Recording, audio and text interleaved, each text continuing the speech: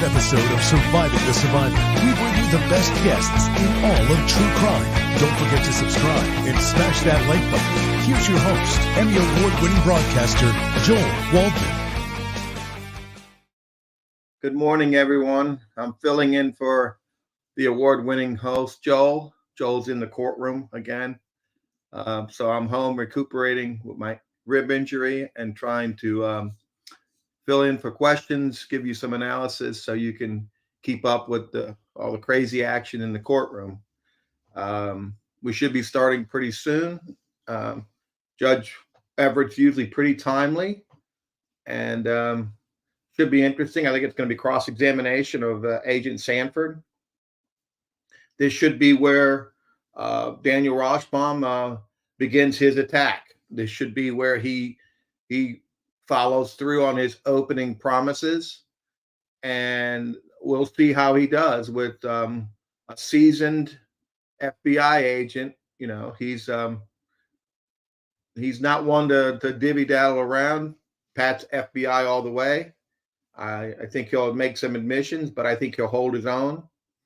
And it should be interesting how he attacks him. Will he go after him hard, or will he take a slow, little, a progressive approach where he tries to get answers, build a rapport, and then go in? Or will he come out attacking right away? I don't think the jury wants him to attack him right away, but he's got to make his points. And this is his whole extortion theory.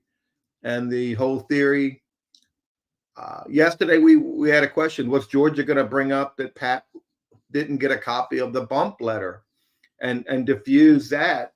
I'm sure he's going to attack the investigation. He goes, "You're the case agent. You're in charge. You're in charge of this bump. You helped draft it. You drafted these people. But yet the most important piece of evidence, you didn't make a copy of it. And it had to be us, the defense, to provide this copy. What else didn't you do?" And that's how he should start, to try to knock down his credibility and his thoroughness in this investigation. That will get him some points with the jury. And then he can go in about the tape, the Dolce Vita, and there not being enough context that you can really make sense of it. That these calls and these meetings doesn't mean anything was inappropriate. That just because he met with his mother on the beach to discuss this bump, she's a lay person, she's never had anybody come up to her. Those are the kind of things I would expect he's going to do.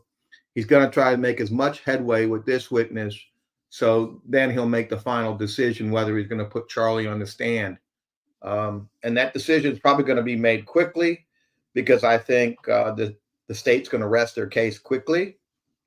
And people say, why? Well, if I'm Georgia, and I know Georgia well, she's not going to want to give the defense all weekend to prepare Charlie's testimony. So they're going to try to finish. So he'll have to testify before Friday. Brief reminder, so we don't have to address what took place yesterday. Please silence your phones or turn them off at this time. Also, do not engage in any behaviors that will be distracting to the jurors. Do the parties have anything to raise this morning? No, Your Honor. No, Your Honor. All right, is Agent Sanford in the lobby? Yes, sir. Please bring him in and take a seat. Rashbaum looks excited. He's smiling. Look at the face on him. He knows he's going to have a good day. You can tell. He's fresh. He feels like he's got something here. This should be good. I'm glad he looks refreshed. And I think he's excited with anticipation. You can just look it on his face. So we'll see. This should be interesting today. And here comes stoic FBI agent Pat Sanford. Same guy that used to hit me when I was in the batter's box multiple times.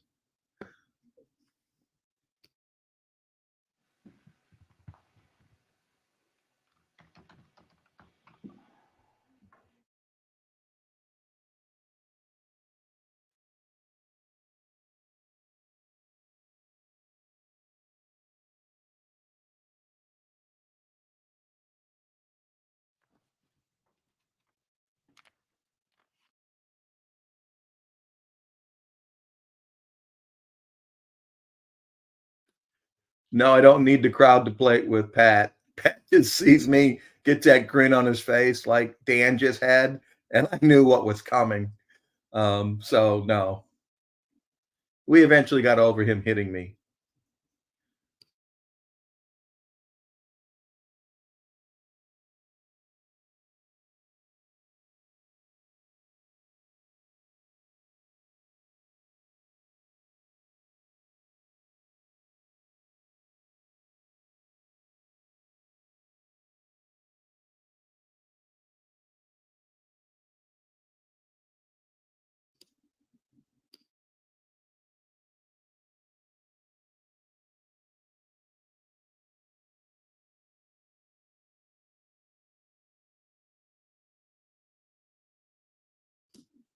I don't hear any volume. Does anybody else hear volume in the courtroom? I don't hear anything.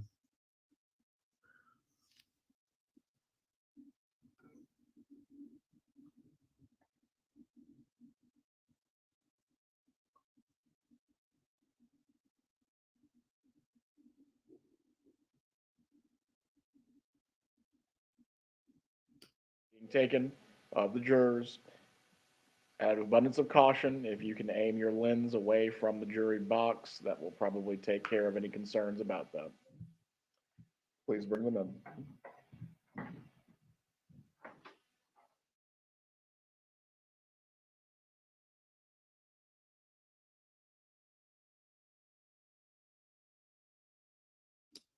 Agent Sanford proudly wears his FBI lapel pin when he testifies.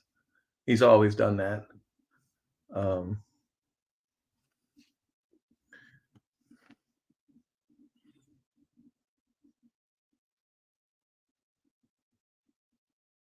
have a new court reporter, Mrs. Julie. Julie's been there probably 25 years.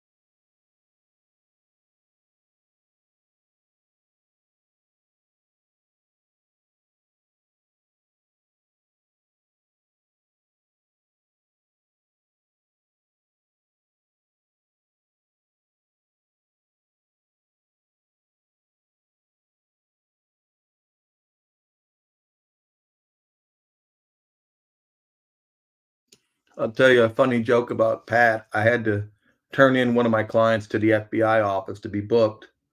Turned him in, and Pat was there and turned around and said, "Hey, Tim, turn around. Let me book you at the same time."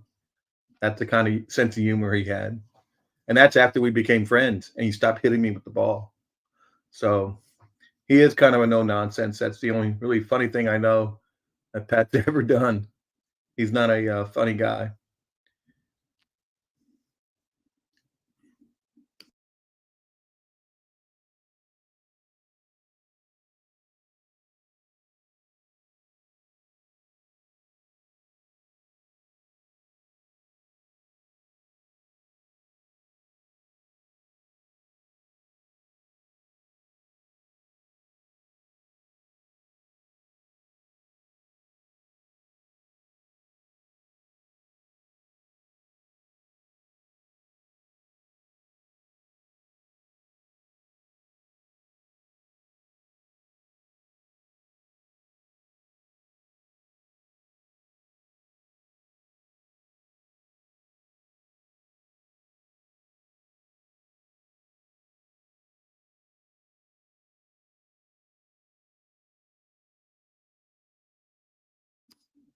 So what we're waiting on is jurors, and jurors are probably not all there in time. They all can't come out until they're all there, and judge is ready to go. Everybody's ready to go, and here they come now.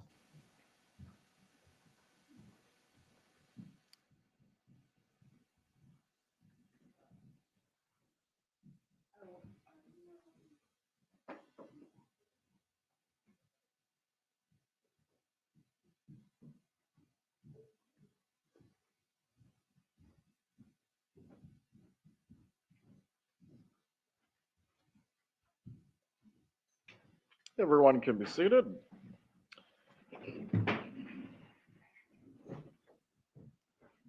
Good morning, members of the jury. We are going to continue at this time with the examination of Agent Sanford by the state. Ms. Kappelman, you may continue when you're ready. Oh, I thought Georgia was done. I guess she's not done. Maybe she'll bring up the bump and how they lost a letter. Okay, so where we left off was the Dolce Vita recording. There was several examples given in that recording by the defendant about rental cars. Why was that significant to the case? Significant because Luis Rivera and Sigfredo Garcia rented 2 cars to come up here on 2 separate occasions and to come up here and commit the murder. And were those facts publicly released at the time that the Dolce Vita recording was made? No, they were not. Okay, so the fact that a Prius was the suspect vehicle in this case was not out? That was out. The fact that they had rented a car was not out publicly, but it was released that we were looking for a green Prius as the suspect vehicle. All right, and in particular, have you reviewed any text messages to show that this defendant was aware that we were looking for a Prius? Yes, that's correct. Okay, so he received some information to that effect at some point? That's correct. He did. All right, was that information received prior to the Dolce Vita recording? Yes, it was.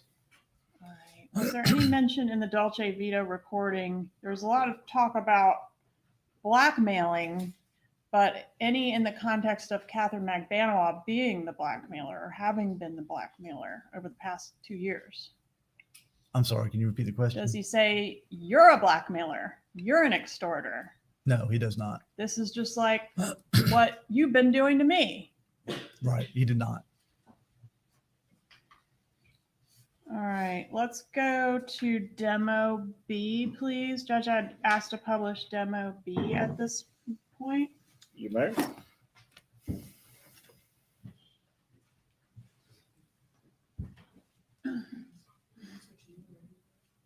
Yeah.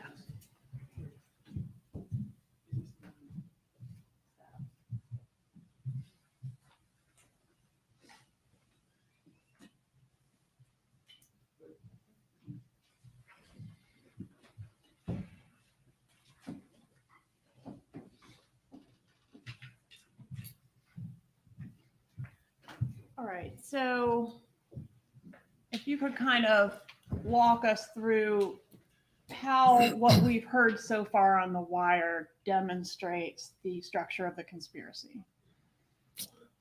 So it began with our undercover bumping into Donna Adelson, provided her with the article with the amount of $5,000 and a phone number on it. Then Donna Adelson immediately calls Charlie Adelson, tells him it's an ex-girlfriend. Charlie Adelson then calls Katherine Magbanua. Okay. Then he goes and meets with Katherine. All right, and does it ever skip over Mr. Adelson? Does Donna ever call Katherine Magbanua or the other way around? Never. Okay.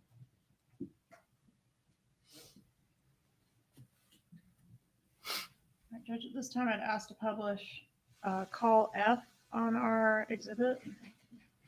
You can proceed.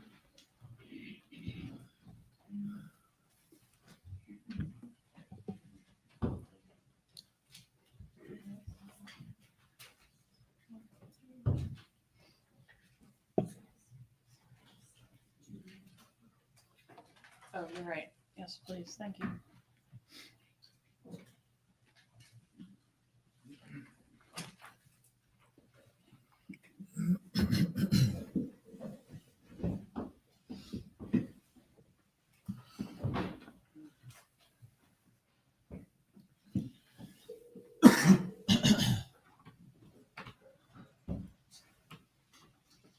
Hey, honey, how are you? I'm sitting watching the boys at their fence hunt. They have been wonderful. Yeah, I was concerned because I think they don't even show the private ethics, but they have it front, but, you know, it's on the court, so they know about the same level, they have it front with there, great. Fantastic. Yeah. So, how's the other going? Good. We've been coffee with friends. And good. Actually, Very good. Everything, yeah, everything's fun. yeah, and then just up and around with some relationship advice. So, Oh, okay. yeah, she may come by and see me tomorrow, actually, too. Yeah, to go back to work. So I think she's gonna come maybe to my office tomorrow or another office I can talk to. I gave her some good advice. Yeah, And she's just sleeping on it. okay. Okay. So Yeah. relationships are not easy. No, they're not. They're not. So that's good. So everything's fine anyway. It's No. without a doubt. You It's just, fine. Yeah. No question in the world. I okay. would not. Trust it. No, I honestly, I can talk to you more about it, but Yeah. if you want, you can always call into the office. Well, you're gonna be hanging out with Dad tomorrow, right? Yeah, tomorrow, yeah, what's tomorrow? Tomorrow, Thursday, yeah, tomorrow, yeah, we're gonna be doing a lot of stuff for the holiday, for dinner, and, well, recipes, and a lot of cooking, and that's always a rough holiday to cook for, not a easy one, but, not like I- Bringing 10 lobsters in a week. You're probably right, no, it's just like, well, it's only us. So deep in the lobster talk. Okay. All right, so here Mr. Adelson indicates he just had coffee with a friend. Who is the friend? Katherine Magbanua. Does he say the name Katherine Magbanua or Katie to his mother in this call? No, he doesn't. In fact, does he say the name Katie to his mother ever on the wire in all these calls we're going to hear? No, I don't believe so. He says he gave some relationship advice. Did you hear any relationship advice being given on the Dolce Vita recording? I didn't. All right. He tells her everything is fine. Did you hear on the Dolce Vita recording Mr. Adelson threatening to possibly kill somebody else? I did. Publish G, please. You may proceed. This is the whole thing. Before you start it, we're still on April 20th, right? Well, I guess we all have the sheet, but April 20th, G, do you have your sheet? I do not. Okay, I'll get you one. That was the exhibit, I believe. Yes, sir. So yeah, I confused my doctor's appointment. I thought it was today. It's actually tomorrow. I'm glad I realized before I went all the way to the April doctor's. 20th, Correct. same day as the Dolce Vita, Recording correct. day after the bump. Correct. Day Okay. after. All right, publish G, please.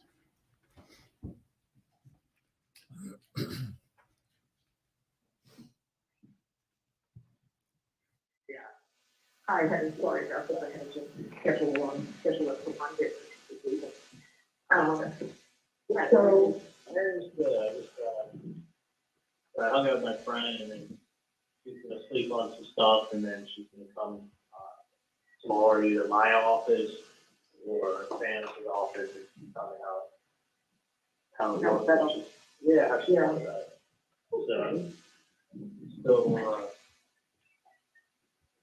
So I'll talk to her tomorrow. I wish her the best of luck. yeah, Anyway, you think she'll be okay? That was the Yeah, yeah. for her? I told her, I mean, like I explained to you, with the relationship, so you know what to do with it. Like, Right, so, you want to see us? yeah. Well, but that's how you want it. Yeah, it would be best for her. Yeah, fine, you can. Fine, all right, Charlie, I love you all. What are they? Yeah, you're welcome. I- Right. No,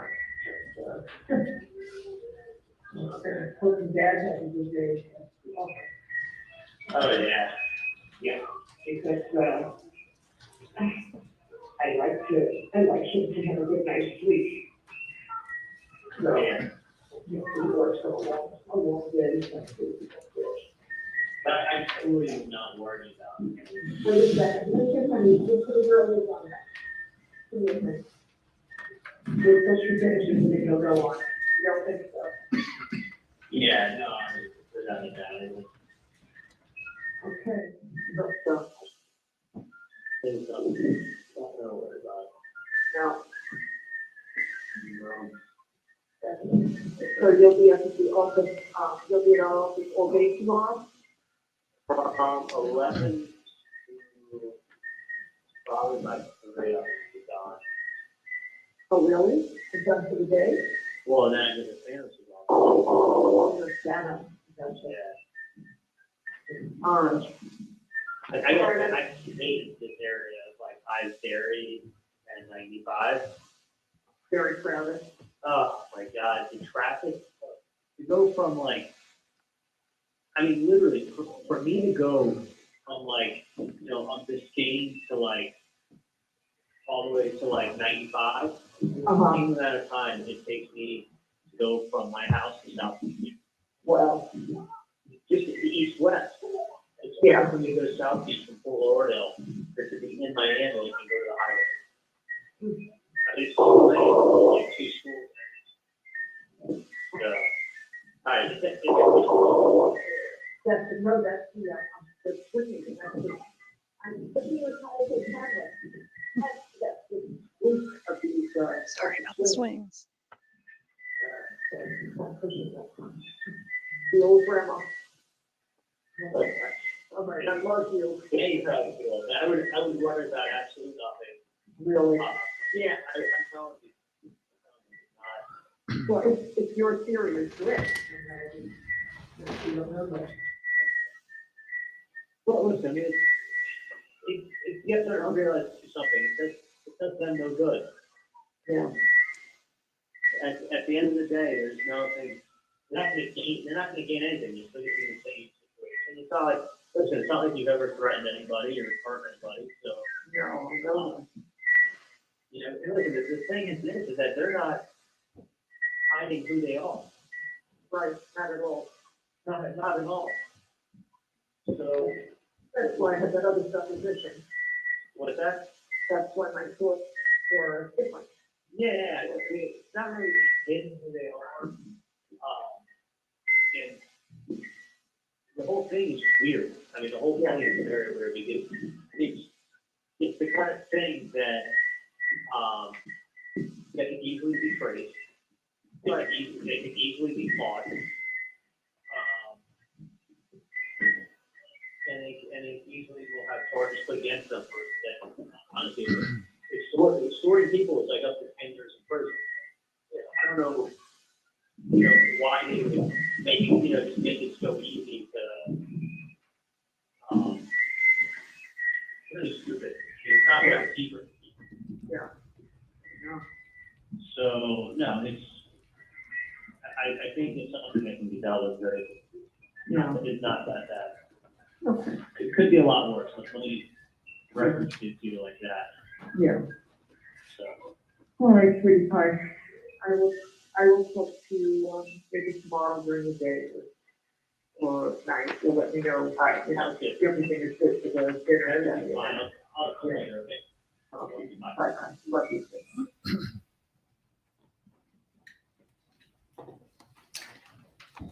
All right, I would like to go to the next day, call H. When is that call made? It's on 421 at 8:17 a.m. All right. Could we hear call H, please?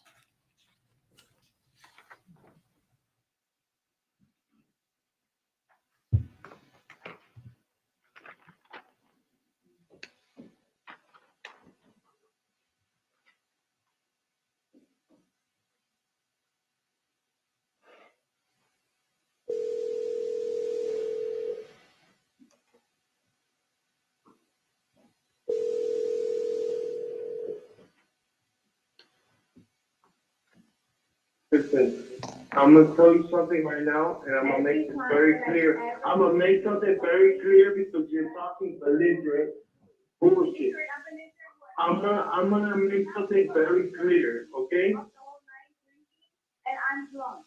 You haven't spoken to me about anything, and now you're gonna come at me? Why? Because you don't know how to apologize because you were wrong, okay? This is the same thing that happened last time. Listen, I have a more pressing matter that I have to attend to, okay? So you're secure, because you take care of everybody else. Where's my security? So when are you gonna step up for me? When is that gonna happen? Because I feel like everybody else gets the special attention, and they, Katie, you go figure it out. You go figure it out. You figure out the kids. You figure out life. You figure out your partner. Katie, you're doing this again. This is the same shit. I've been here. I've never felt happier. We were so happy. We were so happy. God, Katie. All right, man. All right. Then fine. Then go. Whatever. Fine, go. If that's what you need to do to make yourself happy, then I'm not gonna hold you back. After everything we went through, why does it have to go back to square one? Do you know how bad I feel? It's like, again, I feel like I'm getting Listen. It's always, no. I swear to God. It's just like, I should just go somewhere because it's like you're basically Do that. over. Do that. Give me over. You're gonna tell me I'm gonna make a phone call. I'm not making that fucking phone call. Just But you don't have look, Katie, you're. I'm on edge and I'm gonna be on work on edge again today. You don't think that the meeting I'm pretty sure somebody come by to food, make you feel better. Just Katie, listen. Listen. I just want you to fucking have a pussy between your legs and act like you have. If you wanna fucking do what you wanna do it. I'm gonna take care of this fucking problem. I'm gonna take care of this fucking problem. And then. You're not even listening. Because the less you know, the better off the man. No, you're making Man, just stop talking on the phone, man. Bye. That's why you can't. Bye.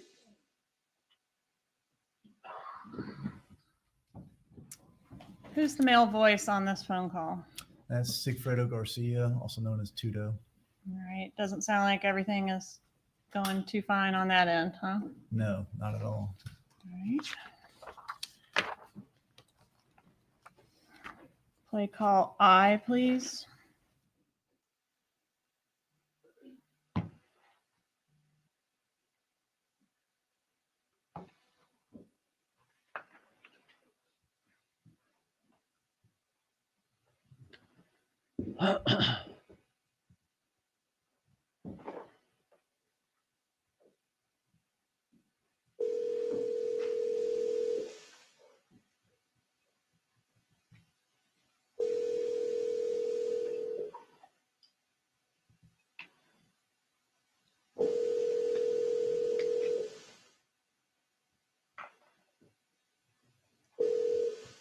Yeah. Hello? Yeah. I don't remember if it was, I think just in case, I think like you have to pay for even for the balance of $65.70. I have to pay for it? Like, I think, you remember, like I wrote it down, the amount that you're supposed to put, You can't pay for it? but I'm not sure if it's $60.57 or $65.07. I'm trying to get a secured credit. You to pay for it?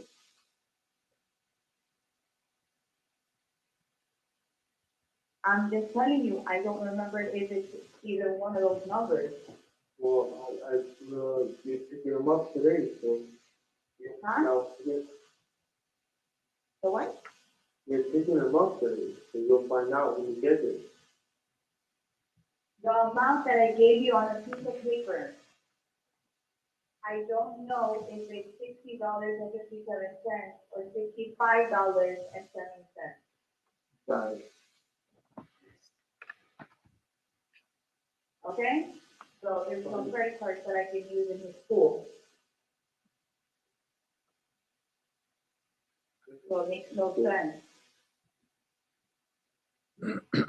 Got it? Understood.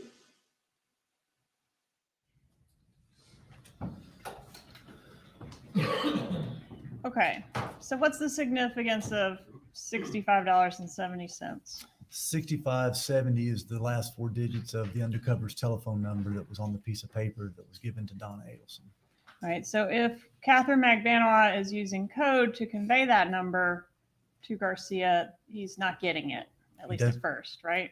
At first, he does not get it. He thinks she's talking about a real number till the end of the call. All right, and the code that she's using is, I need $65.70 for something to do with the kids' school, right? That's correct.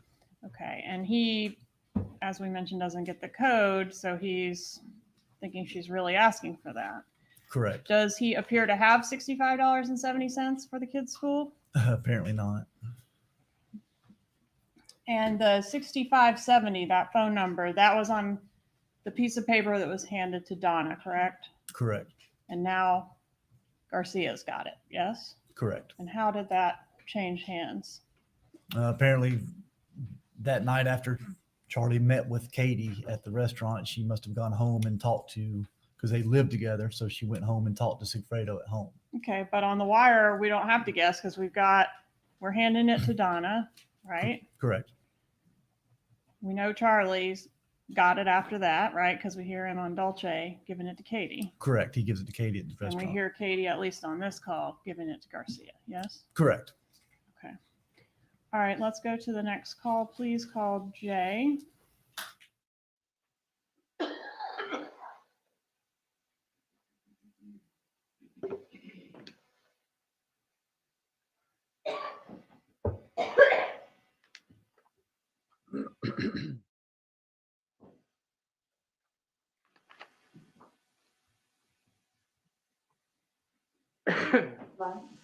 Hey, what's up?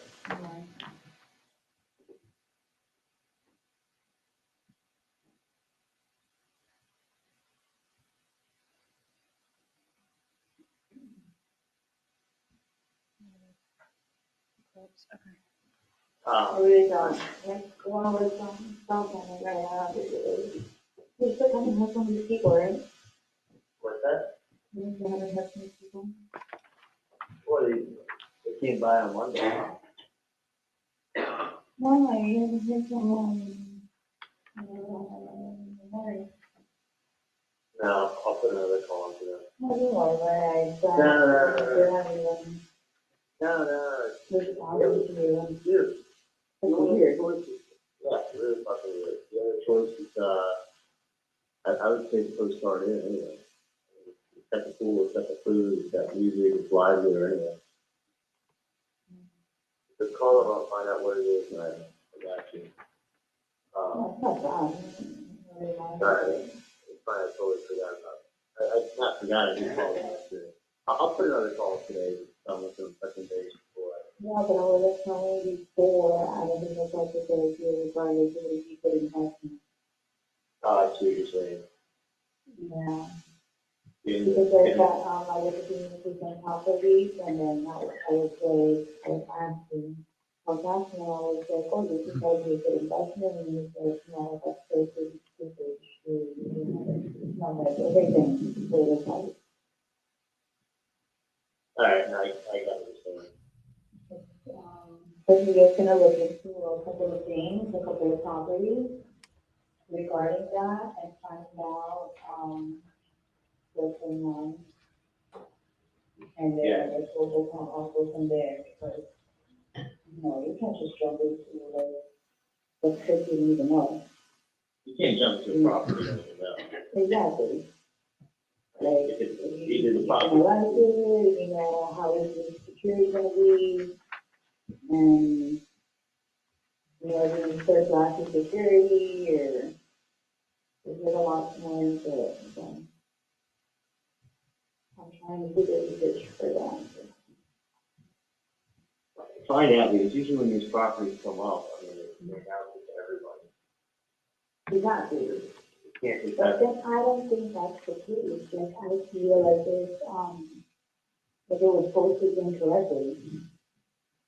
And it's just like, I mean, you know, some people buy it, some people don't. Yeah. So it's like, you know, you throw out a fish in there and it's really vital. But fishing, Yeah. you throw the chunk out, and they're all gonna go out. Yeah, instead of chum, a bunch of fish come and they want to jump on it. I mean, I kind of think that, Yeah, but for the pricing, it's okay with the food. So it's, you know, it's unfair. way too high for pricing, right? Yeah, of course, that's crazy. Like, who pays that much? I Yeah, mean, if no, they really wanted to get something, that they would afford it, they could afford it, you know? yeah, hang on 1 second, Danny's gonna ask me a question. Hey, Scott, sorry about this, really important call. What's up?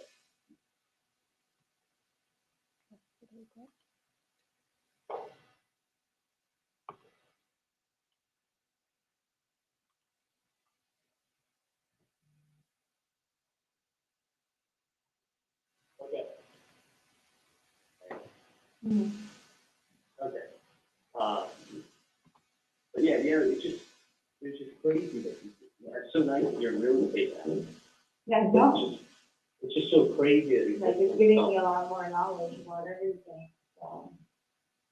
Yeah, real estate's a great profession. I mean, honestly, it's one of those things, the sky's the limit.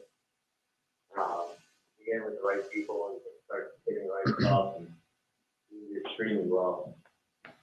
Yeah, I'm learning as I go. I mean, I'm thinking, I go home and I'm thinking, like, you know, my research and stuff about things, and then I try to ask advice too, you know, like coming from somebody else's point of view. Like, okay, so like if somebody is offers this amount of money, like, you know, I start looking at the listings, I start looking at like possible scenarios or locations somebody could be at, and then, you know, hopefully I have a lead. Was someone shocked that that listing came up? Of course, especially if I know. Well, it's that amount in that location. And it's like, it's hard. It's not an amount that like somebody would just put out there, you know? Like, even with like $1 million houses, those are Yeah. like, it would have been that. So, Yeah. I just don't want any balls, like, you know, so it'll waste my time. But you don't think alarm bells went off everywhere? Not that I know of, because it's like if the person was very interested about it and knew like a lot about the property, then All right. it would have been a totally different story. It would have been a done deal and like things would have been fine then, you know, it would have been over with. But Yeah. it seems to be, there's one or two scenarios which I'm still trying to figure out right now. Since I'm still new, you know, I'm still trying to figure out how.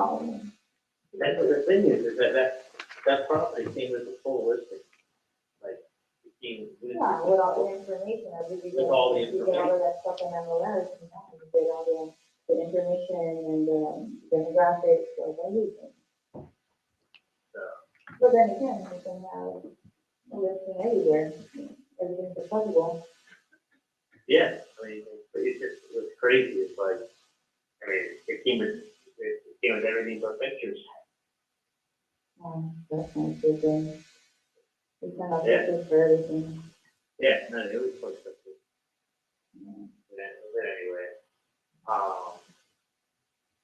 So let me find out first, regarding the property, and then we'll go from there.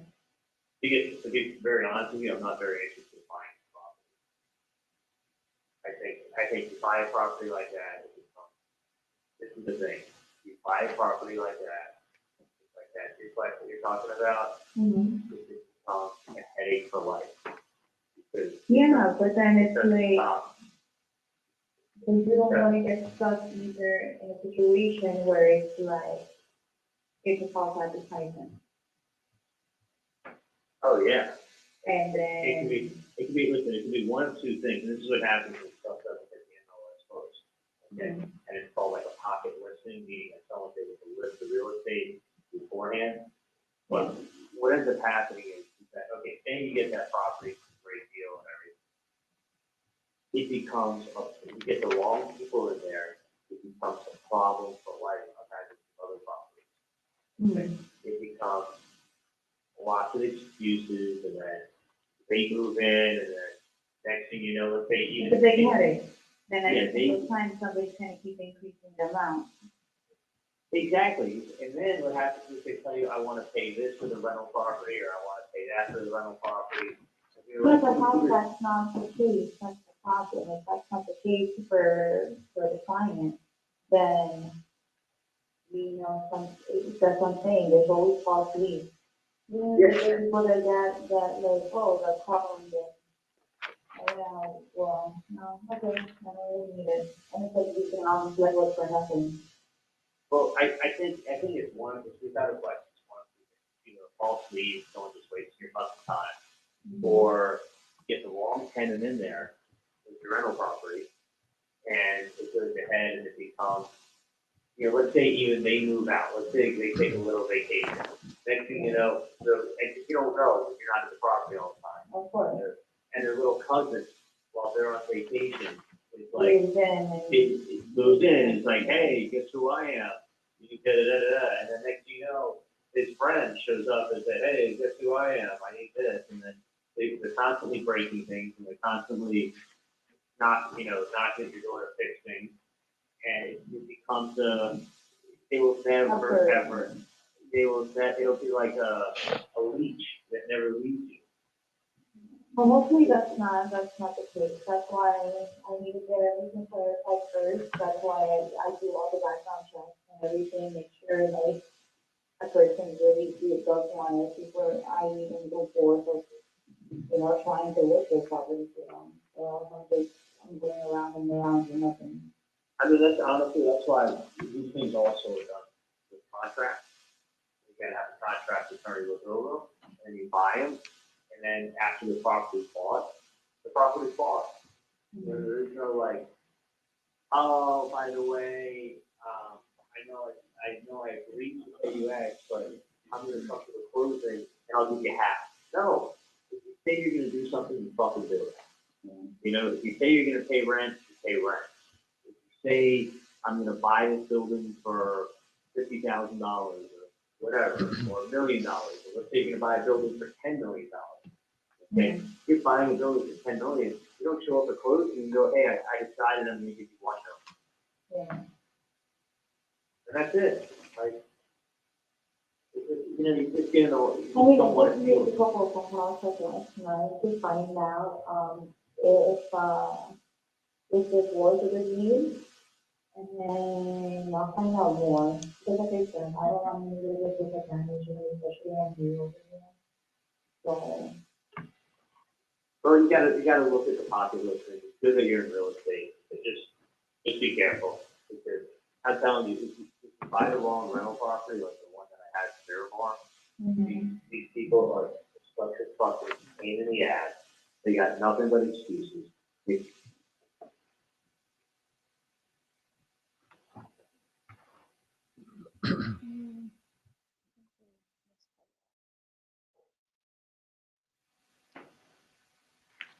Go back to 16 or 1610. But excuses. They fuck you over every chance they get. Did I tell you I had to take everybody out of their Miramar property? Everybody but that old guy Leonard. Oh, you don't know the state? That Miramar property. Nugget.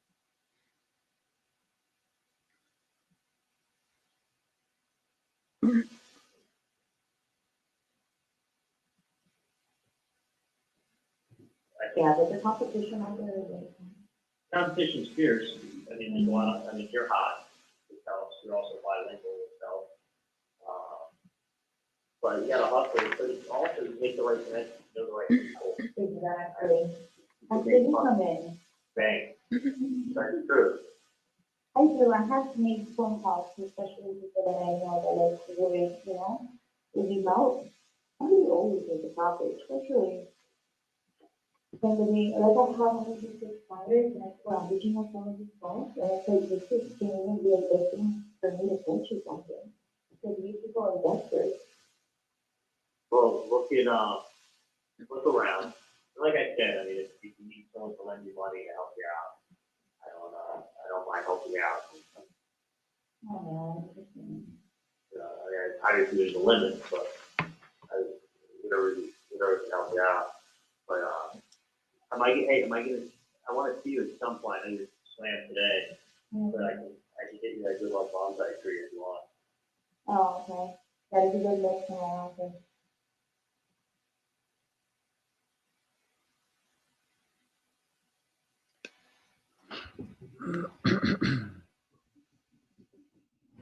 All right, so in this call, could we publish demo A, please? So this extortion defense is out the window. Let me say this. You don't talk in code with people who are extorting you. You talk in code with co-conspirators. They're being careful about their codes or words. Charlie tells her to be careful. Be careful to the person who's extorting your family. Come on. I will lend you money if you need me to. He's being extorted by this woman. Why would he say he's lending money? These conversations At the beginning tell the portion defense. that we There's no listened extortion. to, there's a discussion about a trip. Is she asking him to buy her a trip, or is he offering to buy her a trip? It appears that he was offering to buy her a trip. Right. And what does she say about that? Doesn't have to be a quote, but She basically says that's not what she was talking about. that it's not a good idea, not a good investment. Right, not a good investment. Someone told her it wasn't a good investment to do Correct. that. So maybe not a great time for him to be buying her anything. Correct. Okay. She says that he is going to look into a couple properties. Does she ever say the name Sigfredo Garcia to Charlie Adelson? Judge, objection, meeting, this sidebar, please. Approach. Well, if you don't like what's happening, let's get a distraction, let's get an interruption, and let's see if I can find a way to stop this because it's killing our defense. Very effective, using the phone calls and showing the conversations, what happened with the bump, using it and comparing it to the conversations at Dolce Vita. This is clearly Daniel's worst nightmare. You don't talk friendly to an extorter. When you listen to that conversation, they're talking in code, and they're not very smart. The code, they think they're clever, but they keep talking, and the more they talk, the more it shows this is not an extortion. This is a co-conspirator talking in code, trying to cover up and fix a problem. And Dan really has no legs to stand on at this point, because when she plays those conversations, there's not one mention of extorting. He's never asking her, give me more time to pay. Why are you doing this to me, Katie? Why? None of that's happening. These people are together, arm in arm. They have a problem and they're trying to fix it. They're not sure who it is. If it's the FBI or the police, that's why they're talking in code. If this would have been an extorter, they wouldn't be needing to talk in code. I think this carefully crafted defense, or this so-called extortion, double extortion theory, did not contemplate the wires and comparing the wires to the Dolce Vita. They might have strictly been looking at the Dolce Vita as the only piece of evidence against him. But when you compare them together, the conversations, and look at the tone of the conversations, it's very friendly. It's like a team approach. That's not what you do with an extorter. That's not what you do with someone's been extorting you for all this time. May continue. It just doesn't.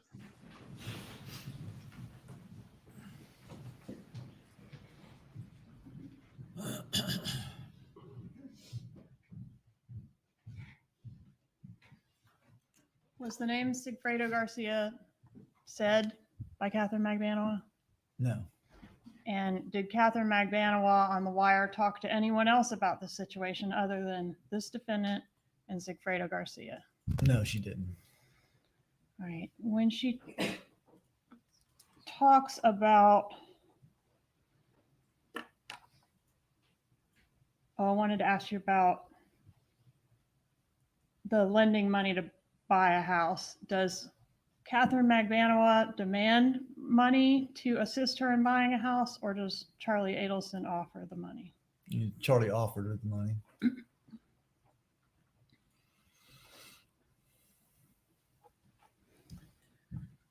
We've heard testimony, which is depicted in this demonstrative exhibit, that tenant was code for blackmailer.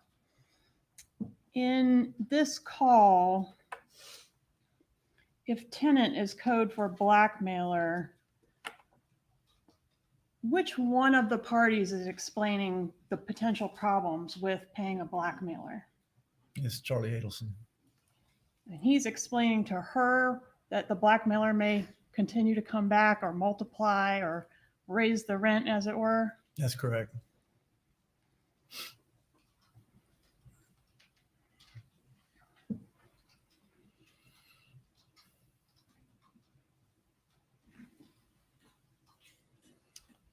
Okay, let's move on to the next call. Please call Kay.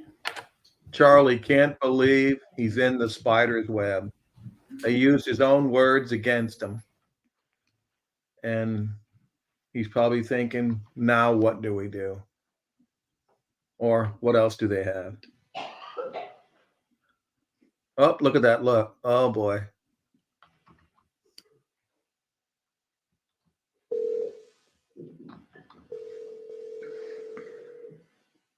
Hi, Charlie. Hey, how are you? Good, how are you? Good, good. I'm actually running late to the office, so take gas, and then I'll be in, what do you call it? I'll be at the office, and then I'm gonna go to Weston, and then, whatever time I get done with Weston. And then that won't take me here, it's not, I don't know. What do you might get out late, is that what you're thinking? I don't know what time I'll get out, no. But I'll get back to see that if I want to grab dinner. But, Just thought you might, want to get a bite with you. But if you want to, I'm happy to see it. I saw a lot of police everywhere. I'm getting traffic tickets today, so be careful. okay. Um, But anyway, that's what I think it is without a question for multiple reasons. Really? Multiple reasons. Yeah. So, I never got a chance to do the return that, Macy's that he gave me stuff for yesterday. I just ran out of time. Oh, okay. So I'm gonna have to give, I'm gonna have to give you the, what it costs to get it back in. And let me, and They just return it. keep it, I mean, it's not that valuable anyway. Yeah. So, but anyway, if that wants to see, you're vital, that's cool. Yeah. Only if there's like a case, only if there's like, you have those cases at the office that you want to talk to them about, so, If that's for dinner, Uh-huh. always have to see it. So it's up to him, and he can come by my house, and I'll go get something to eat with him.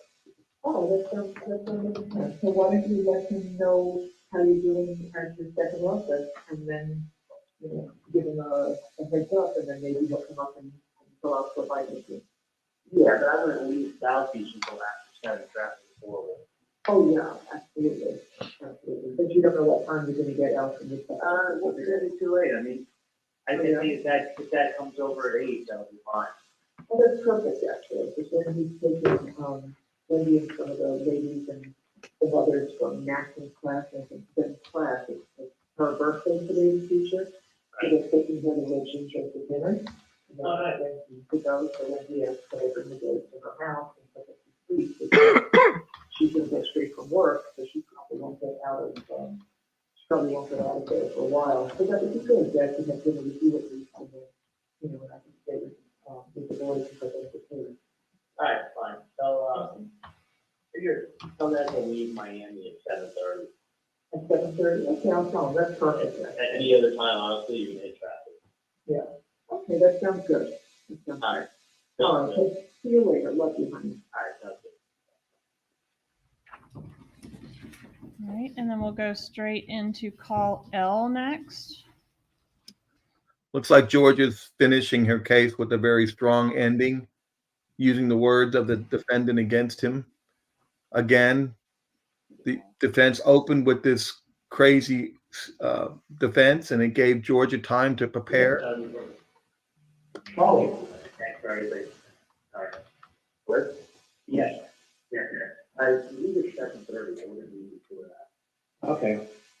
Is mom coming dinner? No, she's with the boys, Wendy. Ben's teacher, everybody wants to take her out for the birthday, so we're going over to Red Ginger. So mom's over with the boys at Wendy's house. Oh, okay. All right, yeah, you might first, I wouldn't leave before 7:30. The traffic is so bad after this one. Okay. You know where it is, right? Yeah, it's on Bird Road. I just put it on Waze. It'll take me 25 minutes to get there. Yeah, but I would, leave at 7:30 otherwise I'm supposed to pull up to finish passing up. Okay, all right, fine. So I'll see you there probably before 8. Yeah, well, I try to aim for 8. Okay, before me, just to get table. Okay, sounds good. Okay.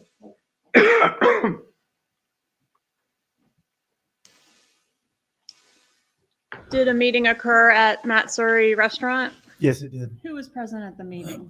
Charlie Adelson and Harvey Adelson. And was that the meeting that was at least attempted to be intercepted by Special Agent Kendall Yes, it was. at the sushi bar? It was, and also outside too. Okay. And did some of the conversation at the sushi bar get captured on Agent Kendall's recording device? It did. And was that audio, the audio portion of that, clarified by the expert that we heard from yesterday, McElveen? Yes. And did you compile or review this thumb drive, States Exhibit 114, that contains the video as well as the enhanced audio that McElveen worked on? Yes, I did. All right, Judge, at this time, I'd ask to introduce States 114 into evidence. Any objection? Just our previous objection, Your Honor. And may I have one moment, Ms. Calhoun? Go ahead.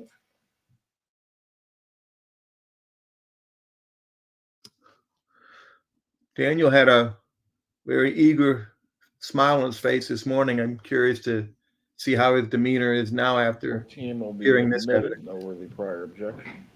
Thank you, Your Honor. Permission to publish? You may. Okay, this will take us just a moment to switch gears here.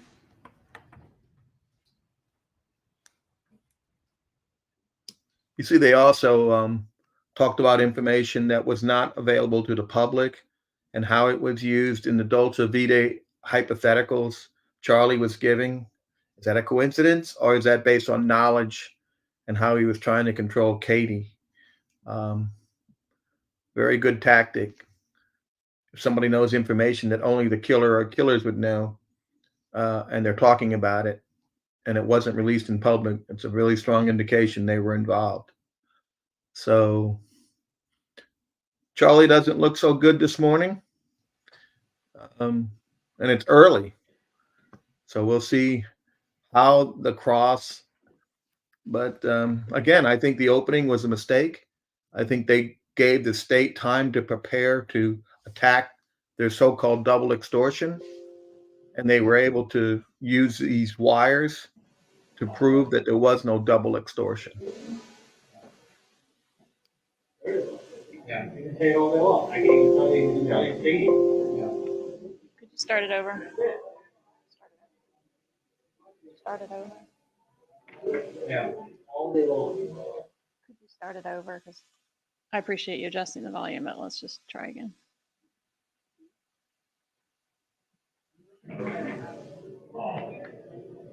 Where's the proof? Yeah. There is. Yeah, you can say it all day long. I can even tell you Italian stadium. Yeah.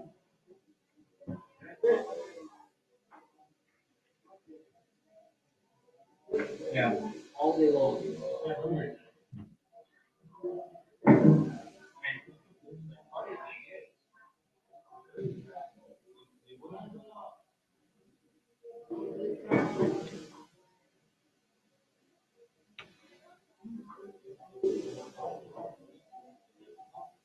No, I know that we talked about.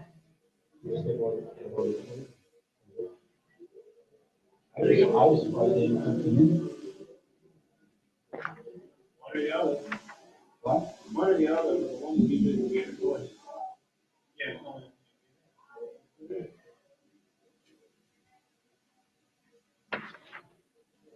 That's what Katie agreed with.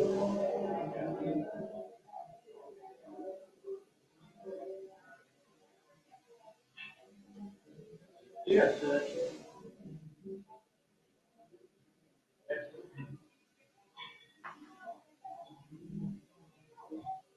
You're right. I think it's, I actually think it's. Oh, yeah. Yeah. Oh. No.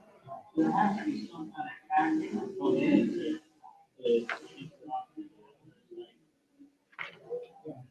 It makes sense, it really does. I didn't think they were that smart.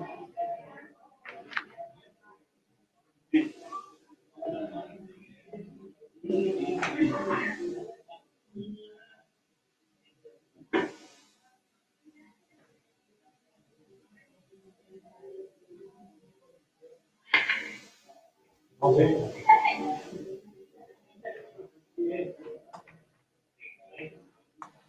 Yeah, 50% of people want to cooperate, obviously not. Yeah.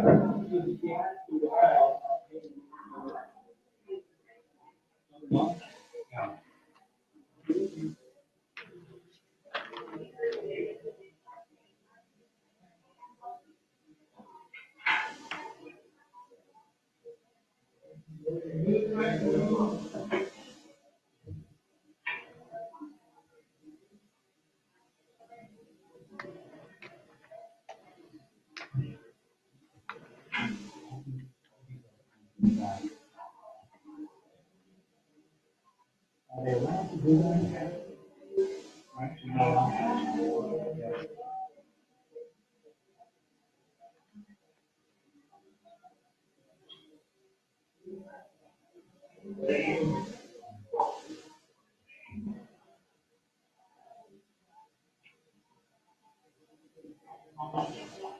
Yeah.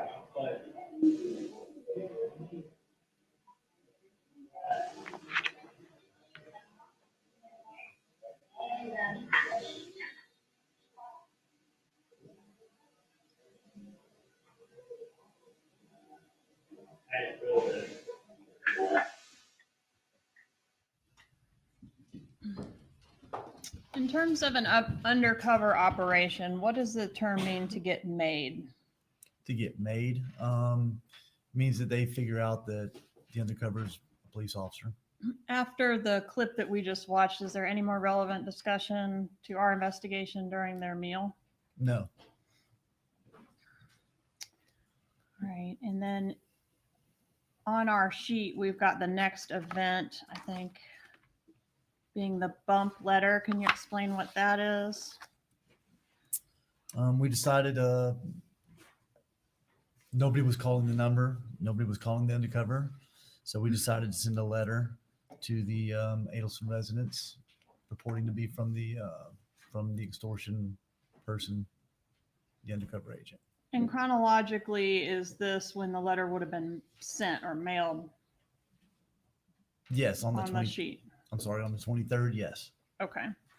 I'll show you what I've marked as state 79.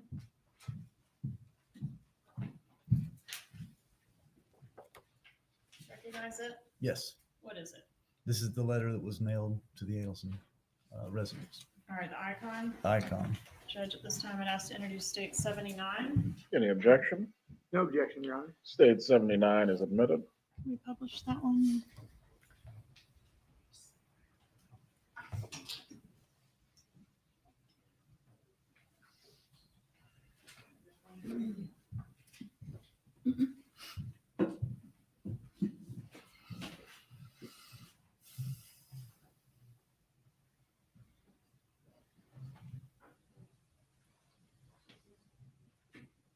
Permission to publish, Your Honor?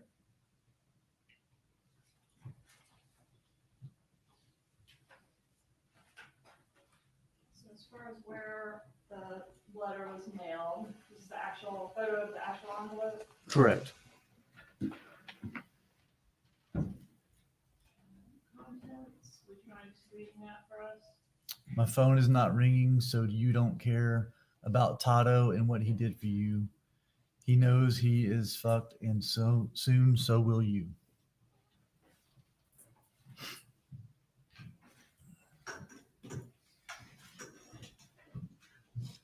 I bet that was a nice letter in the Adelson home to receive. Curious what happens after this letter is sent. All right, I want to skip ahead to April 25th and draw your attention to call M. Up to this point, call M. Has anyone called the undercover number yet? No. All right, publish call M, please.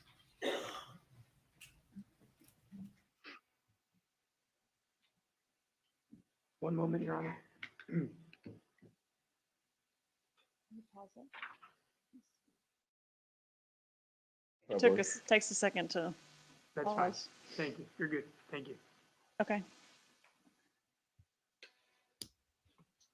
Charlie probably doesn't need a headset since he was on the call.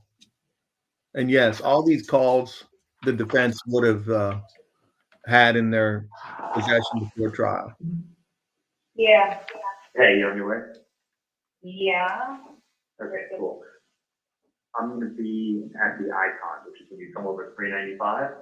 It's right there in the, you know which building the icon is, right? That's all the way in South Beach, right? Like, Yeah. When you come over, like it's a lot of traffic out there. You can go a little bit more north, or you have to go north anyway. I will. I'm standing outside. I was talking to my parents about it. Huh?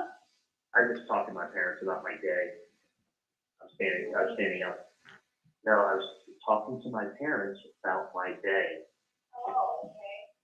Well, So that's just like I had to just like jet out of my Yeah. house, like, you know, Where, you can't worry about me every single 2 seconds. So of course, but I'd rather, where are you now?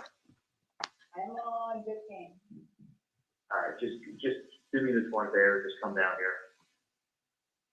Okay, is everything okay? Yeah, I just want you to come down here so I can see it. We're already in the car. It's on the icon is on the corner of Fifth and Alton. It's that big building when as soon as you're on Alton and you cross over Fifth on your right hand side. Okay, can it be anywhere else besides that? I can get my car and start trying to find you, but then we gotta drive, park, and I'd rather you just come over here. I know, but that is like a part of South Beach, like, that's stupid for me to go all the way down there. You're on, okay. I'll get my car in 5 minutes. I'll start heading this way and I'll get my car and then I'll meet you somewhere in like 15 minutes. I still need to talk to my parents for another 5 minutes and then I'm gonna leave there. And then I'm gonna come to wherever you are. But just still keep heading south. What's the cross street? Like in 82nd right now. All right, 82nd? Yeah, I can, if you wait long, let me get in the car. Okay, I'll give you a call and see where you are, and I'll start heading out. Get it when I call you through WhatsApp? Sometimes I do, sometimes I don't. I'll put my ringer, I don't know, let me see if my phone is on vibrate. Is it my shirt? Okay. All right, so it sounds like, sorry. I'm sorry, start again. I will. Sounds like they're planning a meeting. Did a meeting occur after this phone call? Yes. And was that a meeting that you were able to record through some means with undercover agents? No, Why not? because we didn't know about the meeting until this phone call happened, and we realized they were already on the way, and we couldn't get down there in time. Okay. And didn't know the location. It's a Correct. moving target, right? Correct. All right, I think we can skip. And You want to say anything, Charlie? I want to go to the next day, April 26, 2016. And play call O, please. Looks like all the pieces of the puzzle are lining up for the state. And remember, Charlie and Katie were no longer dating. So the only reason they were having any communications was because of the bump.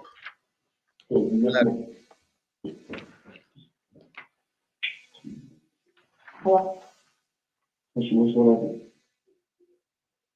I don't know if you talk to you, a lot of you, but, did you learn that I give you an extra money or something for his children? Of course, it's cool, but that's fine.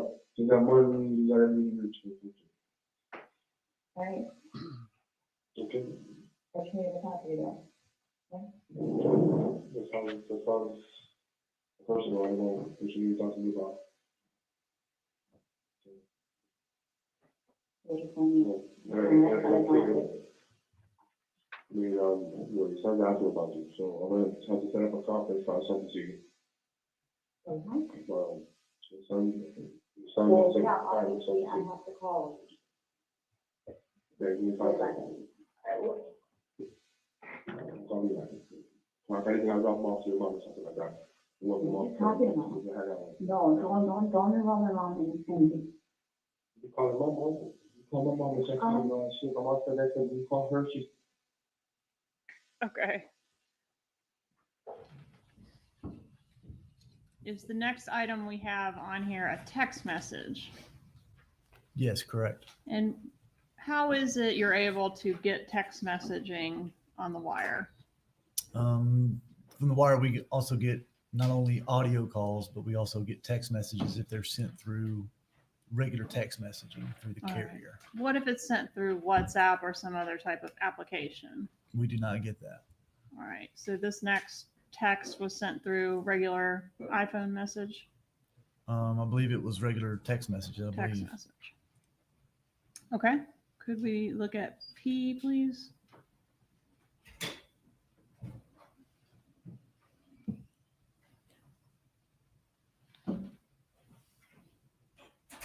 It's okay, don't worry about signing in.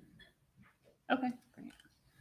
All right, so this is from who to who? From who to whom? From whom to who?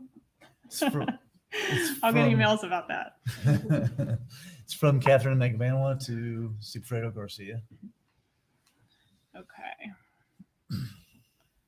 All right, and then Q, please.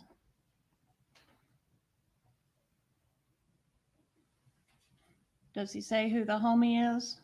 This is from Sigfredo, and he does not say who the homie is.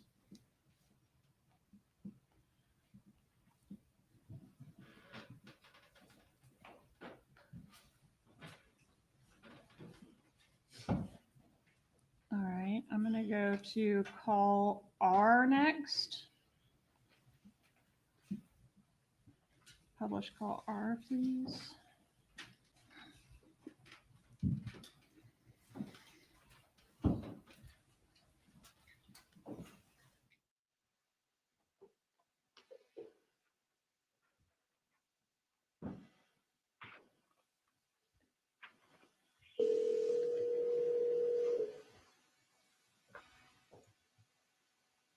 Good morning. Hey, how are you? Good, how are you, honey? Good. Hey, what's going on? Not a whole lot. Picking up some things in the house. I was, thinking getting the hours, so I'm working on everybody's salary for tomorrow. Other than that, everything is good. That's good. Good. You feel better after what I told you last night. Significantly. Yeah, it makes sense. It makes 1,000% sense. Yeah. So I know it does. And I think that's what it is. No, that's what it is. Anything today, those sort of things we get taken care of. Oh, yeah. And once they are, would you let me know? Yeah, no. Please. Well, it's on, it's a work on the appointment today. Right, set it up. It's not like it's 9 a.m. It's like, I got a conference call. They get to call the patient. So anyway, Yeah. like this, can I tell you something? The more I think about it too, when someone writes, "You don't care," you know what that sounds like? A girl. Yeah, because that's You don't care. Yeah. That's exactly how they sound. You don't care. Well, I've never met the person, so I don't care about people I've never met. No. Have you ever gotten a note from a girl or a girl saying to you, you don't care? That's the person we say. That's Yeah. the person we say. You don't care. Well, guess what? I don't care about anyone I've never met. Yeah. It's true. So that's what it was, and that's why you have like a mediation where someone comes in and they're like, "Oh, right, I'm just doing my job." But that explains it all. I think so too. Yep. They want the same person. Right. Without a doubt. It's not, listen, I actually do know how these things are done. And that was the same thing that I said, it's not done yet. Right. No, that's what she was saying. No, it's 48 hours. Just enough time. Let me take this call over. I'll clear it back. Go, Donna. Okay. Right.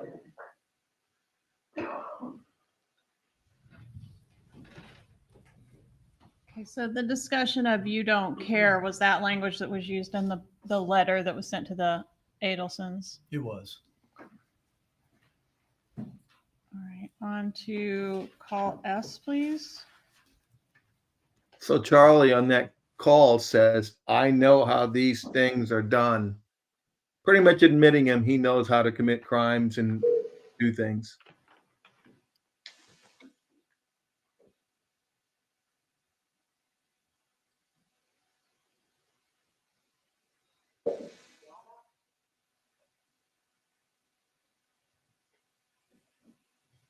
Hey, honey. Hi. Quick question. Did you ever check that phone number I gave you last night? Yeah, everything's fine. It's just that took the day off. Dad did not feel well, actually. He didn't go to bed until 5:30. So instead at 5:30, I got up actually at 6:30. And he said, well, look at me and say something. I said, no problem. I told the girl that he didn't feel well. His patients are all being seen Wednesday, Thursday, and Hang on one second. Hang on one second. sure. Yeah. Okay, can you take an X-ray for me? Okay, I'll be there in 1 minute. Sorry, yeah. So that was, he could not remember, and I said he didn't go to sleep. Yeah, no, I mean, But did you, we could have, that's fine. Did you tell what I told you yesterday? I mean, it's not. 100%. I mean, does he agree? Does he agree with what I said? I mean, it's not. No, it sounds like it will be fine. It's just about 1,000%. I know. Yeah. I know what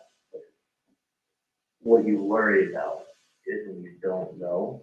Right. So you do something. No, but it sounds like this company usually fixes those bridges pretty quickly, so they should be. Yeah. Sounds like it's fucking nonsense, because I really don't want to come down there anymore. I need to distance myself from them. I mean, just hear me out and listen to me. I am.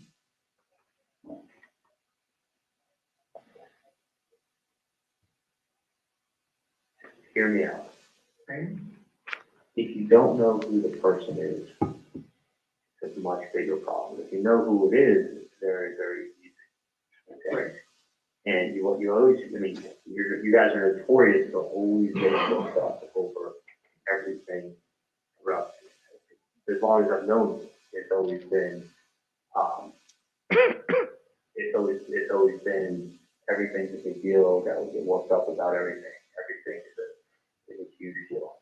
And I'm just saying, like, this is no different, but I'm just telling you, like, stop, because it's not anything more than nonsense. Okay. You know, I mean, just saying, like, you can worry about everything. I mean, you didn't do anything wrong. You didn't do anything to anybody. Somebody is fishing. Let them fish. They know too that you don't have nothing to do with anything. So it's not like, it's like me going to my next door neighbor and saying, hey, I know you're, whatever. Like, okay, they look at me like I have 3 heads. I mean, that's pretty much the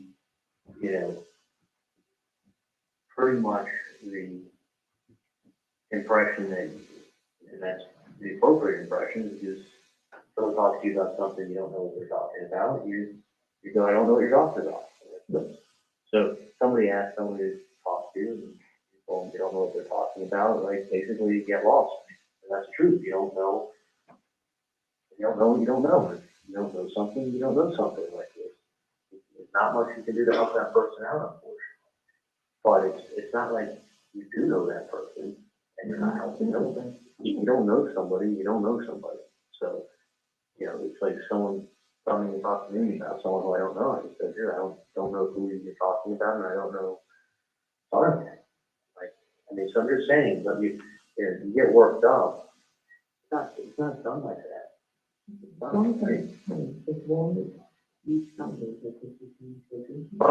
I'm not being taken care of, but that's that I know it's being taken care of. But I know yourself all worked up and all fucking crazy, and that has to stop. I mean, I really don't want to, Okay, well, I did have to talk to you, didn't Yeah. I? I mean, wasn't that important that I contact you? No, I know that that's not. Well, he said he was, but after we spoke last night, and then he never mentioned it.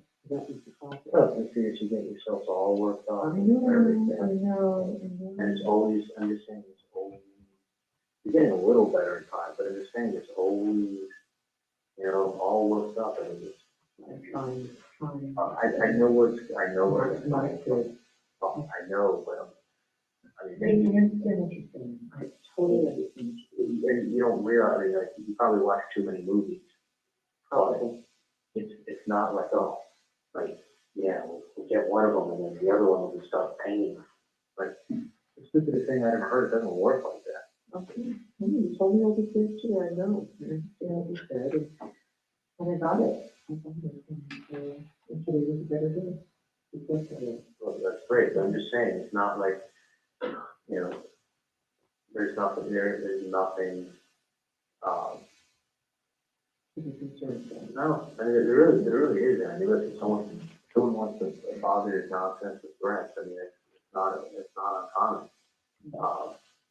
And when you get nonsense with threats, I mean, first of all, they don't give you a number. I mean, everything is so traceable. It doesn't, in a billion years. I mean, especially in electronics is extremely traceable. The other thing is this, is that I'll let you know a secret. People, if someone doesn't want you to know what they look like, they wear a hat, they wear glasses, they put on a beard, you can look at for $5 at the costume store, you can buy an Abraham Lincoln beard. You put that on. Yeah. And wear glasses and a hat like everybody else on South Beach because it's really sunny outside. So someone will come over wearing a hat and glasses and talk to you. So you can't see the corner of their face. And they walk around with a big fluffy hat and glasses and come by. Like, no, that's not that is not how it's done. Yeah. Okay. No, that's someone has someone to go. It's either a complete nonsense, which it is. But somebody has someone to go there and tell them something, and that's like the guy with that's basically what he did. All right, I'll go there and I'll tell him something. Right. And that's why he's done what he's done. Otherwise, it's not. Listen, you didn't do anything. You didn't do anything to anybody. You didn't do anything to where the people are. They're not going to go through the now of planning and stress and logistics and risk, because something can always happen. I mean, like even the best laid plans, I mean, even the best laid plans, you could have, you know, there could be an off-duty officer taking his dog for a walk. Just happen to come around the corner, it just happens, something happens to happen. You know, or somebody goes to do something and as she goes to turn, they carry their knee. You know, they're laying on the floor with a torn ACL. Like, there's a lot of risk when somebody does something. There's a million and one things. So to do that, what's the reason? There is no reason. And that's why there's nothing that, you know, it's nothing that you have to worry about. And it is being looked into. Yeah, that's all I want to know. Yeah, I mean, but it's not like, you know, trust me. I mean, you'll probably get a heart attack from things before that happens to you. So, I mean, if you're saying like, that's probably more likely. So I'm just letting you know, but I can't like. No, I know, but I don't believe it, I don't want you to, I won't, I'll only let you know if it's something very important that I need to tell you. I know, but I'm just saying it's.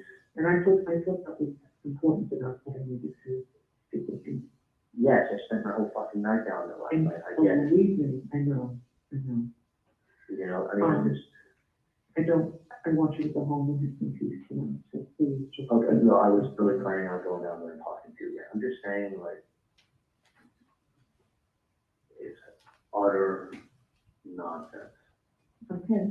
And I can tell you this. Great, think about that's it, great.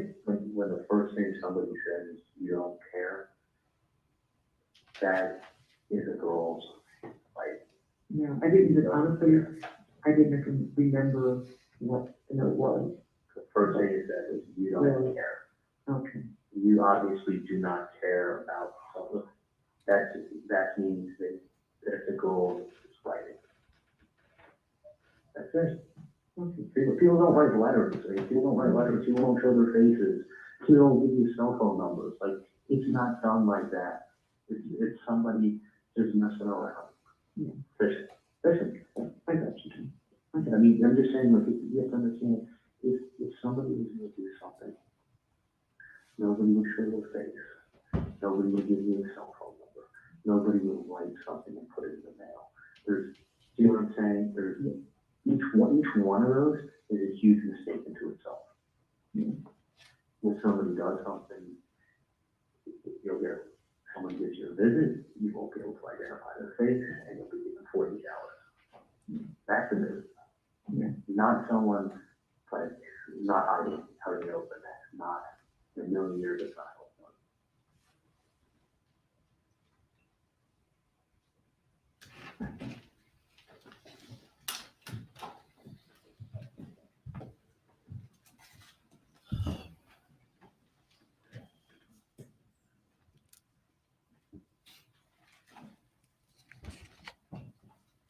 Charlie's like, is it finally over? Next, I'd like to play Call T, please. Could you imagine Charlie on the witness stand? How he's going to talk? I wonder if he'll talk in code. And now he's generalizing women by the letter, you don't care. I'm sure the females on the jury didn't take too kindly to that.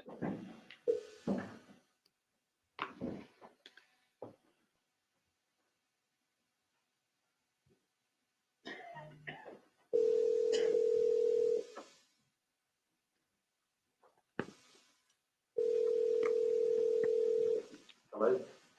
Dang. Hey, what's going on? Well, I don't know what the fuck, like, for some reason, I know you were, like, telling me something about for the client, but I got a mixed up with the number. And I'm calling both numbers, but nobody picks me up, so I need to figure out, because, or else I could set up, with the realtor for the property.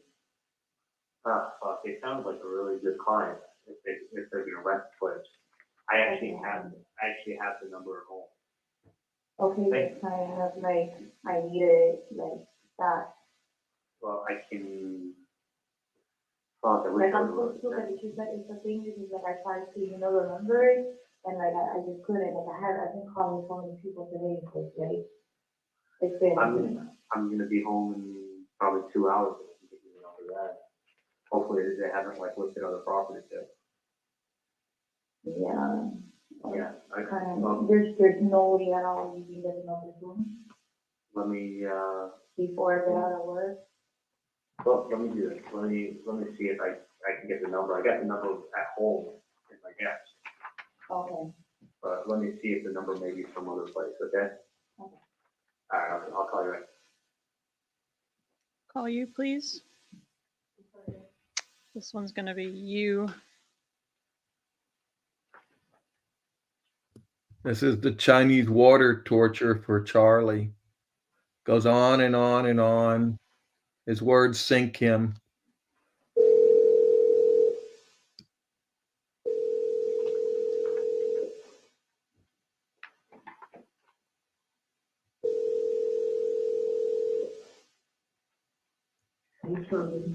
Hey, can you hear me?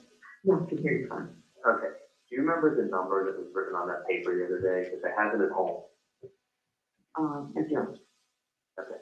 The gentleman just called me asking for it because they thought they remembered it, but evidently they remembered it wrong. So I'm gonna have to get. Okay, I got the paper at my house, so don't worry about it. But okay, you didn't write the number down anywhere. No, I gave you money for that at the end of the day. I know, I thought you maybe wrote the number down. I didn't. All right, because they're calling me now for the number, and I have to pay for it at my house.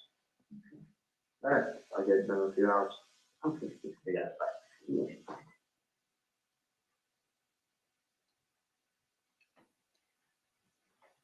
Call V.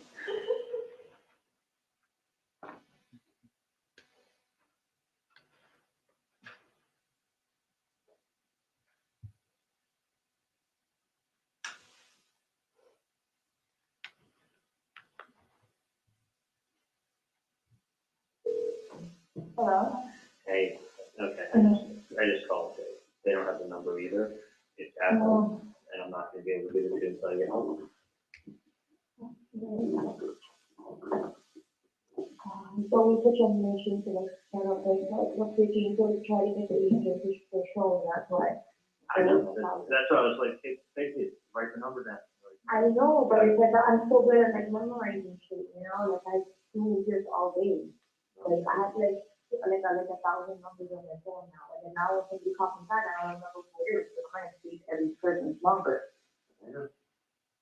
You know, I don't have a landline in my job, I have to use my cell phone. That's why you gotta put in your contact list, you don't lose your contact. No, I can't do that, there's so many regular people calling my phone, there's like certain clients that don't even wanna like, one day they wanna see property, another day, oh no, it's okay, because you're working with somebody else. I'm in Miami Lakes right now. So I'm not gonna, let's see what's on here out of here, hang on 1 second. And then you can't even remember? Hey, come on, at my age, I'm up there, I know what I had for breakfast. The only reason I remember is because it's the same thing as that. Hey, do you know what time my last station is? And I'm talking? I'm done? Why did someone tell me? Wait, that guy that came from the other office?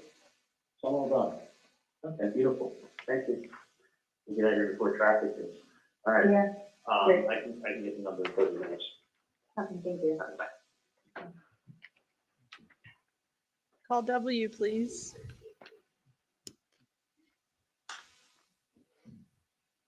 I wonder if they didn't include Harvey because Harvey didn't know how to talk in code. And he gets so excited that he might have blown the whole whistle on this thing. Hello? Hey, Hello? how you doing? I think I remember one of the listings that I had to tell you? Yeah. One of the properties? Yeah. What was that? I don't know, just in case that you call, you know, because I have to set it up. Yeah, and I tried to reach the list you guys each time. Okay, it's, I believe it's 305. Okay. 712. Okay. 5570. 5570? Mm-hmm. Because I always, I had like 2 numbers. I know, you got that dyslexia. I get it. So the listing for the place is Is it 305-712, 6570? 5570. No. Here, it's just your name. It's a 305, Mm-hmm. 712, Mm-hmm. 6570. These are one of the ones that I tried. Well, I'll reach out to you again. All right. You just wanted me to tell you like. All right. All right. Can you call me back later? Yeah, absolutely.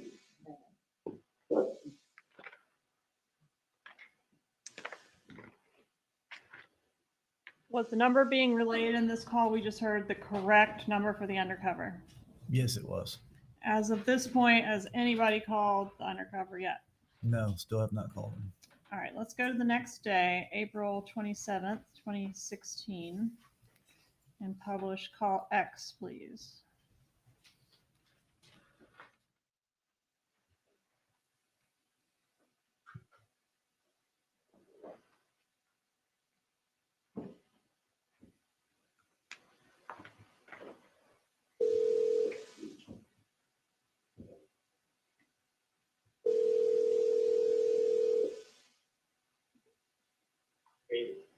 I did. So she picks up the phone. First of all, she sounds exactly like the phone. She's out of it? What then? She's out of it? Look, for a second, she picks up the phone and goes, she's in the bathroom. I thought that was like some kind of code for something or other. She's like, she's in the bathroom. And I'm like, is she in the toilet or is she in the bathroom? I'm like, that's like a mission. I'm like, what's she trying to tell me? I'm thinking like, has she been, I was like asking, has she flushed or is she still floating? I want to flush. Why is it a whole bathroom thing? I want to flush. Yeah, she wasn't flushed. Okay. So I'm fucking I was thinking, I thought this was like code. I'm like, Katie, is she flushed or is she in the bathroom? Oh, really too funny. And then I'm like, I was about to tell her, well, call me back when she's flushed. Stop, my nerves are doing that. I made it clear I want the problem flushed. Oh, So hey, are you going to the Keys this weekend? I don't think so. If you were, I was excited to come by on tomorrow. I'll say to go to my garage and I'll leave something for you. No. I was going to leave a coupon. I was going to leave a gift card and with the tree. With a coupon? What's that? With a coupon? Well, it's a gift card that you could use in any hotel. Oh, cool. So I was kind of thinking, if you did want to go away for the weekend, it would be nice to have a gift card and a little tree planted at your house. All right. Yeah, that's if you're going to go away and like take a deep breath. Enjoy the Yeah, I take a deep breath every day. So I think mom needs vacation with daddy. So why don't you guys go on a vacation, leave the fucking kids at home, smoke a big fat fucking joint, and have a cocktail, call it a day. So wake up and just fish. I just think you are what are you doing? What's that? Some people like you work. Nah. I see that. I'm fucking driving 14 Lucy Ew, that's a long drive. fucking far. It's fucking far. How long does it take? How long does it Like take? 80 something nonstop. It's an hour and a half. Wow. Yeah. That's crazy. How many patients do you have? It's honestly, it's not even like doing an office. They have another whole surgery, kind of bullshit. Go half a day. I like the secretary goes nice. And I have lost a bunch of offices that went corporate or got sold. And then I had the East Plan for that now to meet all my offices, two of them dropped me. So I don't care. I'm glad he's slower than it was. Like, it really wasn't good for my health. But not this one. So, but anyway, let me know if you're planning to do a thing. I don't know. Well, I don't know. I don't know. you what? Like, I don't know. I'm a person with no plan. Well, She's family. figure your shit out. And if I were you, I would go to some dishes for the joint and have a cocktail. Because that fixes everything. Yeah. That's always fixing everything. Hallelujah. And you find Jesus.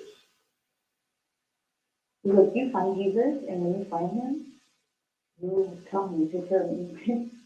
I'm looking for it. I got so excited the other day that it was pastry. She's like, he's Jewish. Dude, I'm your third favorite. Hey, am I your third favorite cheese fiddle? You are my third favorite. You, number one, you are. Hello, it's number one, Jesus, and then it's Drake, Great. and then it's you. And then Charlie. Yeah. You've always been here, number three. I'm always behind Drake. Good thing TI is nice. Good thing TI is nice. Yes, TI,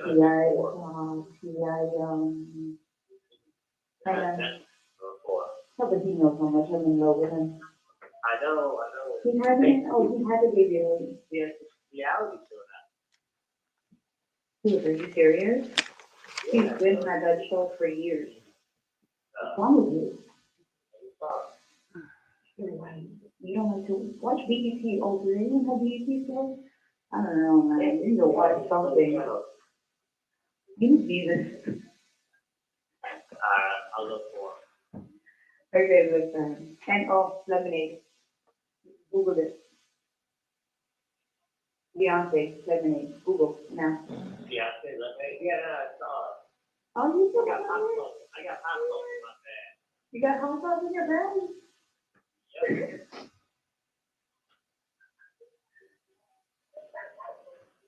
Oh my God, no. No way, people do stuff on this time. Okay, bye.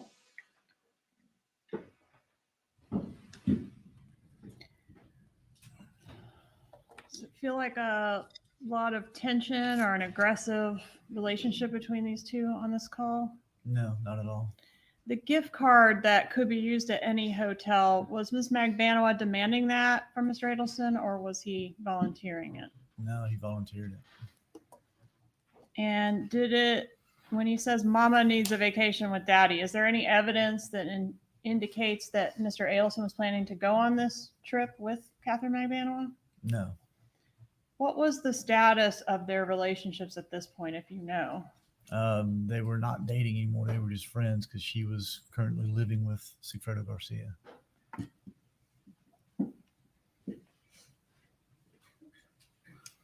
Publish call Y, please. Actually, I think we can skip Y. Let's go to the next day, April 28th, 2016. Do we have another bump on that day? Yes, we do. Could you tell us about that one, please? Still no one had called the undercover back, called him at all. So we had the undercover agent call the Adelson Institute and ask for Donna Adelson. All right, Judge, that call is contained on State's Exhibit 107, which is in evidence. Permission to publish that call at this time? You may.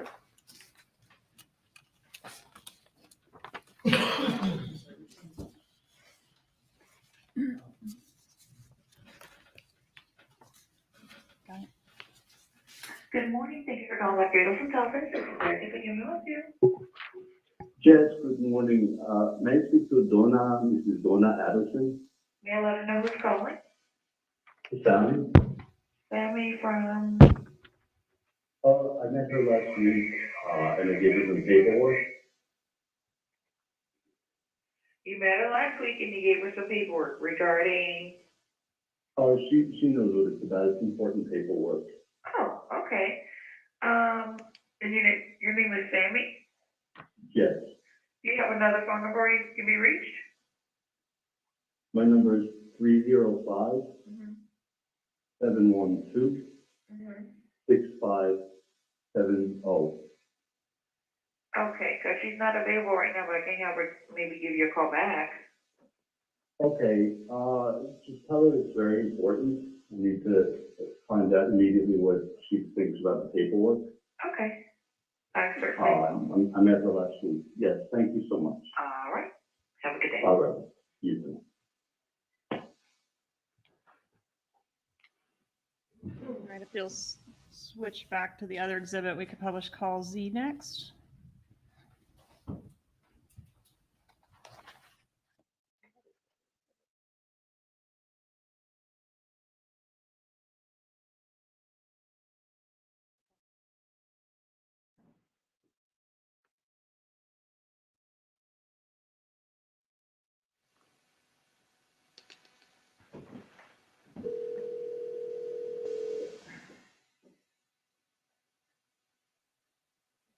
Morning, Charlie. Hey, how are you? Hey, are you in an office or home? No, I'm driving to an office now. What's up? Well, Garcia called me this morning and his dad was on the road. The office, Erica called me and she said, they didn't normally bother you with this. She said, I had the sales call a lot, but somebody called this morning and he said his name was Sammy and he gave you some very important papers last week and he hasn't heard from you. And he wants you to call him back and hear from him. So, Okay. so once we verify the number, there's the correct number that I told you. So obviously I'm not going to call the number. I just said, did you just do a sales call? Just hit star 67 before you call the number and then they won't know the number you're calling from. I said, oh, okay, I'll write that down. What's your suggestion? The odd thing is this, is that that's the same number you gave me, right? I don't know, because I gave you the number, I never kept it, you kept it.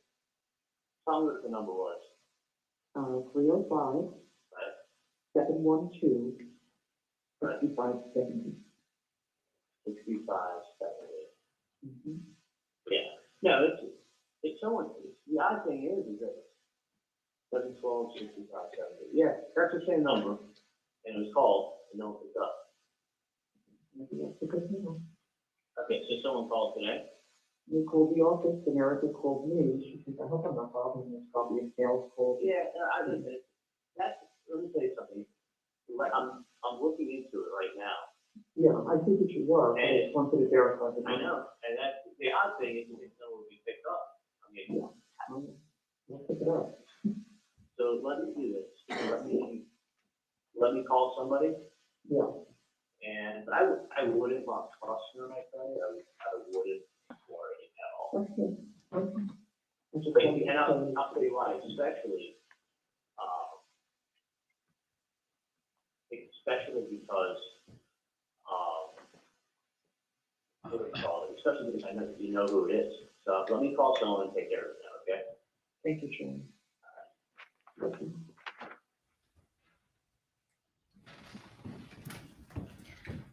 What happens immediately after this phone call? I believe he calls Katherine Magbanua, if I'm not mistaken. All I'm right. sorry, a lady calls. I believe he calls Katherine Magbanua, if I'm not mistaken. All right. And does that call go to voicemail? Yes. Okay. And was a voicemail message left? I don't believe it was. Okay. And then did he call back and call AA? That's correct. All right. And that one goes to voicemail as well? Correct. Okay. Publish AA, please.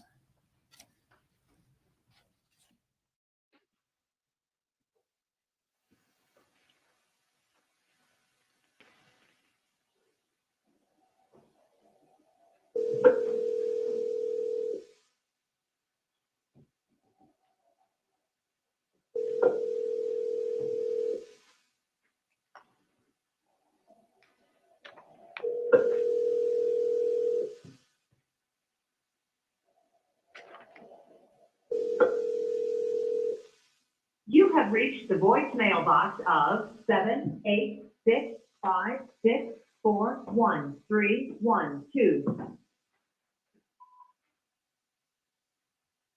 Hey, it's me. The board calling.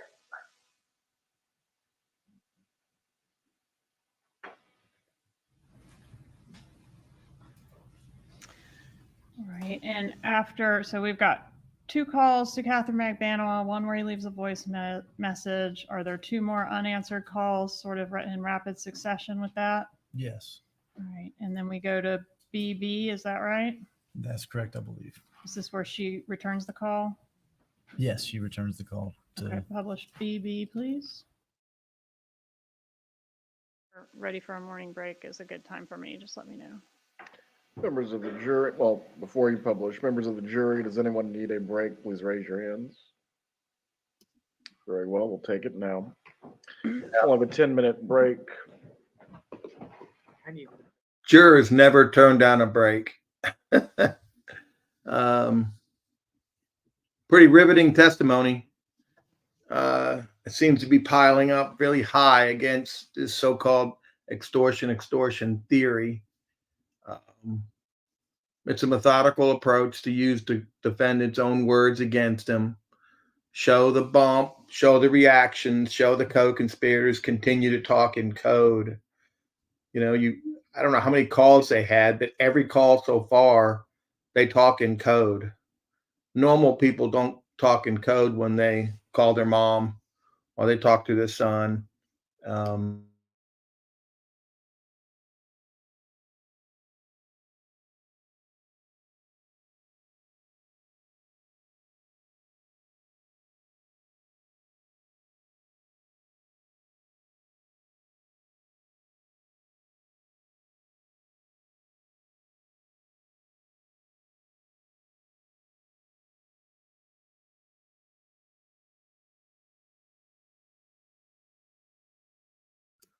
Sorry, I was on mute. I guess everybody can hear me now. I don't know how Charlie's double extortion theory can survive these phone calls. On each call, he's talking in code with his mom. That's not a normal conversation you'd have with your mom. At no point during any of these calls with Katie does Katie say, "Hey, we already got paid. We got our money. This is not us. This is someone else. I'm sorry. I don't know who these people are." Not at all. Charlie's trying to use her, trying to use Sigfredo. He continues to pass the buck, trying to get Katie to call, and then Katie's trying to get Sigfredo to call. It's the same line, the whole train line of the original conspiracy.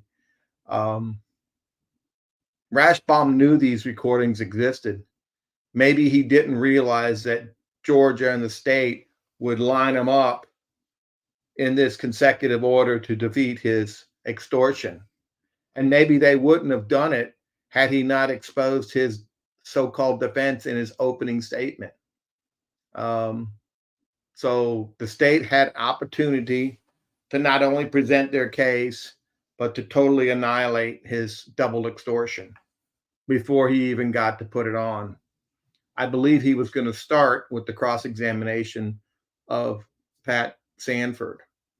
But you can see from these calls, there's no extortion.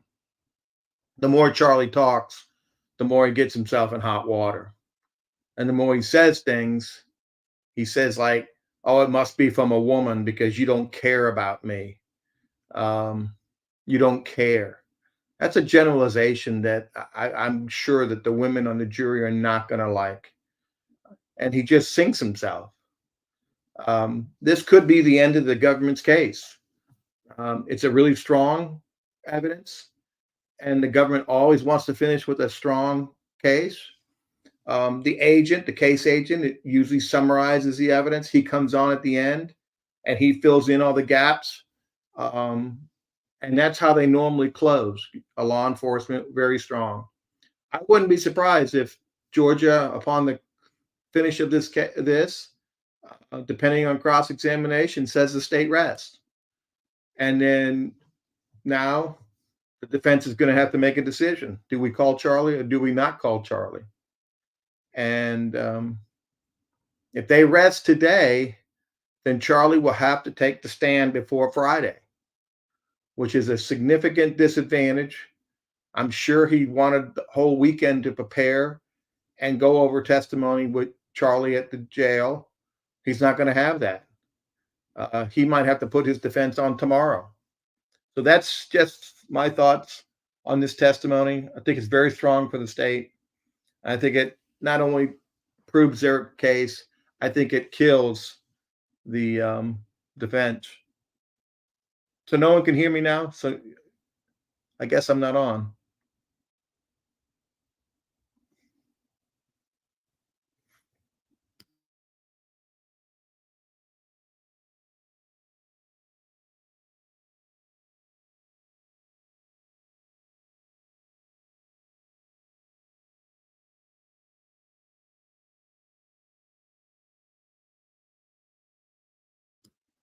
Oh, sorry. I was getting messages that I couldn't be heard.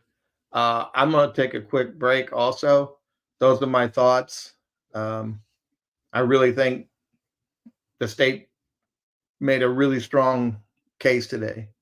What Charlie would Charlie? Yes, Charlie knew about these calls. They've had these calls.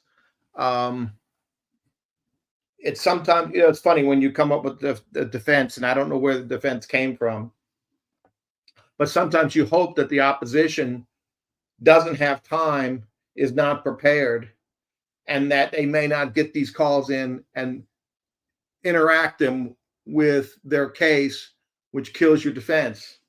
But it didn't happen in this case because early on, which was like almost 2 weeks ago, a week or 10 days ago, he notified the state what his defense was. So the prosecution has lawyers in the office, they have investigators in the office, and they're combing through things. They're combing through phone calls that would show that that defense is not real. And then they get them together. Okay, when we call Pat to the stand to close, we'll interweave these calls, we'll talk about it, and we'll prove and show to the jury that this extortion is ludicrous. And I think that's what you're seeing. Not only are they making their case, but they're knocking out the defense before it even got a chance to start. So the question is now, do you call Charlie, or do you not when you know you're going to lose? I'm curious to see the demeanor of Daniel when he gets up and does cross-examination. Am I still muted, or can anybody hear me? If you can do a comment, let me know if you can hear me.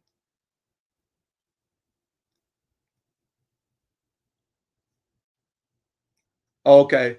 Some of the notes are saying they can't hear me. Maybe that's on their end. But I think the day has changed. When it first got up and came in here, I thought it was cross-examination, and Daniel he looked happy. He looked enthusiastic. He looked like he's going to get to do his case. And I'm curious to see his demeanor at this point. I think the state has taken all the wind out of the sails of their defense. And I think the jury is, from what I'm hearing from the courtroom, the jury did not like the comment about women. That must be a woman writing it because it starts with, "You don't care." Someone in the jury texted me that the women didn't take kindly to that. Um, and that's another question in jury selection. You pick in a jury, if you know there's a derogatory statement towards certain person or persons or group, why would you put that many persons on the jury if you knew that was coming out? Those are things you have to think about in jury selection. And that whole jury selection team's not in the courtroom. I don't know if that jury selection people heard that comment. So some things are coming back to haunt Charlie, and I think the state's in a pretty good position right now. I'm going to take a break and then join you back shortly.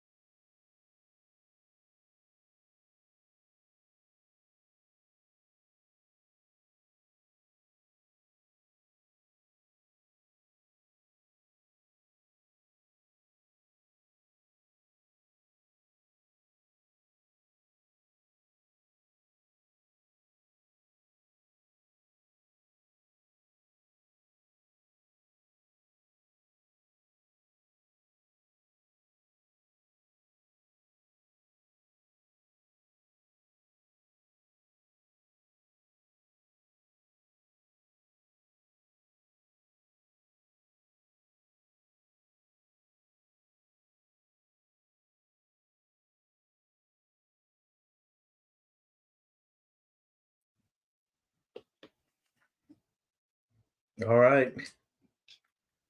Guess we're back. If you see me holding this bottle, I'm doing my exercises for my shoulder. They're afraid I'm going to get a frozen shoulder if I don't move it. So I'm going to try to do that at the same time.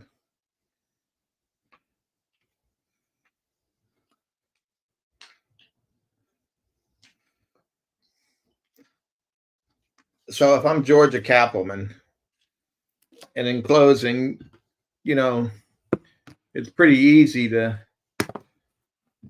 come up with a theme for this so-called defense. And I'm sure she's going to call it a nonsense defense. You don't really talk in code when someone's extorting you. You normally talk in code with co-conspirators, and that's been consistent throughout this case. They've been talking in code since the murder, since the bump, and it's bringing the clear jurors that this defense is not going to fly with this jury.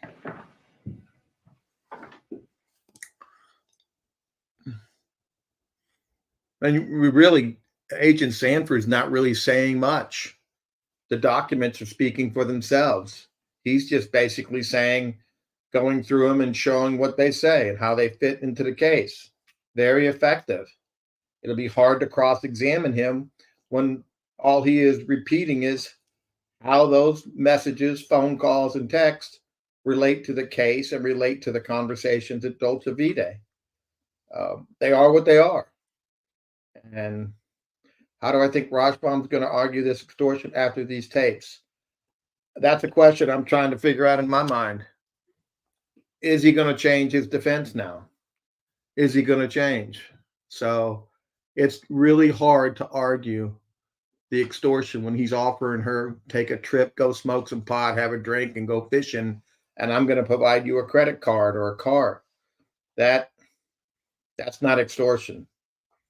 This is not the Stockholm Syndrome case with the famous family. That's not this. This guy thinks he's clever. This guy says, I know how this works. I know how this happens. He's too clever for his own pants. And his own words are going to end up sealing his fate. And that's what usually happens when people commit crimes. They think they're smarter than technology. They think they're smarter than other people. And it ends up, you're not that smart.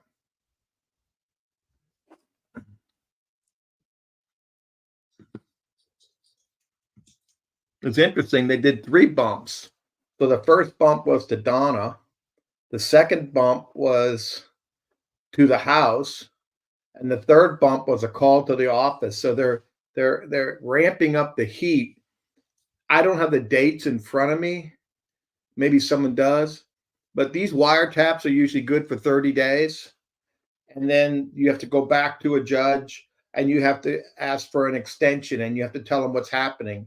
Usually the judge will want to see something is favorable happening that could give you evidence, and they might extend it for another 10 days or so. I imagine these 3 bumps were quickly within 30 days. And they worked very effectively. The question is, can you change your defense in the middle of a trial? You can. Normally, you try to give yourself leeway to have an option. But when he came out so specifically with his defense and said the pieces of the puzzle, and I'm going to tell you this, and this is what's going to happen, and this context and all this, it's going to prove their theory is wrong. He's kind of locked himself in. And I'm curious to see how he wiggles out of it. And if he does, I'm curious if he'll have any credibility. The look on Charlie's face is not one of a person who's got the winning ticket for the lottery. He more looks like the guy that went in and bought a lottery ticket and was told before he scratched them off, there's no winners in this store. And Daniel's probably saying, wow, that really took a hit. And whatever you do, do not look bad. Do not show any grimace. I don't know if Charlie lied to his attorney. This is the defense they came up with. This is the defense they're going to go down with, in my opinion. I just don't think the evidence fits that defense. And if the jury is doing their job, which I'm sure they will, with common sense and with purpose, I don't see how they would buy this defense. But you could get one juror who could buy it. Maybe Charlie's thinking, yeah, we probably should have had a better defense. I forgot about those phone calls. I'm just guessing. I don't know what he's telling to his client. But I've sat in that chair before when it's not going so well. It's a very uncomfortable chair.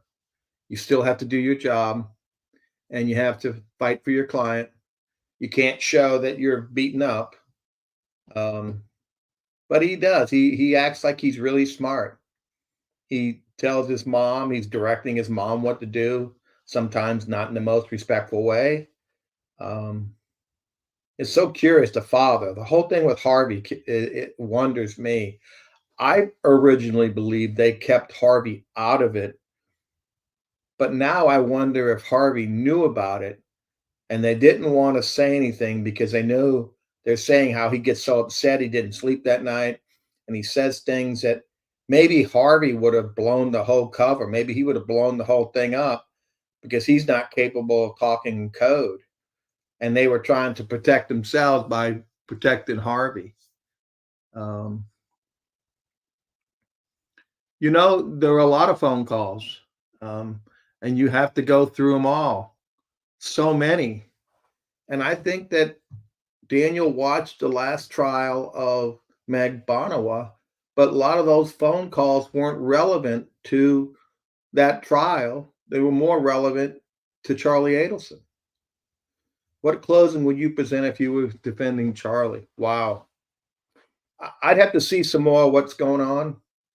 I have to see the cross-examination, and I'd want to see what they put on, what the defense puts on, and see if it changes. You can always argue the facts, you can argue the law, or you can argue that they haven't proven beyond a reasonable doubt. You start with that little chart, go all the way up, and show how reasonable doubt is the second highest we have. The highest burden standard is clear and convincing. That's when they want to take your kids away. They have to prove clear and convincing evidence. But beyond a reasonable doubt is a really high standard. And normally when you have a case where the facts are against you, you argue that most of the time that they haven't proven it beyond a reasonable doubt. And so he's going to have to try to find a reasonable doubt either in the impeachment of Magbanua or the lack of any direct evidence implicating Charlie.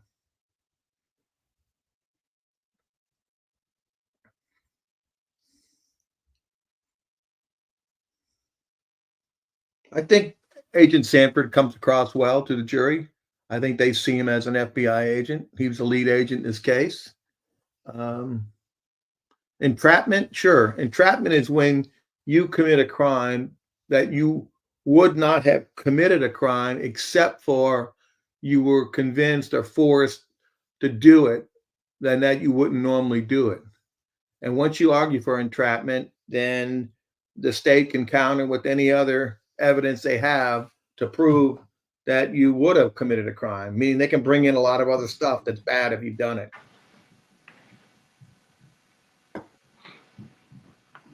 Charlie's tie is not straight. Neither is his defense, but we'll see.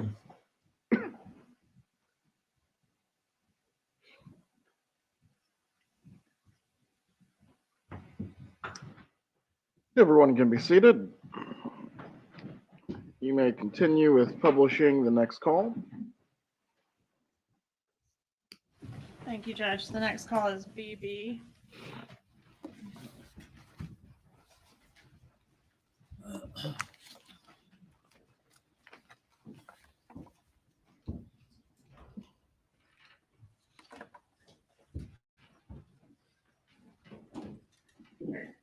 What happened?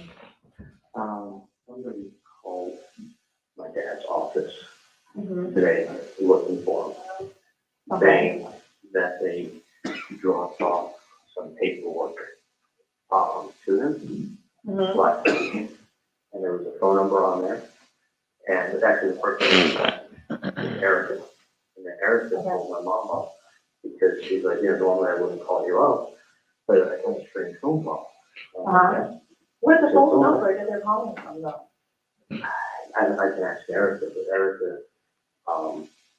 Erica said a guy by the name of Sammy called the office this morning saying that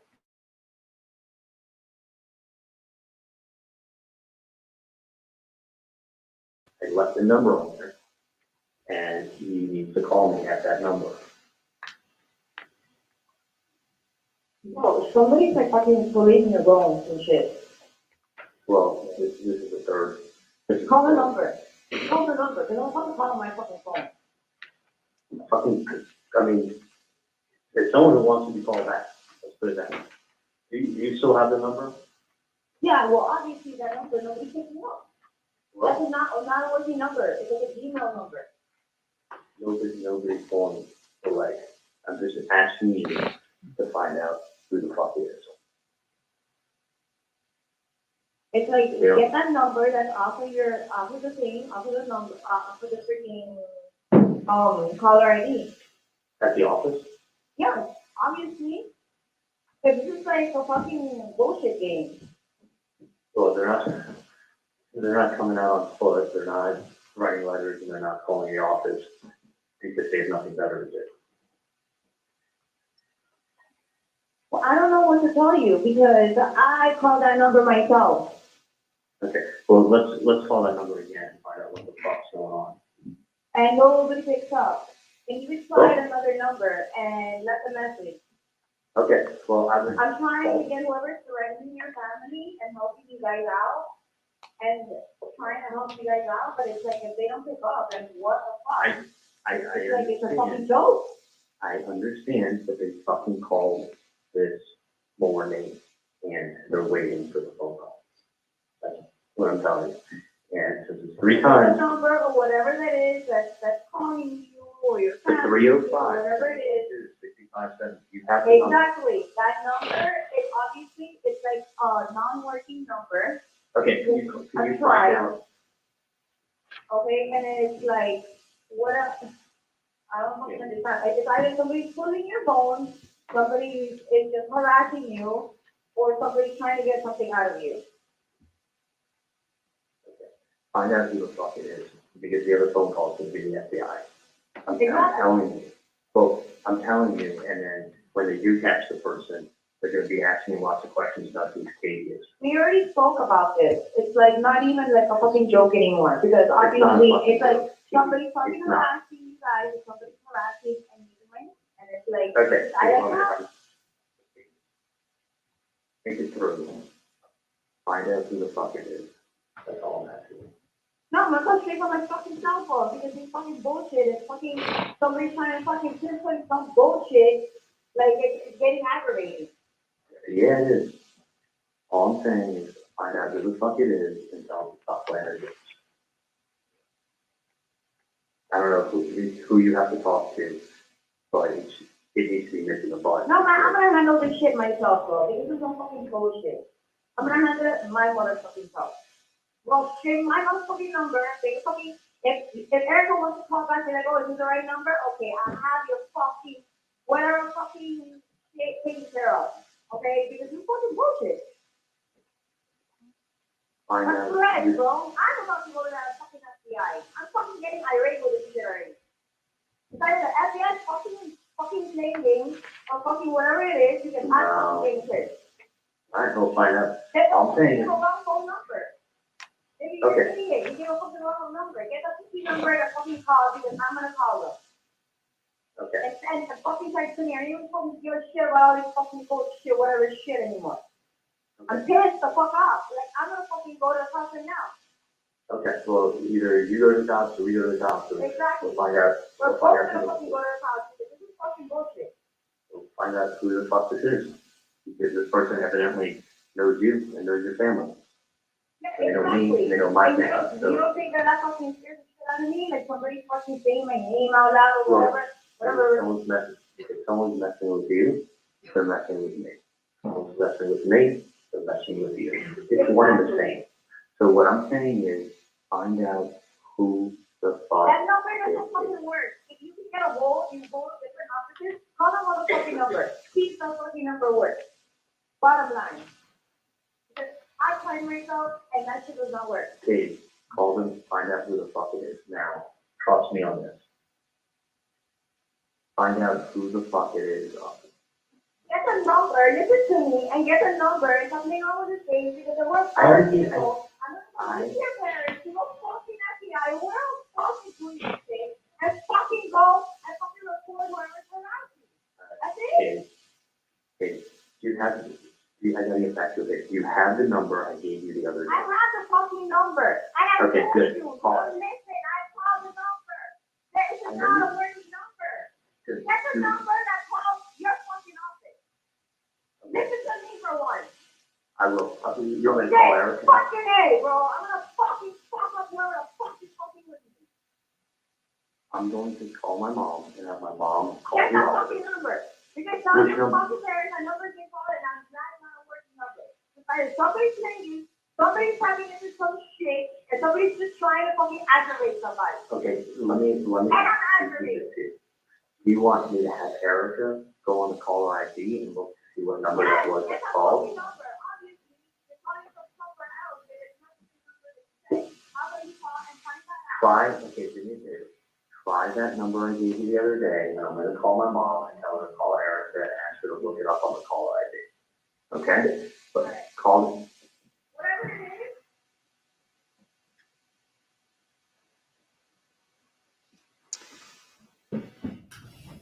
All right. Tensions rising a little bit. A little bit.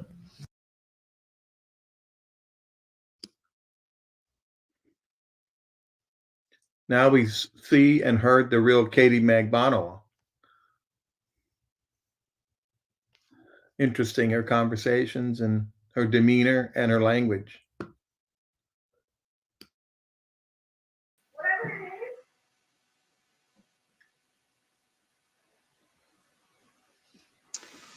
is. All right.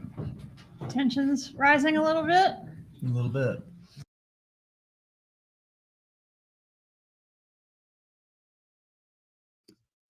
He's saying a prayer to himself.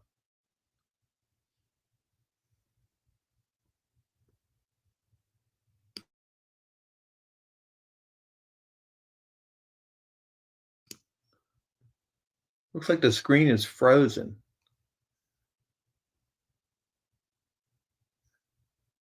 Did the screen go frozen? Technical difficulties.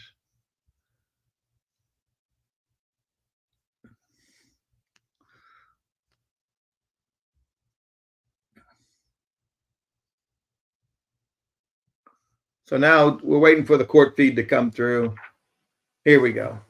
All I'm saying is, I don't give a And the number's fuck. been called a bunch of times. Okay, You gotta wait call for it. it. If you go ahead. No. You go ahead and you fucking find a fucking phone and you call. And find out what the fuck is going on. If they pick up. Because they're obviously it's not a working number. You find another phone and you go call. Whoever set up this bullshit is somebody for trying to fix for fucking some shit and just fucking throwing on me or whatever. Or Okay. fucking already fucking listening to everything.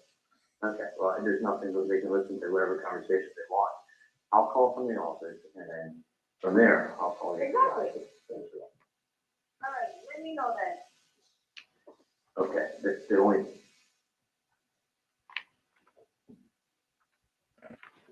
Okay. Does somebody call the undercover next? Yes. All right. Who calls the undercover? Charlie Adelson does. All right.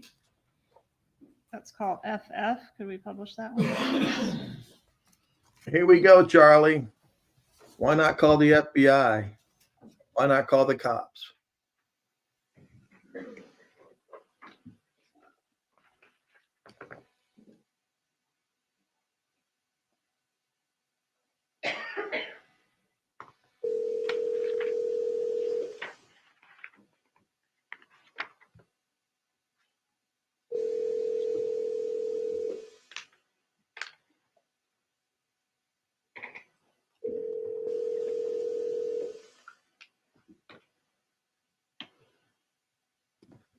Charlie doesn't even want the headset on. Hello? Hola, diga. Hello, diga. Who's this? Who's this? Someone's been calling my family and trying to figure out who this is. Well, in reference to what, man? Someone by the name of Sandy called? Yeah, that's me, man. All right, what's going on? Well, what's going on is my brother Tato. Okay, my brother Tato has not been taken care of. His family's not been taken care of. I talked to the dentist. I said, why are you calling me? Who are you? I gave the number to a lady. I don't know Tato. You know Tato? No. You know Katie and Tuco? They've been taken care of since family problem was taken care of up north. I don't know. I was You don't? Well, this is going away, my friend. Because let me tell you something. I was at Broward with Tato, and he told me the whole story. He told me nobody was taking care of him. Nobody was taking care of his family. His family was taking care of Katie and Tuco, and nothing was taken care of Tato. So we know what's going on. If Tato needs to be taken care of, do the right thing. The lady already has the paperwork, she knows what I'm talking about. We know Katie, we know Tuco, we know he's been taken care of.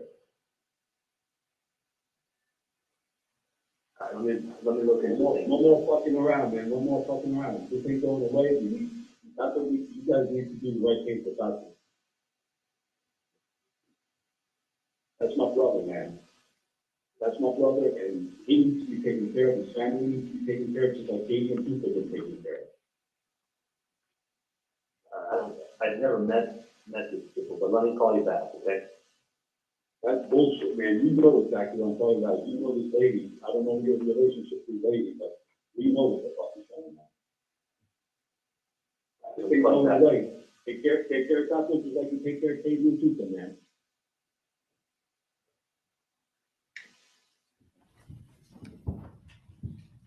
Are you able to tell the jury whether the defendant hit star 67? I guess you can hit that before dialing the number to camouflage your own number. Yes, I believe you did. Okay, and that was somehow reflected on the wire? On the wire, yes, it has dialed digits. All right, and after this call was made, do we have 3 unanswered calls from the defendant to Katherine Magbanua? That sounds right. All right, and is he the first? Is she the first person he calls after he hangs up with the undercover? Yes. All right, at some point, does she call back? Yes, she does. Okay, publishing called GG.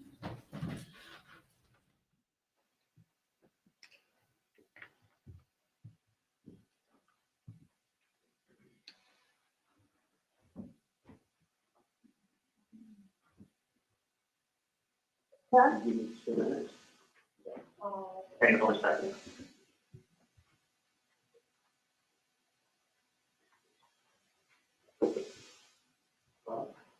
I called him before. The lady like 30 times, and then somebody picked up. And it sounded like it was, who is this? And I said, returning the call. And they said, what is this in reference to? So the guy that called my office this morning, must be Simon. So I said, someone by the name of Simon, what's the call this morning? And I go, what's this about? He's like, who are you? I go, that's not important. What do you need? You there? Yeah. So I said, it's not important who I am. I said, what can I do to help you out? That's what do you need? And he put this and that. He's like, Tuco, whatever the fuck his name is. He's like, someone did a really big favor for you and was there for you. And and I'm Tuco's brother. And I was with him in Broward. So I don't know if this guy's from Broward or whatever. He's like, I was with him down in Broward, and he hasn't been taken care of. His family hasn't been taken care of. He's like, it's fucking bullshit. He's like, and as he's, I'm letting him talk, as he's talking, I'm hearing a little bit of a New York accent. You know, as he's trying to, you know, when he picked up the phone, he didn't sound like a tough guy when he picked up the phone, but it was like, as he was talking to me, like, tough guy routine sounded like it was coming out. So he's like, listen, he's like, I know you guys took care of and taking care of PD and Trudeau, and you're taking care of their family, as he needs to be taken care of.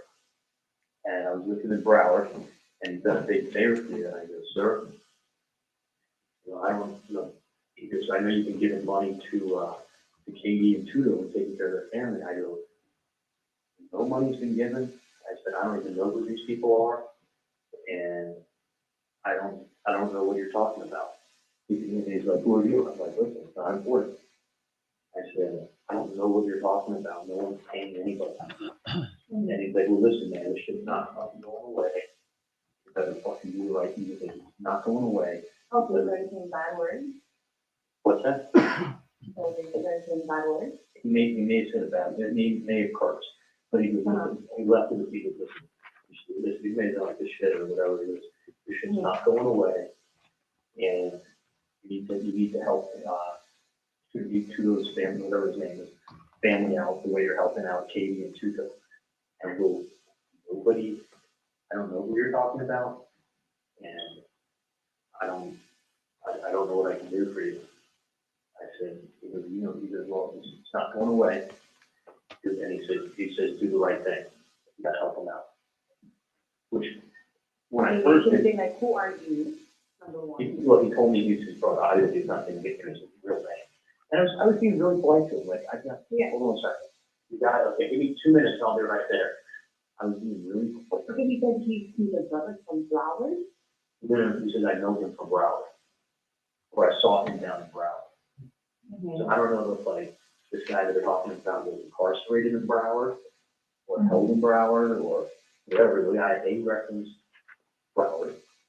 B referenced Katie and Tuco. So this name again. Yeah, so your name and some other guy's name, I don't even fucking know. You know, so these things he was talking about Tuco, which I don't fucking know who that is. So that's two people I don't know. And talking about your family, saying your family's being helped out, which I don't fucking know. I mean, other than the hours I give you to go up on the office on the weekend and take care of you. Right, exactly.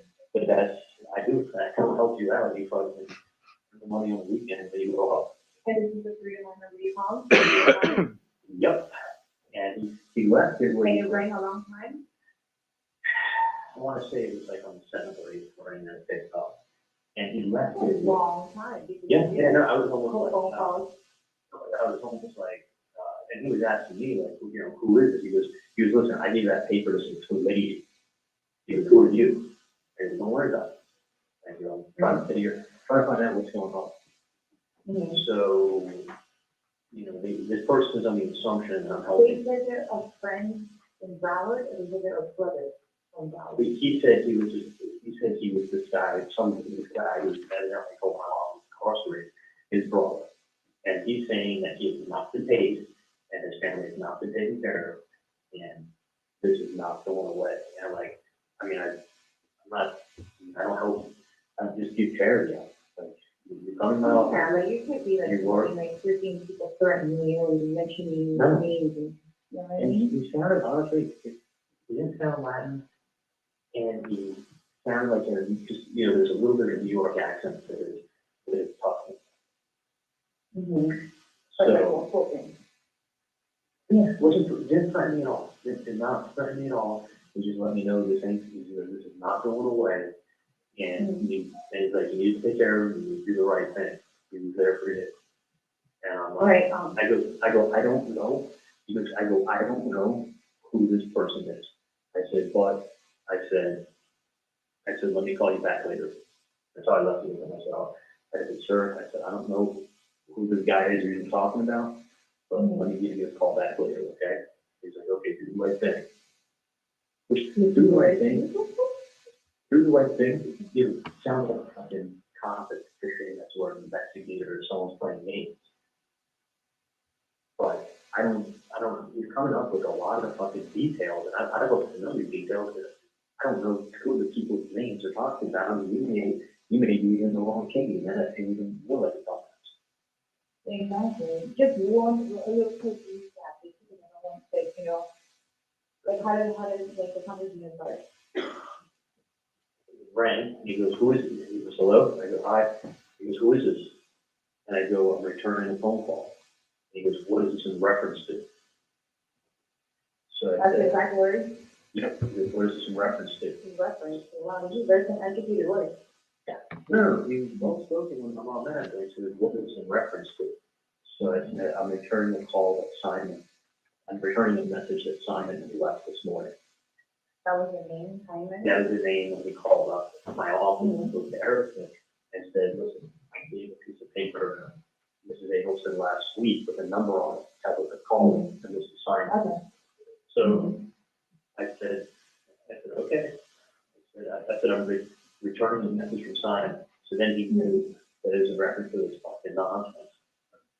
So I said, you know, what I told him.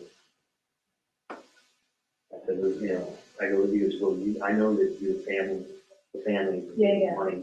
He kept referencing that, like, we're giving all this money to a fucking family, like, and referencing, you know, there's two names, Tudo and Tuco or whatever, that told me I'm giving money to you and someone to do, and your family. I don't know these people, never met them. So, And really is interesting. his brother is the person that became incarcerated? Yeah, he's saying he's his brother is incarcerated. And he came from Broward. He said he referenced something with him in Broward. So I don't know if he's got incarcerated in Broward County, is he from Broward? I don't know who these people are. But I don't like the reference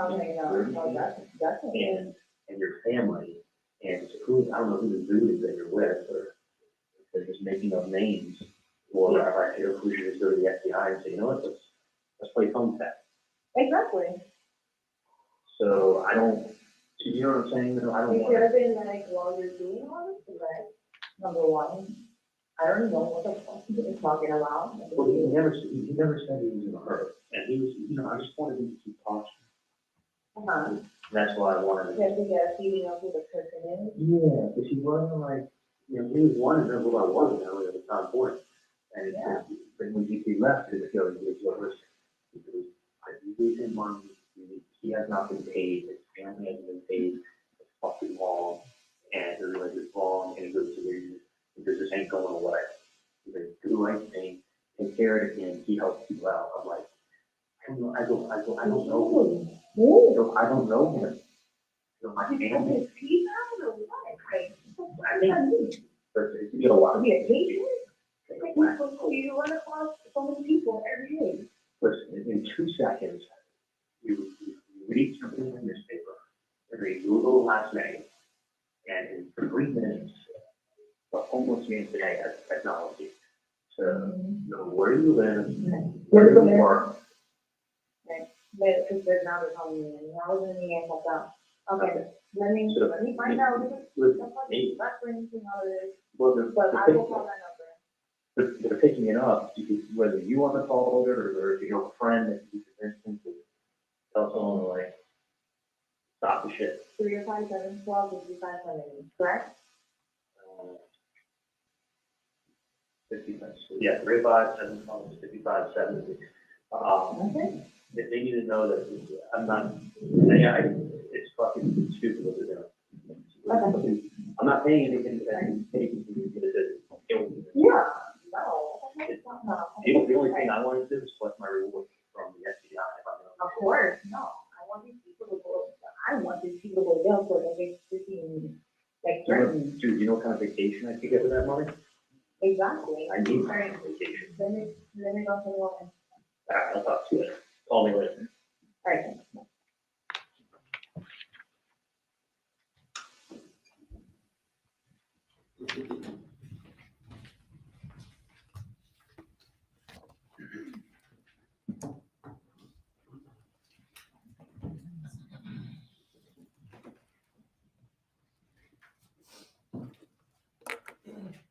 prior call, I should have asked you after that call, both parties are threatening to call the FBI. That's correct. Has anybody called any law enforcement to report any of this? No. Okay, and in this call, we're hearing about several things, a rendition of the phone call to the Undercover. And Mr. Adelson says, supposedly I'm giving money to you and these two other guys. Anywhere on here or elsewhere does he say, who have you been telling about all the money you've been extorting out of me over the last 2 years? No, it's not mentioned at all.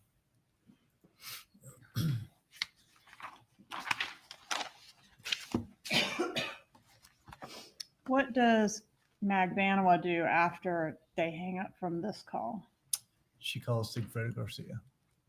Okay. I think it's actually a text next. HH. Oh, sorry. Yes, it is Publish. a text first. Can we publish that, please?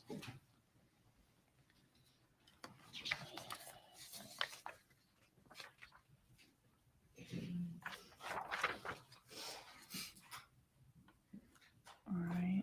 And then a call from her to Garcia next. Is that right? Correct, at 1:22 p.m. All right. Let's publish that, please.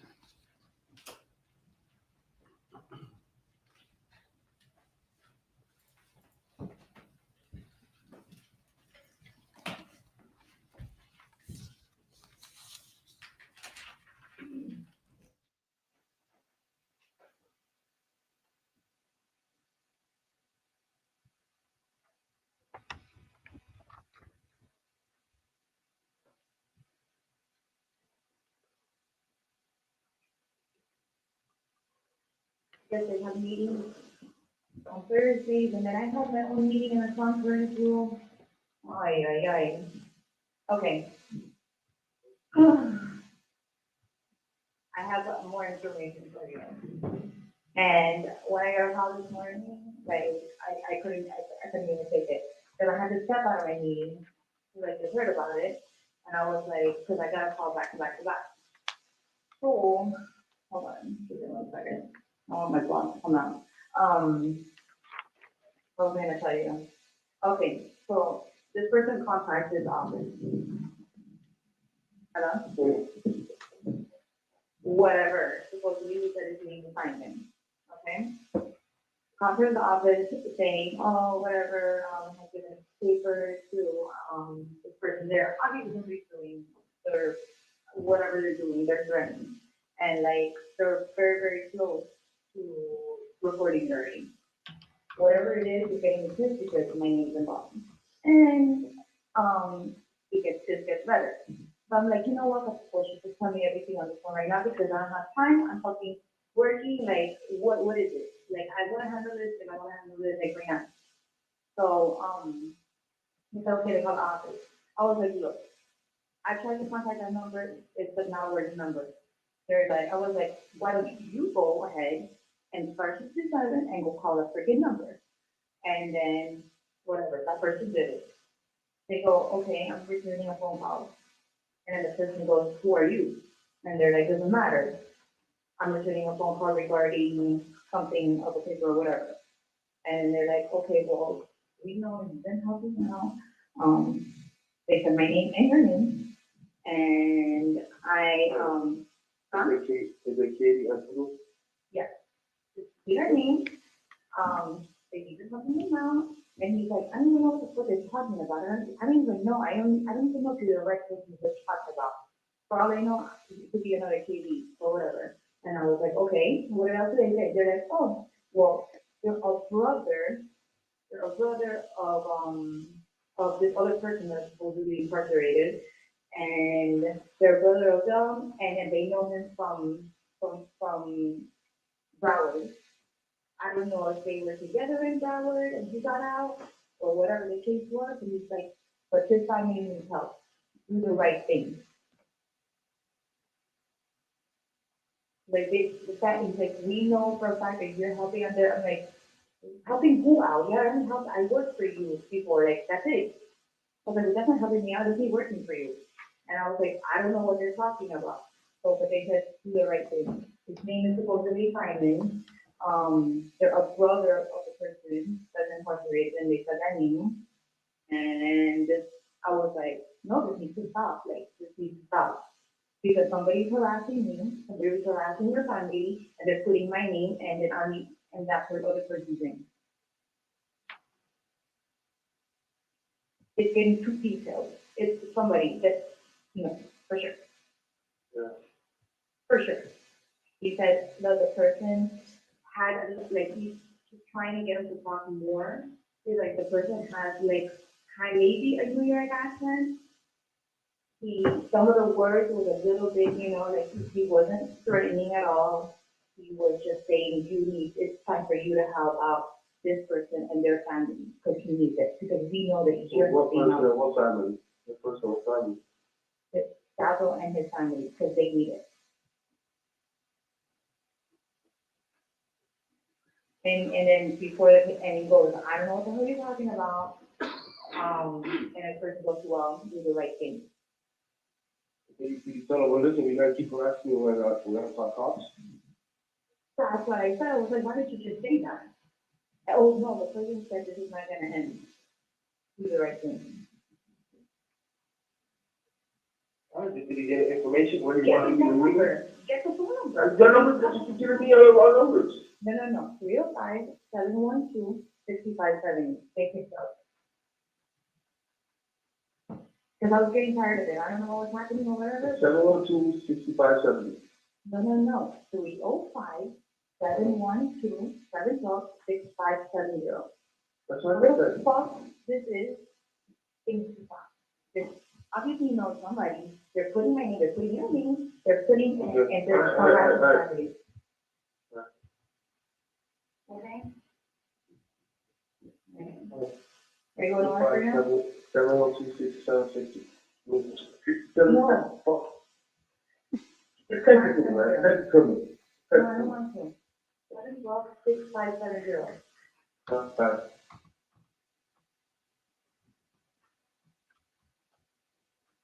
All right, JJ, please. So what happens when they have a problem? They go down the line and they go to Sigfredo Garcia. Sigfredo Garcia, the same person that shot and killed Dan Markel in his driveway. Consistent pattern of these conspirators.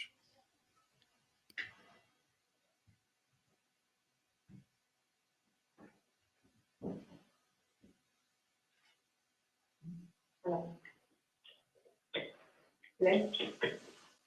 Hello? Yeah. Oh, the fucking phone again. I was going to come from my phone and then something I want to go about. I was going to call from my phone, bro, and I was going to get rid of my phone. If I got time to my office. No, I don't know. Or drop it. Don't look on your office, it's your office, you know what I mean? Don't look on your phone. No, I'm not calling from my office. I'm calling from my phone.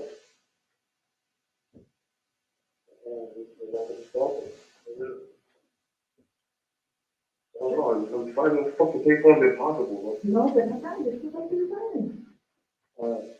You're the first one to put through your time. Not yours. The first. Okay?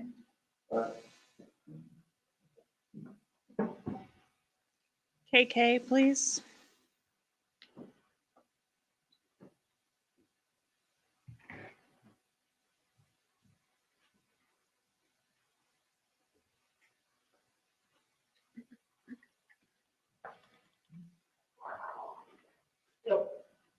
Oh, 305, 712-6570. You sure that's the number, right? One more time. 305. 712-6570. So fucking Puerto Rican, answer the speak here. I don't know who the fuck. I'm trying to call him again, bro. But that nigga's just fucking, I'm gonna call him. It's a real fucking person. I'm calling from my fucking phone. The thing was local. All right. Remember the other one? You did that one? I don't know, man. I don't know. It the message sounds like a New Rican nigga. Yes. They're going to food or I'm busy, actually, she called me back. Darling, like what? That's what answering machine said? Yeah. That's what I'm saying. I swear to God. Shut up. Swear to God, she said, hey, puto, I'm busy. Y'all don't have oh, I got time. Darling. Like, what the fuck? It's like, yo, are you stupid, bro? Are you some kind of fucking moron? That's what they told you? No, that's what the answering machine said when you called the number. No one answered the phone.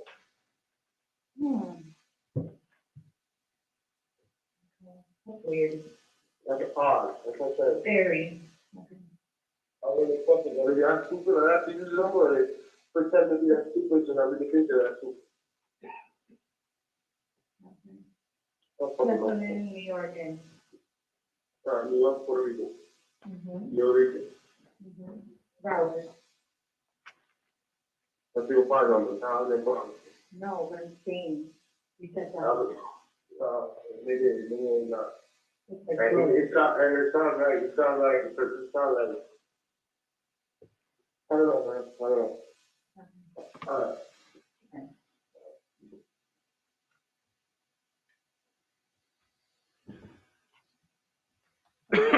Did Garcia call the undercover? We believe so. There was a hang-up call. All right. Did he leave a message? No, Did he ever actually talk to the undercover? no. Was there a outgoing voicemail similar or fitting the description, the colorful description that we got? Yes.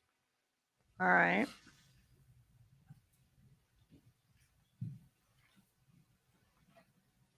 Okay, let's play LL, please.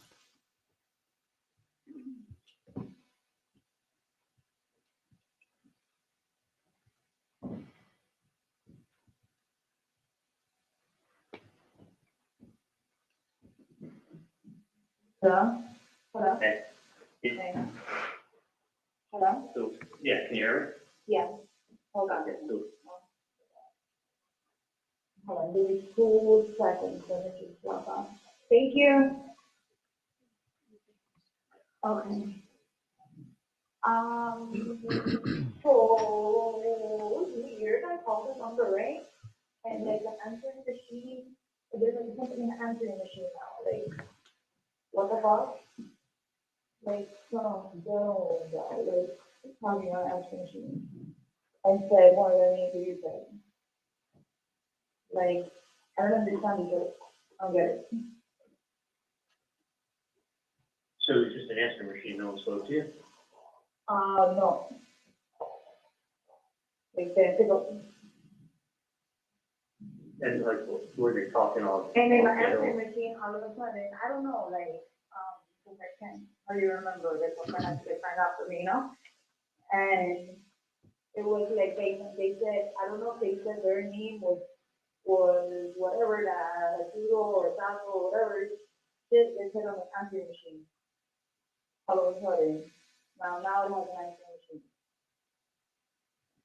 Like a voicemail, I mean. What the voicemail said? Yeah, like, I don't know, let me find out, because it's like, I can't, like, really talk at work, and then I can't hear Yeah. the time. Then, When you call, do you call with the call block? huh? Yeah, Do you call? yeah, but it doesn't matter.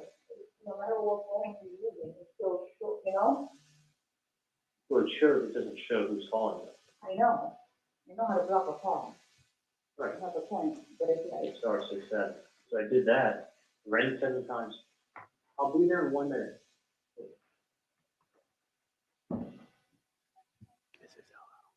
Without Tylenol,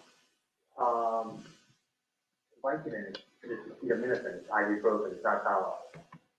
Yeah. Okay. you know, it's like fucking lady, get the fuck out the way, stupid ass. Yeah, I would do this, I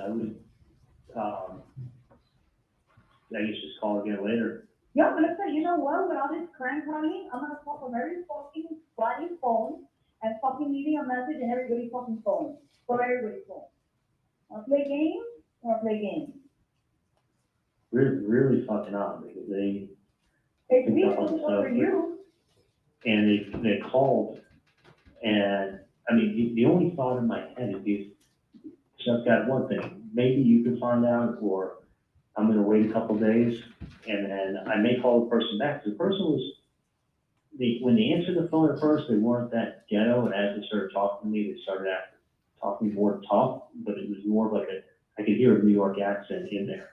And it Yeah, sounded well, like the voicemail sounds New York, but I gotta find out what's going on. But I'm saying, I'm gonna call from somebody else's phone, because I don't want my phone, because you know, I use this phone for work. right. And the last thing time I is, did it, like, somebody trying calling me.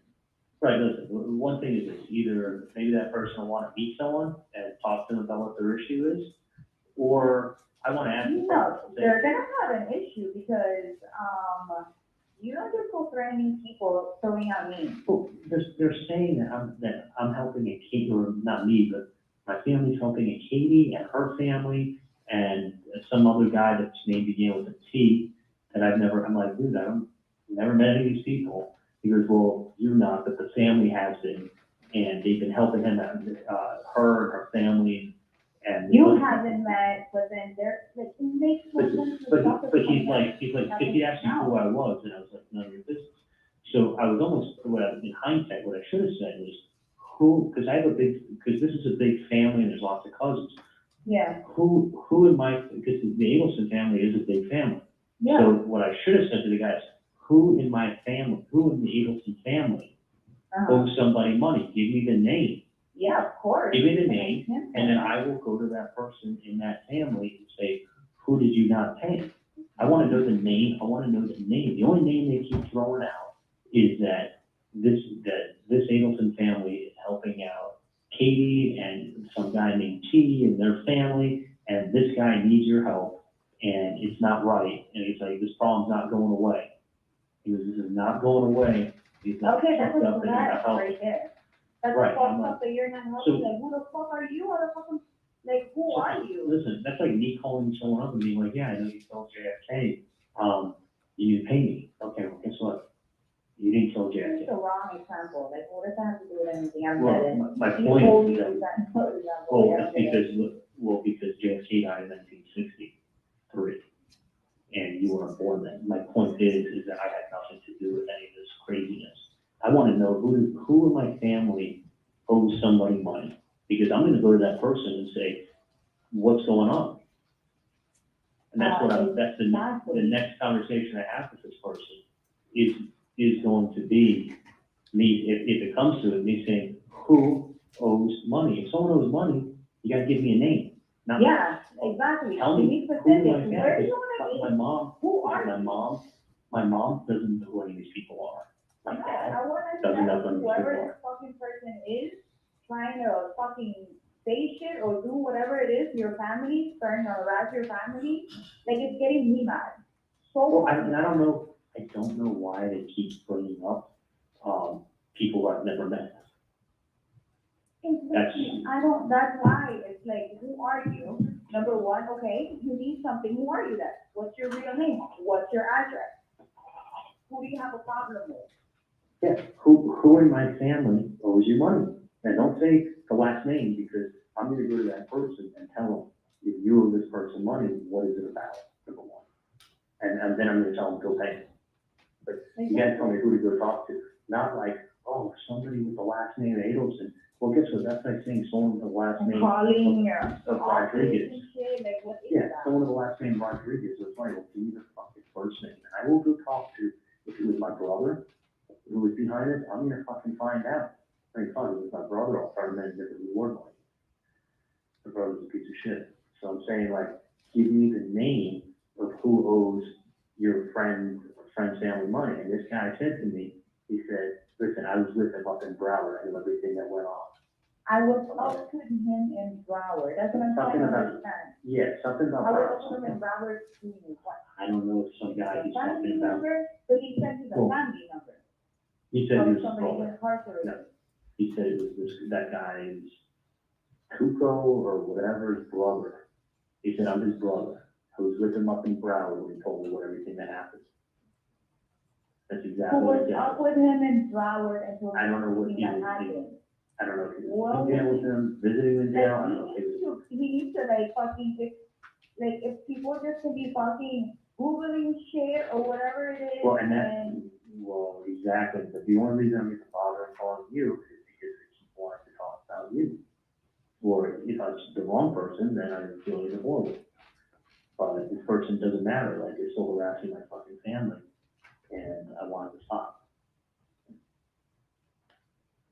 I mean, when you meet someone face to face on the street, when you send them a letter, and then when you start calling their office, the next call is to the FBI. Exactly. No, And- I agree. and I my will thing is personally this. go there myself. I don't want anyone to go to jail, because you know what, people get mad when they go to jail and they feel like they have to get somebody back. Same reason when my jet ski got stolen, I don't even care who fucking stole it.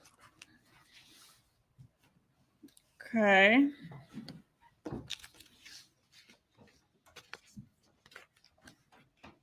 Charlie wants it to stop. Please Next, stop. we've got a text, MM.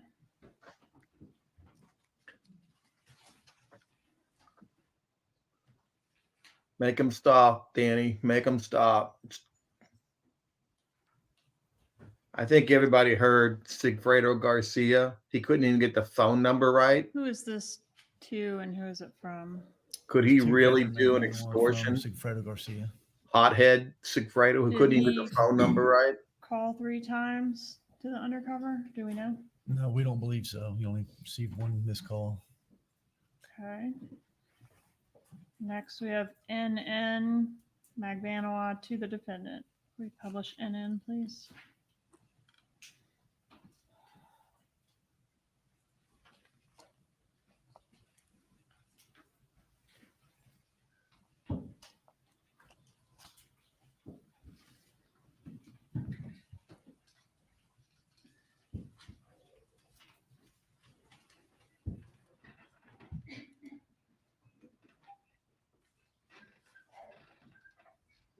Hello? Hello? Hey, what's going on? Hey, call that number 3 times. The first time, like, you know, the message, Spanish. And then for some reason, like, that voicemail says, puto, you know, puto is very like a bitch. Like, oh, it's puto. Like, why would you have that as your voicemail? In Spanish, it was Pico? So puto is like, puto in my language is okay, it's like a food. But supposedly that voicemail that they have set up, the guy says puto, what sounds like puto. And then what does he say on the voicemail?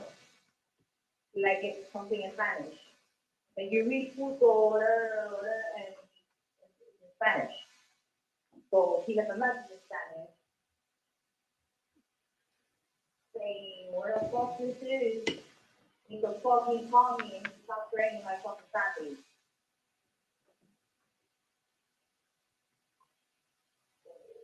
And then I was just declining, Yeah. but they don't pick up. So now somebody either spooked because what the fuck is going on? Or I don't know. All right. Well, that's good. Good, the person can. Like other things are like running in my head because it's like with the names that you're saying, and like maybe it's like somebody trying to like be like, you know, try to be in an apartment or something or whatever. Like, you know, there were so many things like going on. Yeah, I'm thinking the same thing too. But then it's like, yeah, but then, you know, it's people you can trust and you can't. But then it's like, I don't know. I honestly, like, it's like aggravating me. If you look at I'm on it, the phone, don't talk to me. If I'm on the phone, don't talk to me. Be quiet. it was someone reading the newspaper and playing games. But like I said, Playing with the wrong person. yeah, and I don't know how the fuck they got it. your name, but they didn't use a last name, so if they, Exactly, it could be anybody. it could have been another Katie and another Taco, or whoever the fuck they said, I don't remember the name. But the point is that they need to stop. No, exactly. Well, look, I'm on the phone. Okay, I don't care, but I'm on the phone right now.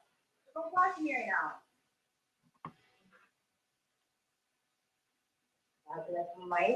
I'm boiling right now, like, you don't understand. Like, it's pissing me off, like, pick up the fucking phone. Like, now, you don't want to pick up the phone? You're dressed, so you don't want to pick up the phone. So it's one of two things. Yeah, no, I got you with that. And I just, fucking call it, Basically, he said, hey, you're messing with my family, and if you don't stop, they're not a problem. In Spanish. So whoever it is, they're gonna have a problem with us no matter what. you have a problem with me. So what? Maybe you have a problem with me too. I mean, Exactly. listen, people Whoever it is, they're gonna have a problem with either one of us, or even if I'm human or not. you're coming up to my fucking mom on the street, and you're sending letters to their house, and you're fucking calling my dad's office. The office. These messages, like, that's No, 3 times, like, Like, no, he was missing. My friend told my friend, and I was like, look, can you do me this favor? Because it's like, I'm not a guy, I don't know what it's you they're talking about.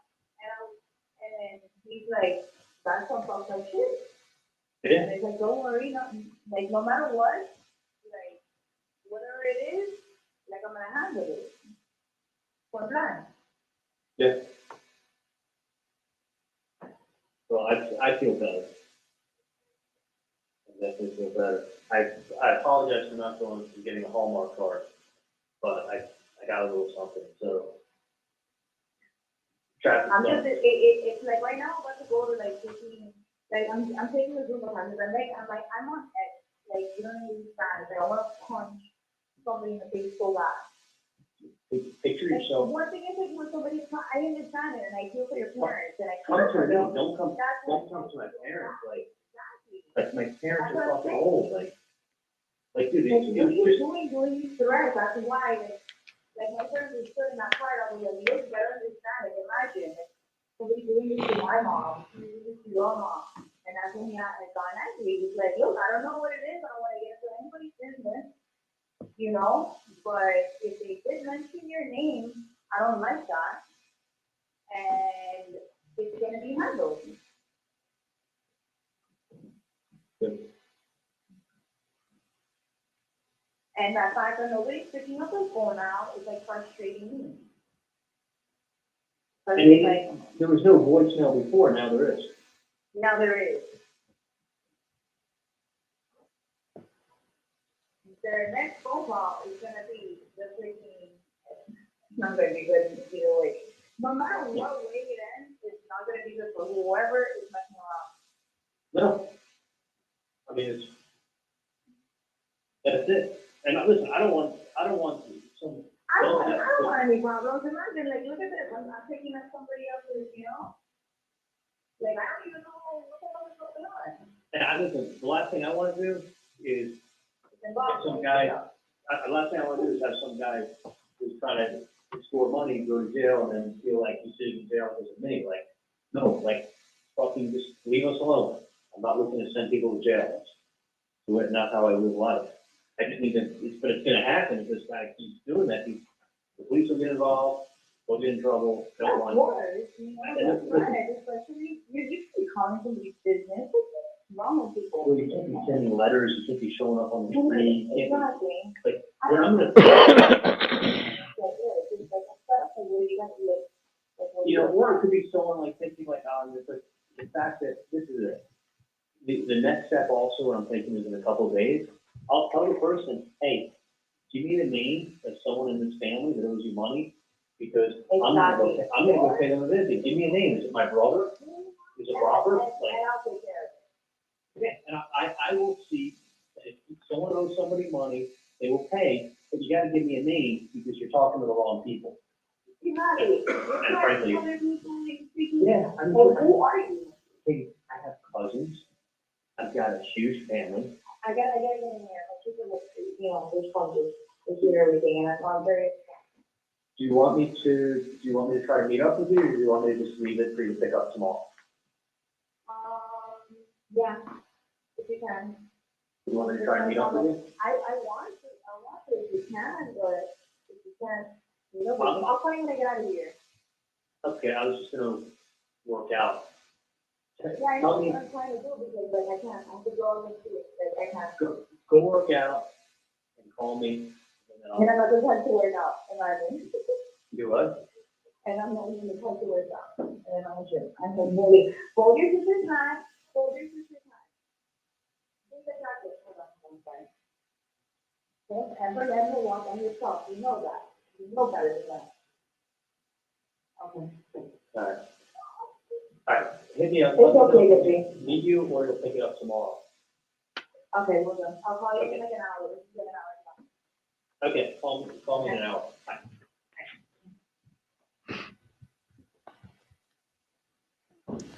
Next, we have OO.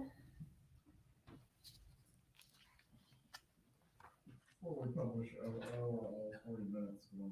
No, sir, I've got 3 segments picked out for a total of 20-ish minutes.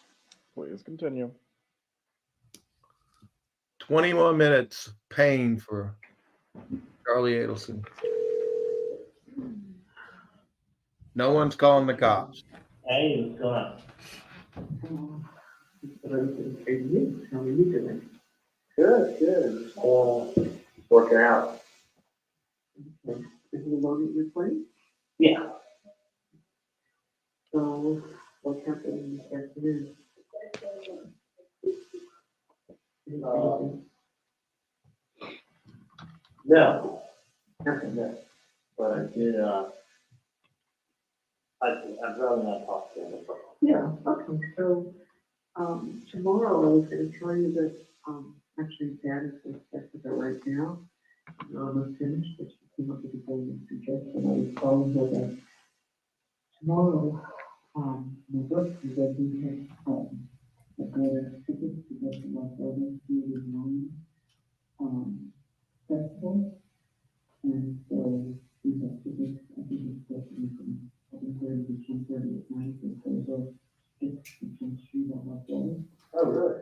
Yeah, so, so then he said I should bring the kids to the courthouse on our way because, he won't get there at any time that I should actually, reserve variable parking. It's like parking by the Riverside Hotel, I think they said, and parking, by, in the garage by, Tecano.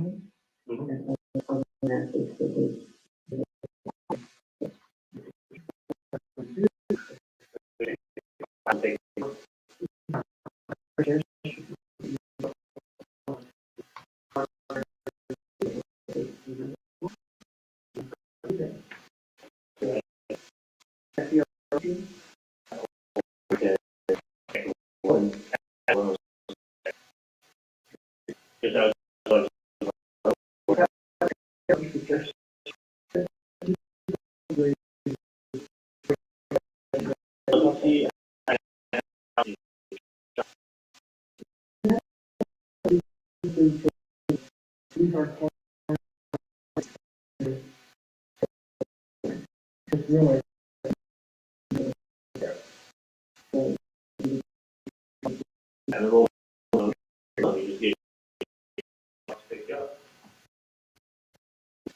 we can't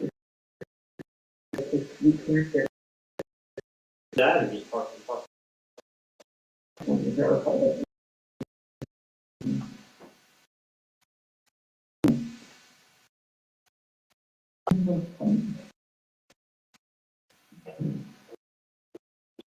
Yeah,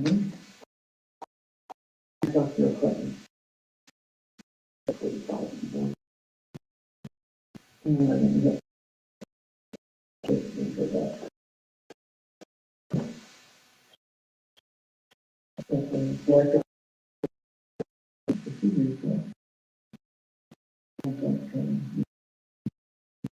Yeah, no,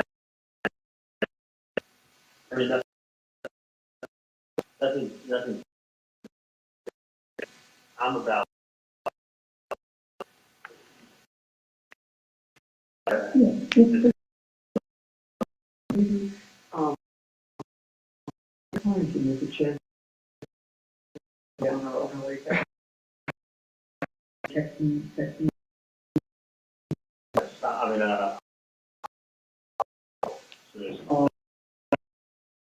I have to come.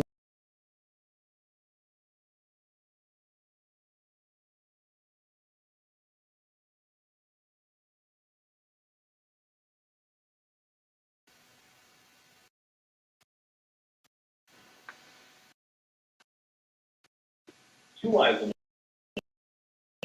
he was married to 6 grandchildren.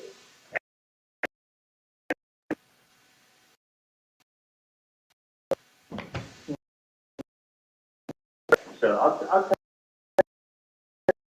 nothing new. I'll tell you. Thing. I'm about 10% sure.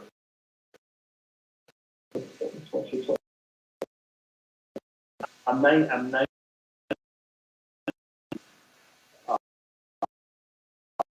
99 that I'll tell you why.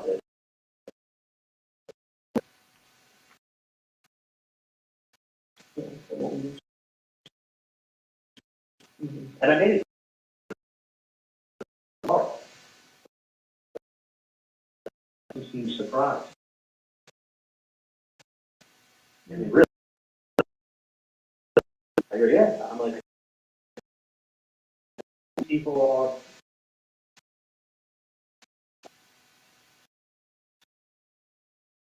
it took the route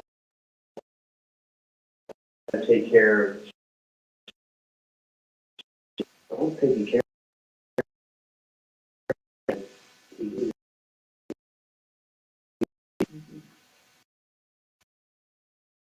That's when someone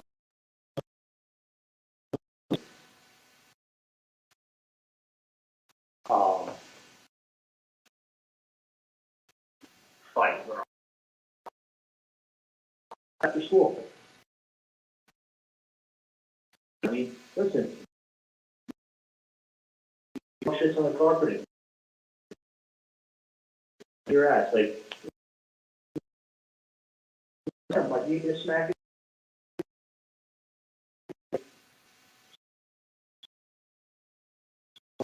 Everything. Once was her threat.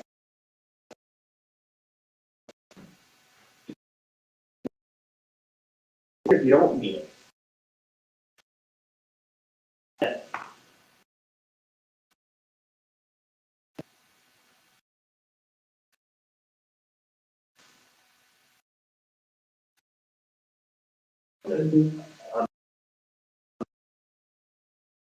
This, like,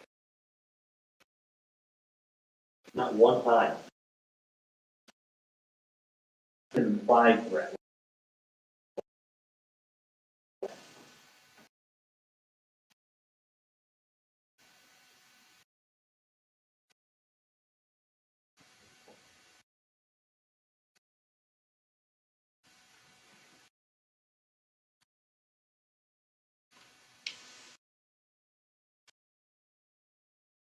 And it makes sense, given a couple of things.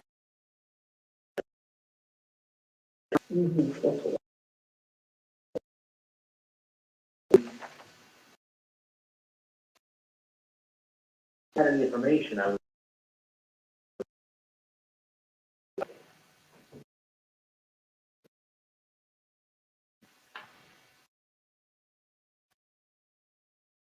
Out of question, how their own private investigation.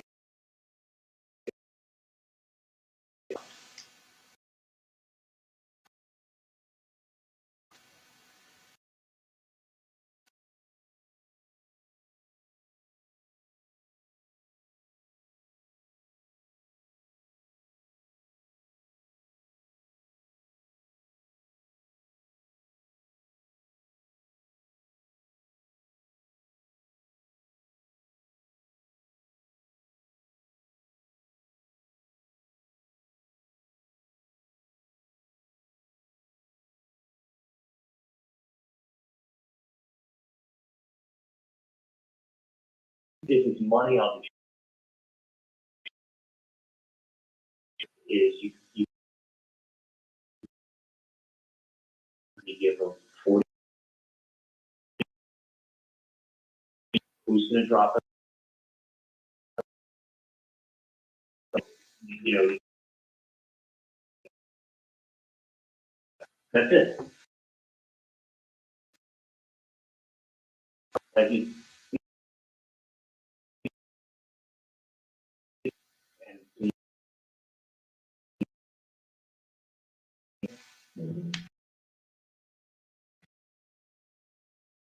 And they don't.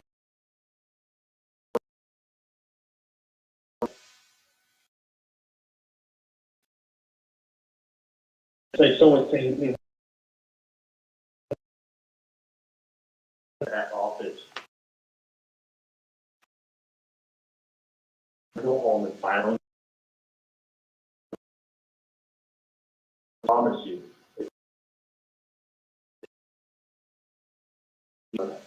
On the, I wanted the whole case. And it says, fail. For absolutely every I was in a board complaint. Understand? And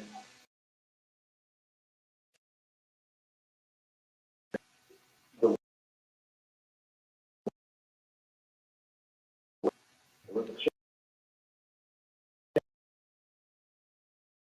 but I'm thinking of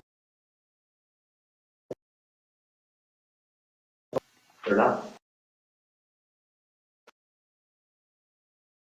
Why?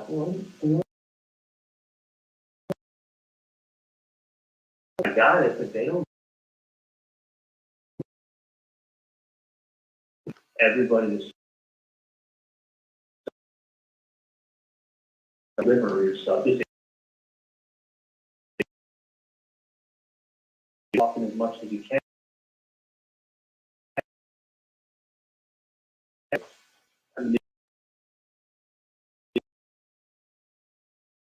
Say, Donna,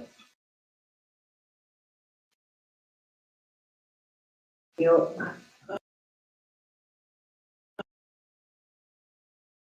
help you or hear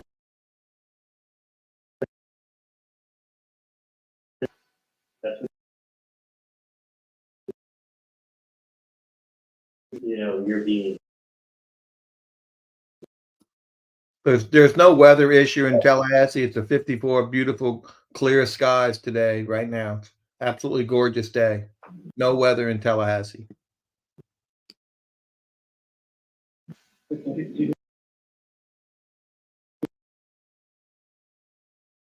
First of all,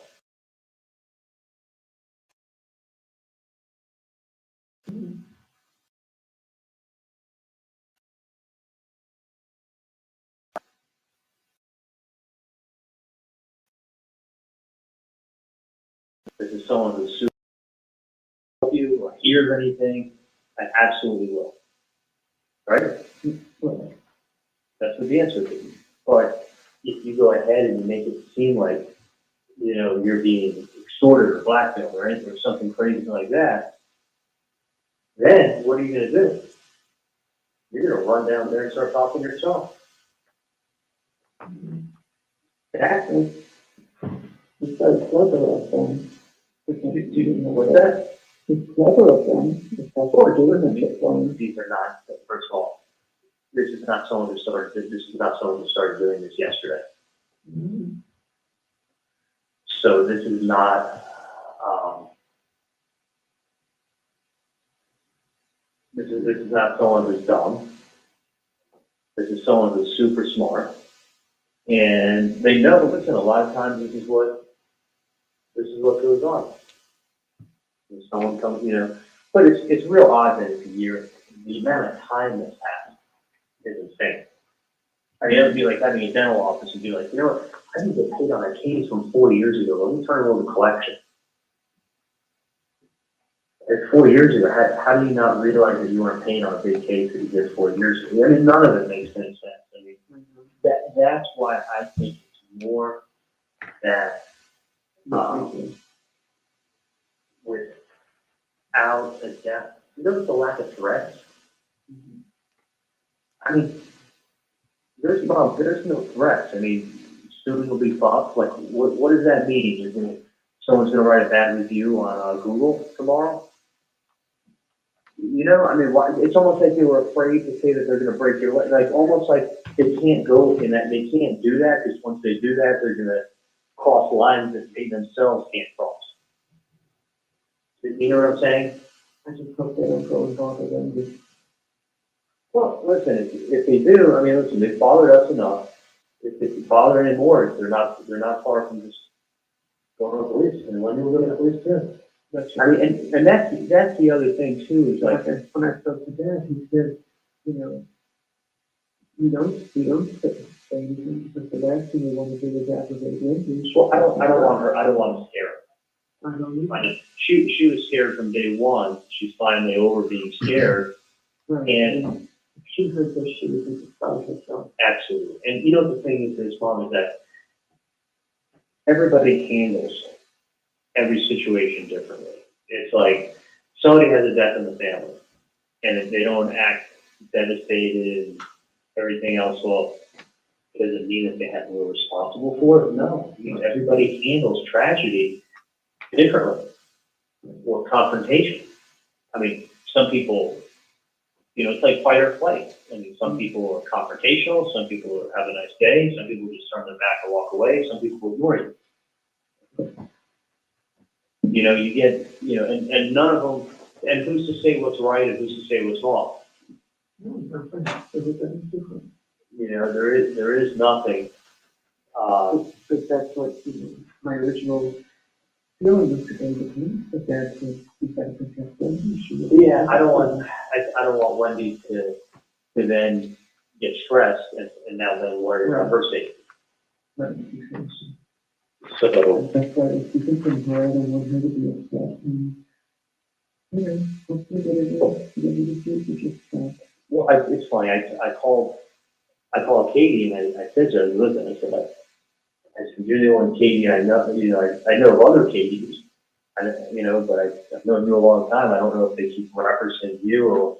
And I told her, I said, if I'm wrong and they're referencing somebody else, if it is a common last name or common first name, if they didn't tell me last name, and I said, if you're the wrong person, then I feel.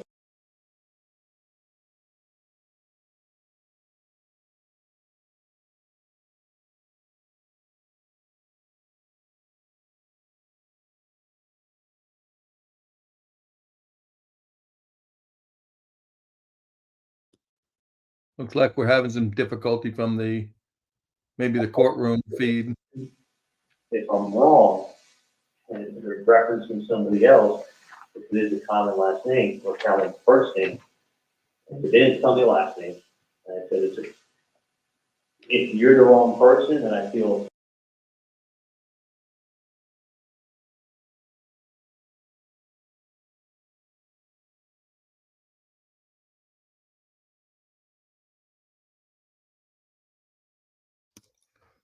It's clear that Charlie and Katie did what he told his, I guess that was his friend who said, you can commit a murder if you keep quiet. Charlie did not keep quiet. Neither did Katie. The bump worked excellently. It shows a pattern of communication, the line of communication, the code talking, the meetings. Everything is consistent with a conspiracy organization, and it always ended with the physical Sigfredo Garcia to take care of a problem. Looks like that's what happened with Professor Markel, and it looks like that's what was going to happen to this extorter, the bump, or the FBI. It went the same route. Donna was talking to Charlie. Charlie was talking to Katie. Katie was talking to Sigfredo. Sigfredo was the enforcer. And anybody who believes that Sigfredo Garcia could plan and extort is just crazy. He's a hothead. He couldn't even get the phone number right.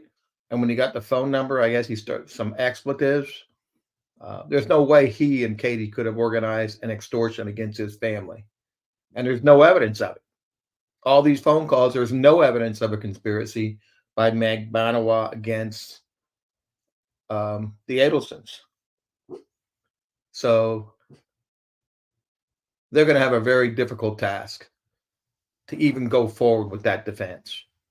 I'm curious to see what he does on cross to undermine what has just occurred in this courtroom today. But it's not looking good for Charlie Adelson. In fact, it looks like the end is near. It looks like checkmate's about to be done. And then we'll see what the defense does.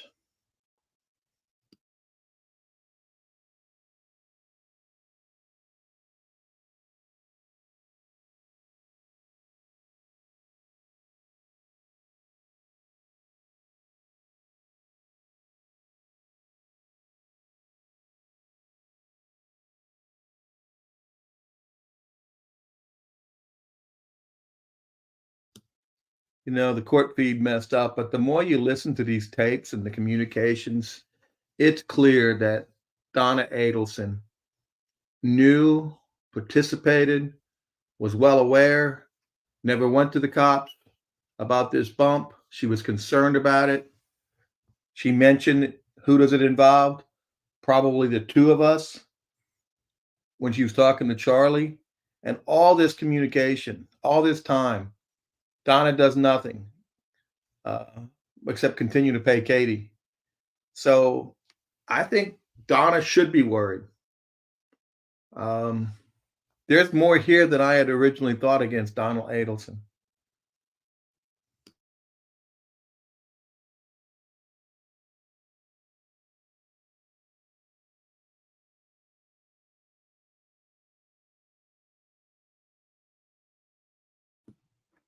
Is the court on lunch break? Have we heard that?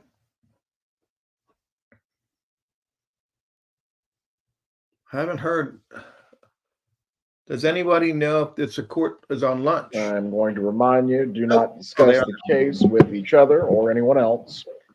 Do not watch any news reports or seek any information about this matter. We will resume with the testimony of Agent Sanford after the lunch break. Please report back by 1:20, and we will get started at 1:30.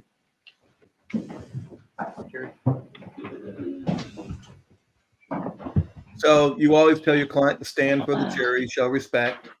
And he did that. He just said stand for the jury. When they go in and come out, you always have your client stand, and you stand out of respect. Tie's looking pretty short today.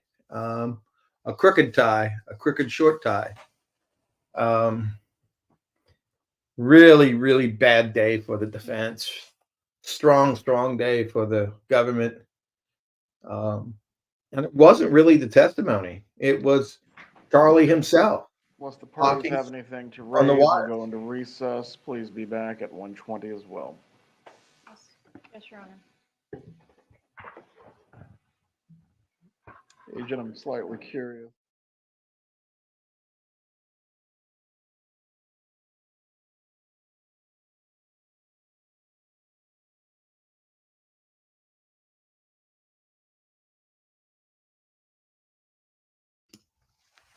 You got any more questions? If you can run them by me before I have lunch. Got to do physical therapy at 1, so I'll probably be back about 1:45 maybe. But if you have any questions, I know there was some comment that I had communication with the juror. I've never had any communication with any juror. My communication was with somebody in the gallery who had commented that the jurors did not take well the comments that were overheard by Charlie talking about the note had to be from a female because it says you don't care. And he generalized that's a statement that a woman would make. I don't know if you also caught it. He also made a comment about, he used the term ghetto. in his comment about the description of the voice of the guy. I don't believe that comment will go well. I haven't been in the courtroom. I haven't seen the jury, but I think that comment will not go over well either. How does Harvey fit in? Will he be charged? You know what? They kind of insulated Harvey pretty well. And the only really conversation we had was that one in that sushi restaurant, and it was really difficult to hear. But apparently he said something, but I didn't hear it. But they insulated him for a reason, and I'm just guessing because they didn't believe that he could keep the code. He couldn't keep quiet, and he might have said something that would have implicated all of them, because apparently he's old school, and is unable to control his feelings, because they kept saying they didn't want to upset him, get him mad. And when people get mad, they say things and sometimes they regret it. But can Donna be arrested? Well, that's a decision the state attorney is going to make. And that's a decision maybe after listening to all the tapes. Maybe if the state attorney, Jack Campbell, is listening to the evidence. Maybe if the FBI and now people in law enforcement listen to all these tapes and think, hey, why hasn't Donna been charged? Isn't she the next person? That might push them to move forward. Maybe not everybody's heard everything we've heard who's listened to this trial. Of course, Georgia's going to use everything in her closing. She's smart. She'll use it in rebuttal, which means he won't be able to respond. Jason, yes, the answer is the defense was given all of this discovery ahead of time. If there was ever a tape that was played that they didn't have, they would have argued and went to the judge, did sidebar, and said there's a Brady violation. But the defense had everything. They had all these calls, and so they were aware of it. I still wonder if Charlie's team could have a chat with the prosecutor, possible deal. I'm sure the deal would be life in prison. He pleaded to first-degree murder, and he agreed to sit down for an interview. Other than that, I don't think there's any deal at this point. Tim, what trick could Rashbaum have up his sleeve? Lawyers are pretty clever and they're educated, but they're not magicians. And you sometimes tell somebody, I can only do so much. And I'm as anxious as everybody here to see what Dan does. I'm anxious to see what his defense is. I'm anxious to see if he attacks these calls. I'm anxious if he attacks the recordings, because so far she hasn't really played much of the Dolce Vita, right? She's really only asked Pat Sanford, the agent, a couple things about the rental cars, and then she went strictly right into the wires that are unassailable. They're right there. So I think the cross will be difficult against Pat.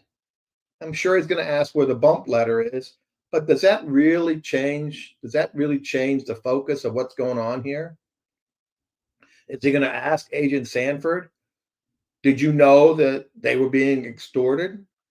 And Agent Sanford will say, no, they never told me that. They never called the FBI. They never called law enforcement.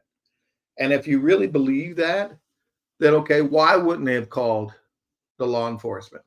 What negative is it by calling law enforcement? Well, then maybe you might have to answer questions to law enforcement about what happened 10 years ago, 9 years ago. That's why they didn't do it. Wendy's completely insulated with all this, and so is Harvey. Donna, not so much. Donna, not so much. I was really surprised how much more evidence I believe there is against Donna than I originally thought. So, but that'll be a decision for the prosecutors. Lewis is the odd man out here. Can he appeal? Lewis got a good deal. He's not the odd man out. He got a good deal. Who besides Charlie? I think he's going to call Kristin Adamson, the lawyer for Wendy and say that none of those motions were going to succeed and she was going to be able to do whatever. It wasn't that big a deal. She was never really in contempt. They never really did hide anything, so there's no motive. That's the best I think he can do with Kristin Adamson. And then I think he's going to have to call his client. With all this evidence, will they keep them under surveillance? Well, the problem with that is that's a covert mission. And now that people have been arrested, covert operations aren't as successful. I think that they're not going to focus a lot because Charlie's in prison. Donna's probably not talking to anybody. If she's talking to Charlie, they're all recorded. Who can Donna talk to other than Wendy and her husband? I'm sure they're not talking about this anymore. So I don't know if there'll be any more charges, but I think Donna certainly has a reason to be worried. Is there a plausible reason for the defense could bring up why Donna and Harvey are not testifying? Well, they can't testify. Earlier pretrial hearings, the state wanted to interview both Donna and Harvey, which they're allowed to if they're going to be a witness. They said they were going to invoke the fifth. The lawyer had a hearing, and the judge says, nope, they've got a subpoena. They're going to talk. If they don't talk, I'll put them in jail. They agreed to talk, and then Daniel Rashbaum stood up in court and said, Judge, we're not going to call him as a witness. So there was supposed to be an interview, and that was dropped because he agreed. And I believe there were motions filed with the court that the defendant signed off that Donna and Harvey would not be witnesses in the trial. So that is not going to change. He's waived their right to testify on his defense. All right.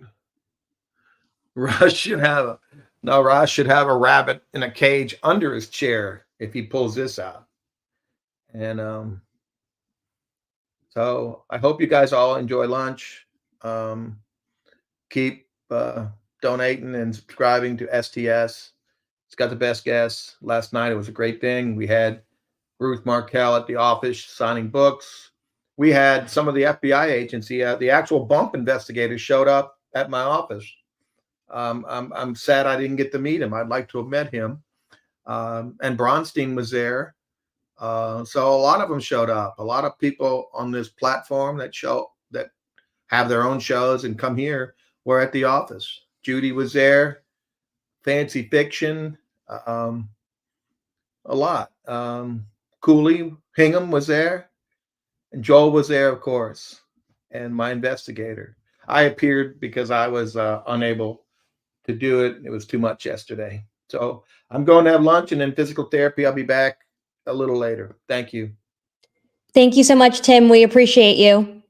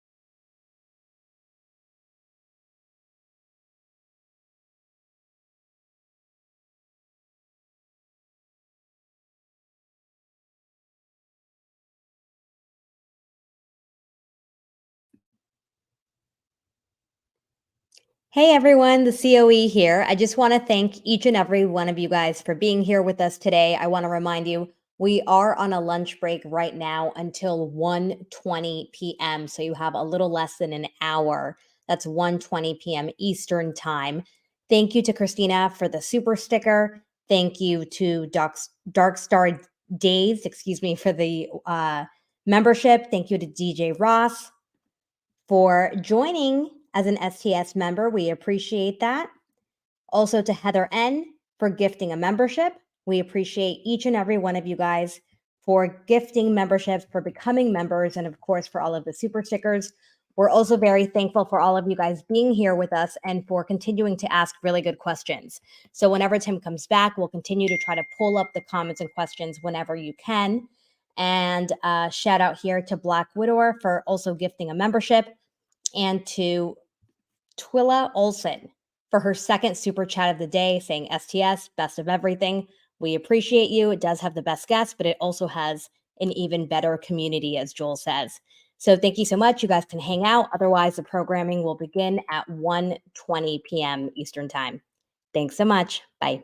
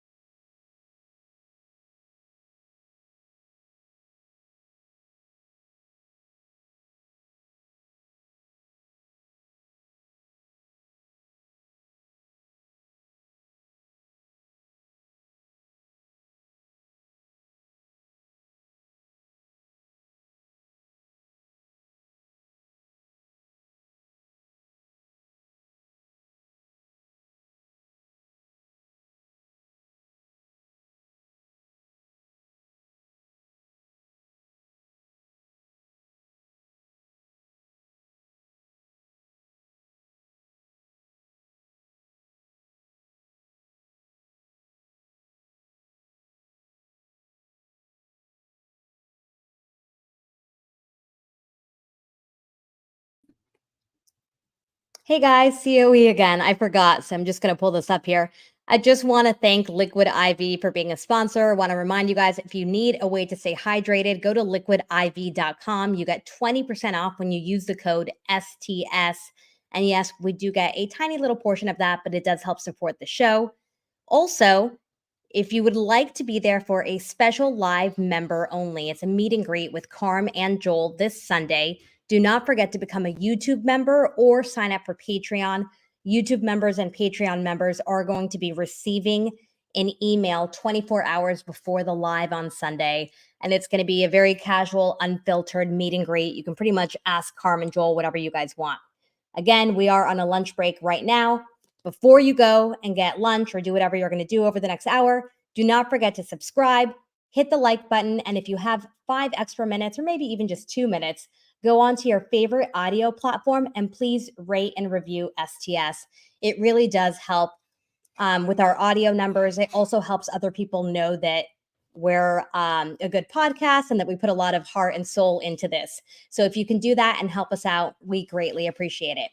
We'll see you back here at 1:20. We are keeping the feed up, so feel free to hang out and speak amongst yourselves. Thanks, guys.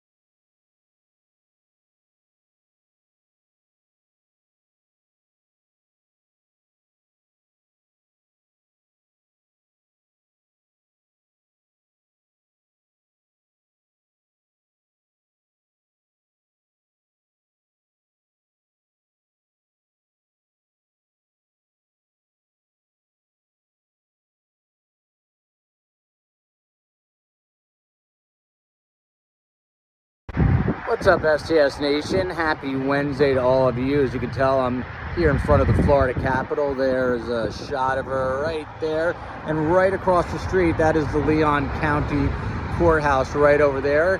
I was in there all morning checking out, of course, the Charlie Adelson trial. What do you guys think? It was obviously a lot of listening to wiretaps, listening to conversations between Charlie and Katie Magbanua and Charlie and his mother. That relationship between Charlie and his mother, definitely a little twisted, although I'm not really one to speak about twisted relationships between their mothers and sons. But nevertheless, I was paying close attention to the jurors. They are riveted by what they are listening to. I'm gonna go back to the courthouse now. We'll see what happens right after lunch.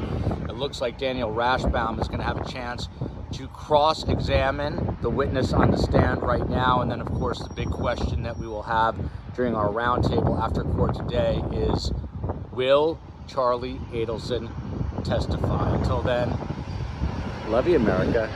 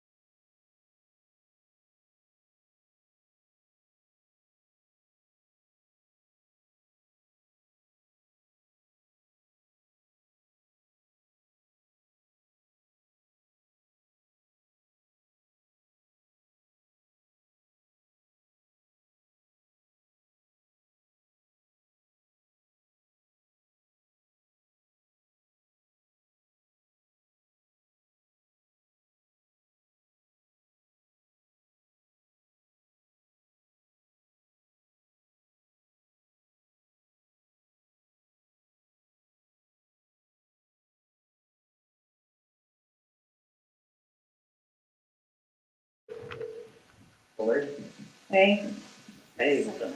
your phone was weird. It was like, it was doing a dial tone. Yeah, you were trying to pick me up. You were there. It's more like, hey, okay. No, I was just gonna tell you that it's something. I was gonna do it. I said you was?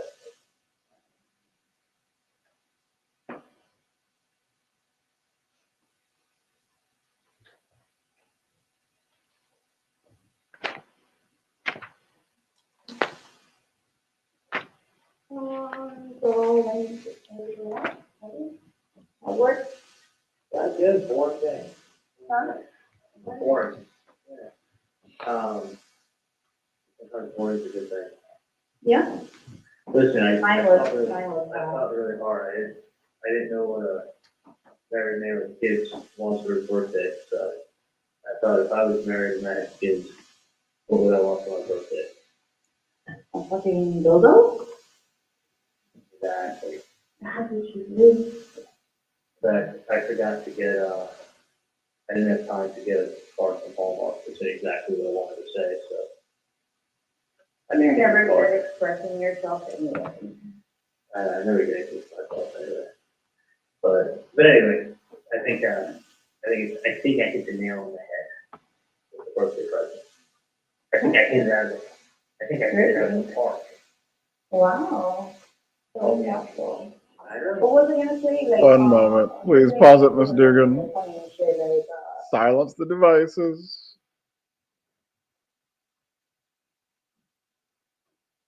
Please check your devices, place them on silent or turn them off. Please continue. Someone else just got thrown out of court, according to Joel, because their phone was on.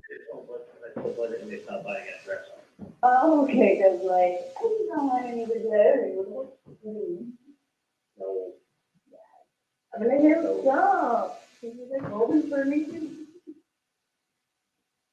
So tell me, how far are you from the house? Like right now. Are you there now? I lost it. Okay. Call me after you, So that, the number enter, okay. Take your shirt off. Take your shirt off, read the number. Take your shirt off so you can read the number that you wrote down. Oh, you're so stupid. It's so stupid.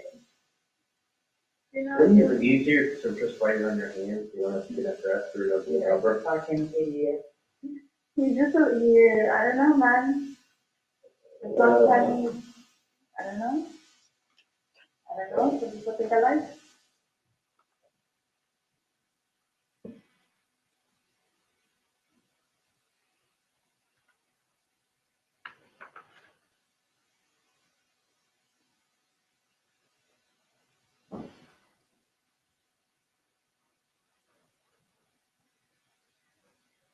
Oh my god, it's so fucking hot.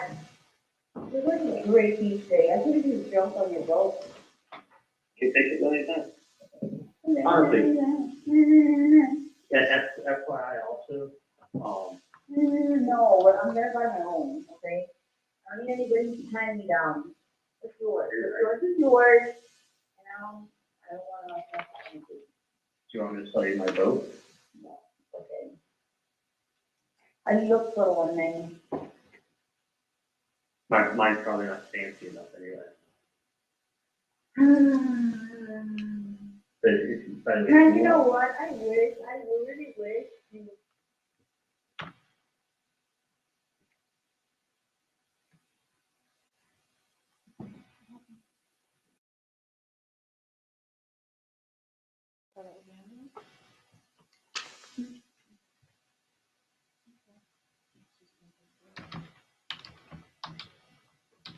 The game. Well, they're not coming out. Their number and left a message. Okay, well, I'm 3 The times. number or whatever that is that's calling you, or somebody trying to get something out of you.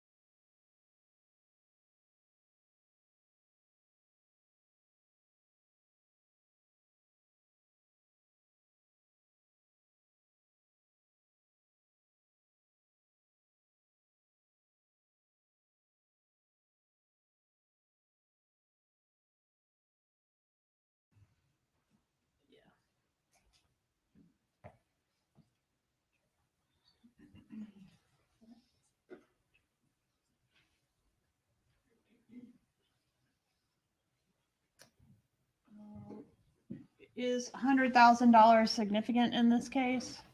Yes. Why is that? That's what was on the flyer about a reward. I'm sorry. That's what was on the flyer regarding a reward.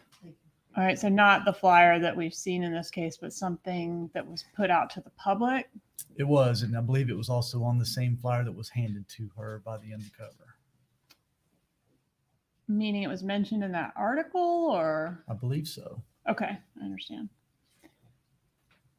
Okay. What I do is I organize a meeting for them. I have a freaking job, but I didn't even open it. Because since I wanted a kid, like I wasn't gonna. You see what was in there at all?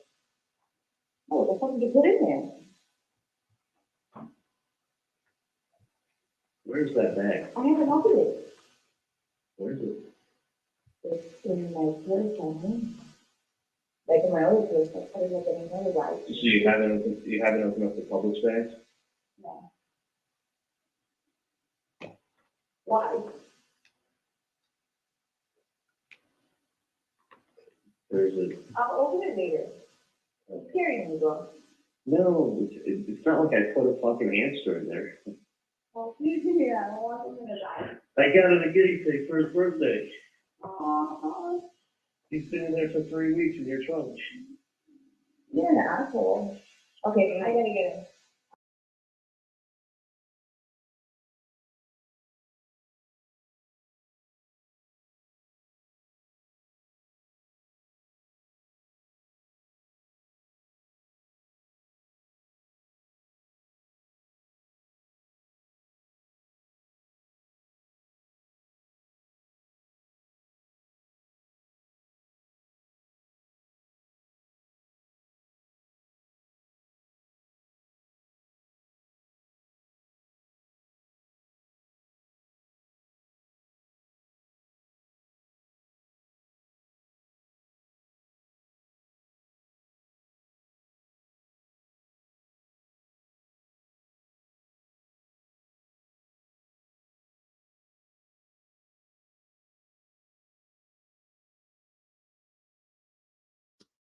Guess we're having issues with the feed. So I guess we can try to maybe take some questions or comments while we're trying to get back into the court. Would it be okay if you told him it was from me, or do you think that's a bad idea?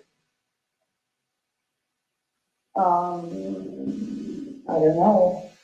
Well, take a look and then you can tell me. Open the button thing. There's a very nice gift card in there. Okay. It's not You're fucking weirdo. I know. You know something that he told me? Oh my god, that felt so bad. Like he's like, bro, like, cause my mom always gets him a present, right? Like he took us out, like she always took him out for dinner and shit, whatever. My mom always does that, like for him. And he told me, he was like, oh, maybe you ever get me a present, because I knew this shit about present. I said, nobody ever gets me a present. I'm like, well, you're not 10 years old anymore, then get over it.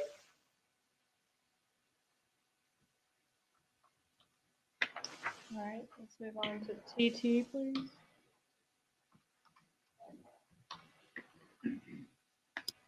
It's really hard to follow this transcript and the tape.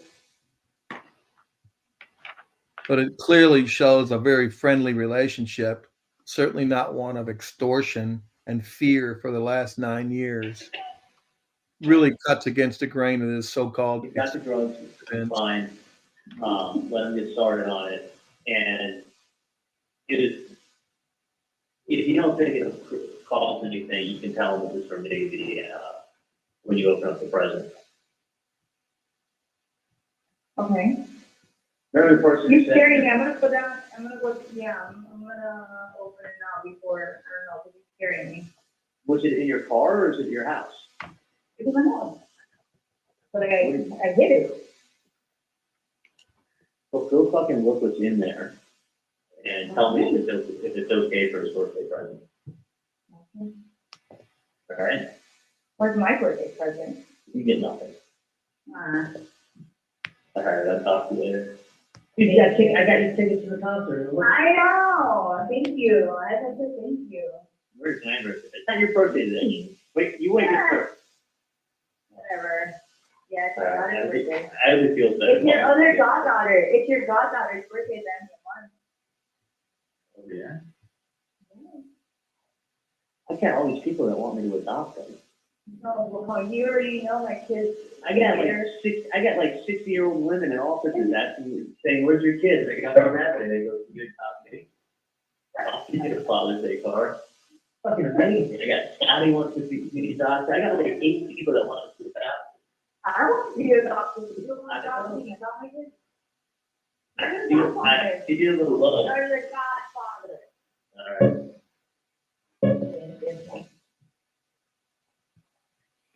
Maybe approach, Your Honor. Approach.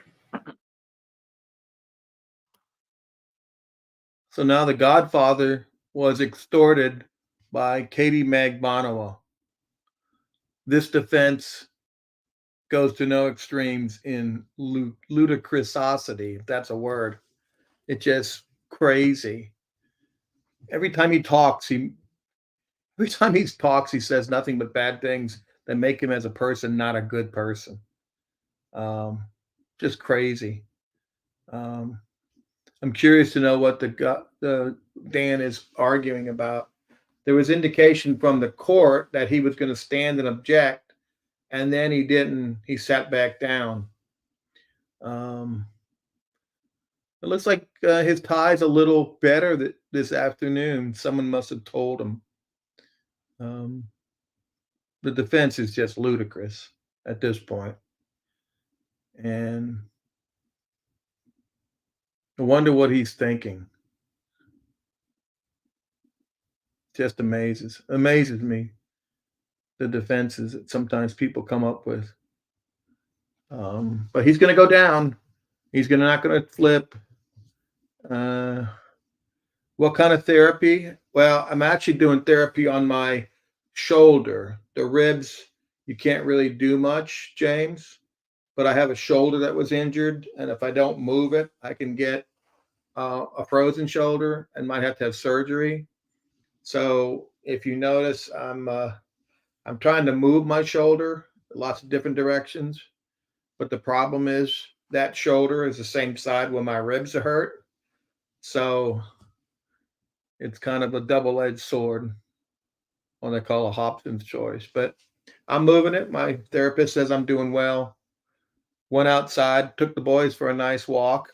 It's chilly. That's why I have another jacket on. It's cold up here. But I want to thank you all for We are coming going to to replay the STS. first few seconds of the portion we played of that previous call, which was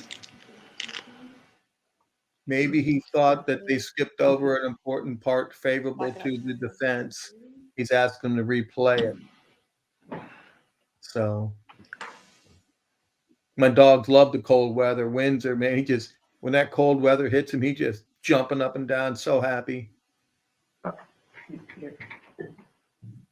Here we go.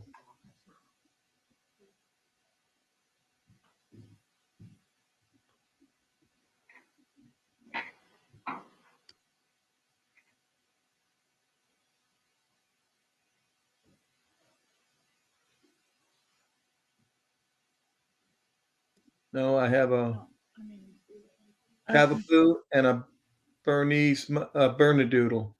Anyway, so where we're at. Wait, what was you say? It's directly say what you did. Anyway, so where we're at. Wait, but look, he didn't even want me. I was like, should I fire him in a month? And she's like, no, I think you should. And I was like, I'm not going to do it. You're not going to hurt with a month. Exactly. So instead of like taking 500, you may take a little less, and then just give it to him twice. But definitely give him it as soon as you get it in him, and then give it to him Does again. it have a flavor? Did they ask you? Yeah, it looks like no, they don't have flavor, but it's you give him a fucking teaspoon and be like, fucking swallow. I know. This is the biggest baby about it. All right. I know. Swallow it or fucking smack his ass. We're always gonna be pain. If you listen, if it really hurts them, they'll fucking swallow it. I know. This is how I understand it, like it comes in words, like you'll fly. Yeah, no, it's abscess. And then, Listen to me. It is abscess. You're there.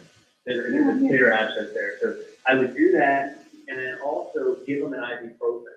Take an ibuprofen, grind it up, and put it with some applesauce on a spoon, and let them take it that way.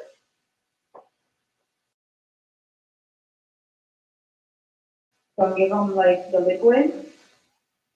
Give them the liquid, and I then know, but I'm saying like, I've been giving them Tylenol.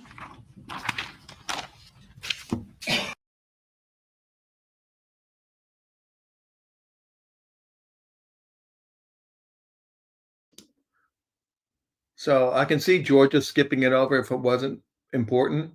And I can see why under the rule, what's called the rule of completeness, you have to play the whole thing. And he might have gone up and objected at sidebar, saying it's not complete, Judge. You should have to play the whole thing. And that's what might have happened.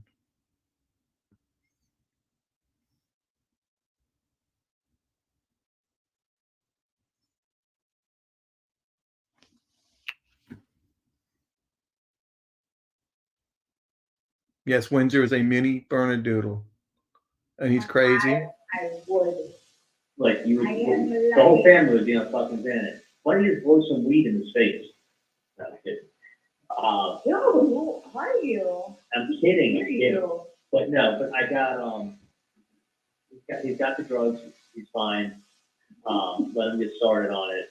And it is, if you don't think it costs anything, you can tell him this is from me. When you open up the present. Okay. Every person. You're scaring me. I'm gonna go down. I'm gonna go. Yeah, I'm gonna open it now before. I don't know, because you're scaring me. Was it in your car or is it your house? It was my house. But I hid it. Well, go fucking look what's in there and tell me if it's okay for his birthday present. All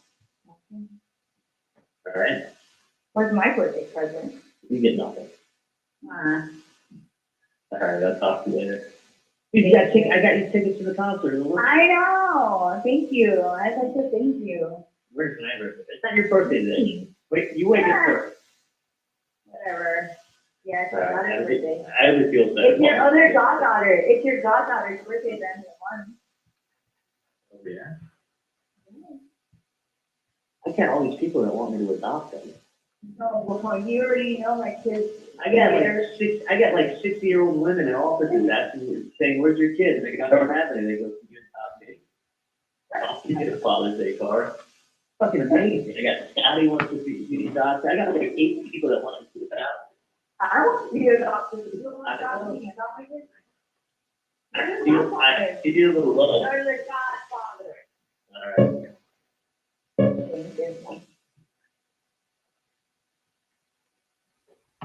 Okay, I think we can move on now to you. More takes. Hey, I like the extortionist when he says, "Why don't I sell you my boat?" Well, if he's being extorted, wouldn't he be giving her the boat instead of selling it? Just little things like that that just undermine their theory.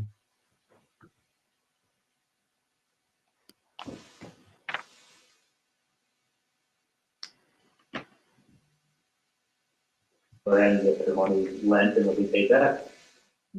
It's very interesting. So that's really how people make a lot of money, is using other people's money to make it. Oh, sure. It's a good way to do it. So we'll see. I mean, Alex says if there will be a track record of 2 years, it will not be a problem raising capital at all. So that's what. Yeah, that's good stuff. So you were in the advocate chair? Yeah. Oh, that's nice. So is everything else like that? Yeah. Okay, he's just saying this. Just saying. Yeah, I figured that you got. Did you see somebody today, or was it? That was different, but I'll see you on Sunday, we'll talk. You don't want to come down and see me tonight? No. Was it bad, or was it? No, we'll just, see each other. So, yeah. I know, because I could kind of talk to you, but like, when I talk to you and you're not getting like appropriate responses. Yeah. Like stories, it just seems like it's other, like, Yeah. Did someone bother Wendy? Not yet. Or do you think they will? Well, I think it's important that you see me before Sunday. Well, where exactly are you gonna be tomorrow? That is all tomorrow, so maybe there's a chance to use it. That was a very good thing. Well, I'm meeting Doug in the afternoon. I haven't texted,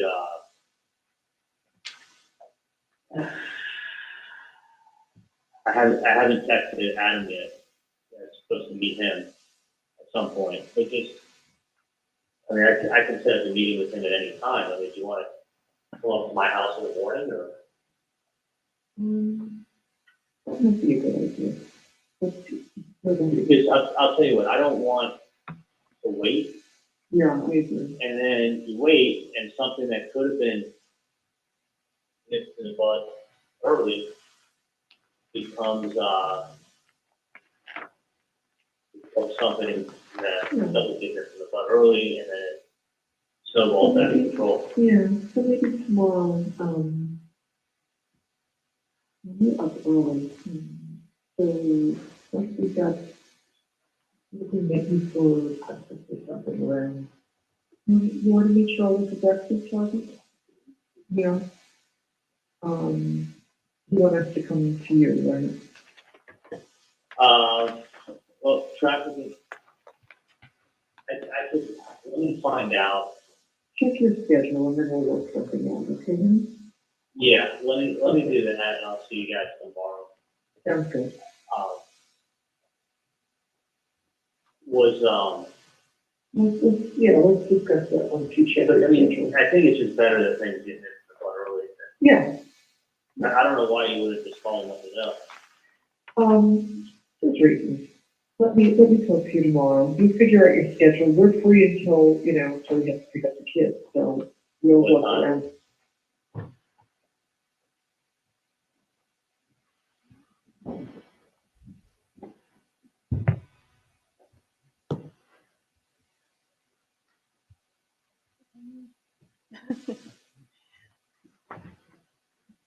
All right, so it's apparent some other contact has occurred. Is this timing of this call consistent with that being from the text bump that we saw a few moments ago? Yes, it's the same day, the afternoon of when it happened. And the text bump indicates I want the money now or I'm going after the 100K, right? Correct. The 100K, you said it was a reward. A reward for what? Reward for information leading to the investigation leading to the arrest of the killer for Dan Markell. And at any time,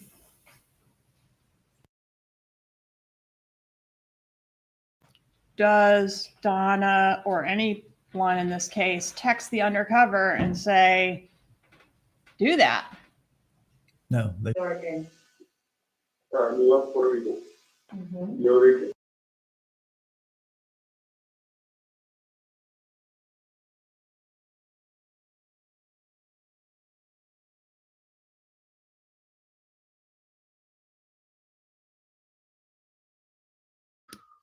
I know we're having some technical issues, but most times when you have an agent and a transcript, you would stop and pause at We're person. going to WW. You would stop at portions and ask the agents and apply it to the case. Just like on cross-examination, Charlie is going to have to find the good points for his client and get Pat Sanford to make concessions that are favorable to the defense. Hey, Charlie. Hey, how are you? Good, honey. How are you doing? Good. I'm coming across the bridge Oh, okay, wonderful. The partner is going to come down. You know what, we'll meet you outside, and then we can walk to the pool area, All right, sounds good. okay? All right. I'll see you soon. Okay, I love you. Bye. XX.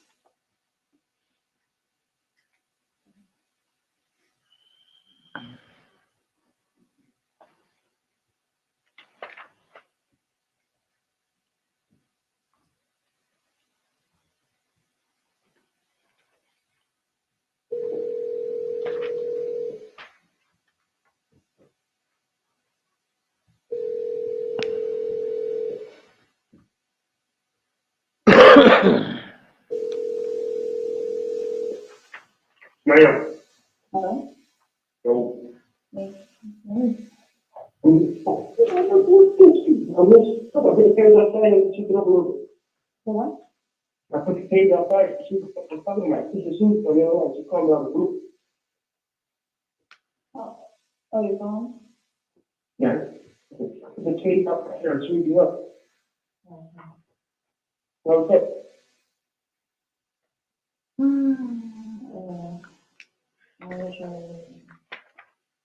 It's not like you're supposed to do it. Yeah. Not that old, so, but I don't even know. Anything else, no, please? No, I'm just saying like a car, so. You got a call? Yeah, I know that, well, I know that I'm not, I'm talking to parents, I was like, okay, You third? yeah, so I'm like, what's on, I don't know. Yeah, I'll call you in that kind of work, right?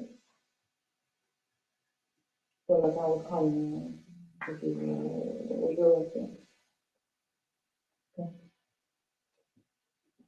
Because you started ringing, like you got it. Oh, right.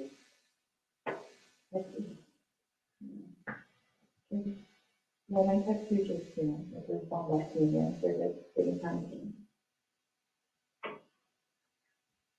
Right? Okay.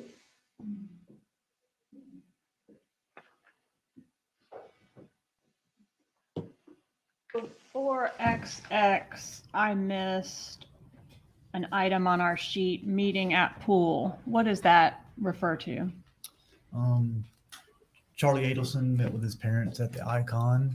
We tried to cover it, sent some agents in to try to record, but they could not get close enough to them.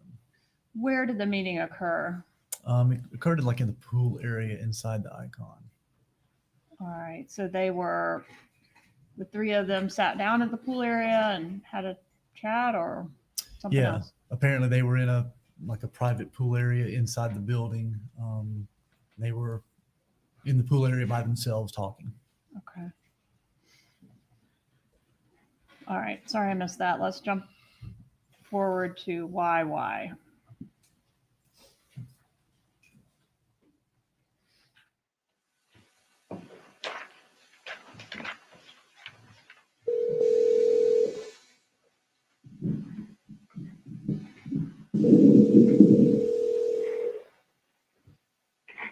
Hey, let me call you in a little bit, okay? I may just call you from the landline. I'm at my friend Adam's place in Miami. I'm down in the Gables, so I'll probably call you from the landline. Right. Okay. Yeah, I'll call you in a little bit. All right, ZZ, please.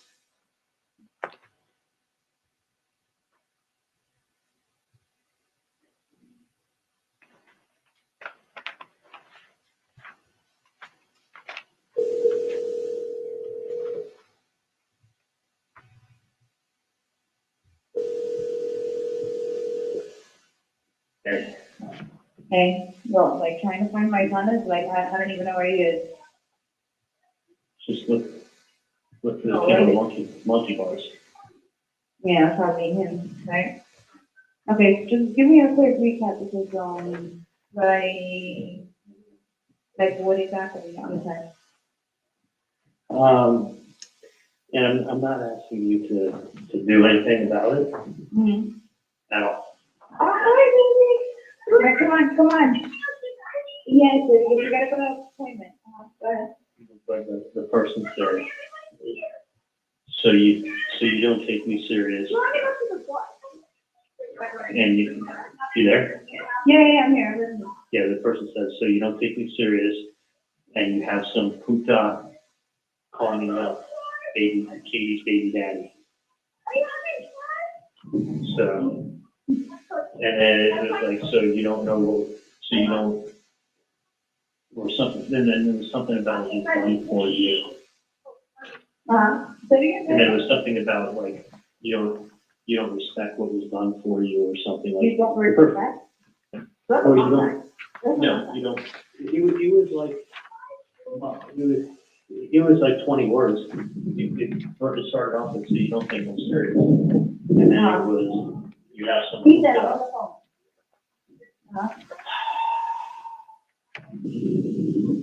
Okay. Go, tell me. Yeah, I'm listening. so you don't take me serious, and you have some puta call me up, Katie's baby daddy. You don't appreciate what was done for you or something like that. And then that was it. That was it. It just ended. But it came from that same number. The person didn't block the number they're texting from. Yeah, no, we already got to that. We got to that point already. I got you. So don't do anything. And I have a feeling, it's one of two things. And I could care less. I just want the person to stop harassing me. Go on the phone. Okay, got you. But evidently, if you're, whoever called, the person would give a shit. No, I had a friend that called, but. Yeah, whoever it was that called, this person texted my mom at 2:00 in the morning, could really give a shit. Now he's referencing. He referenced, the only person's name he referenced in the text was Katie's baby daddy. Yeah. So. I mean, he's how do you say Yeah. No, everybody has a baby daddy. Yeah. And Yeah, so but the weird thing is, whoever it is could really give a shit about what was said to him. Because he has no problem continuing to send text messages from that number. That's the part that really boggles my mind. Yep, so don't do anything. Not afraid, obviously. Somebody that's fishing or something. Somebody that can get all of this information.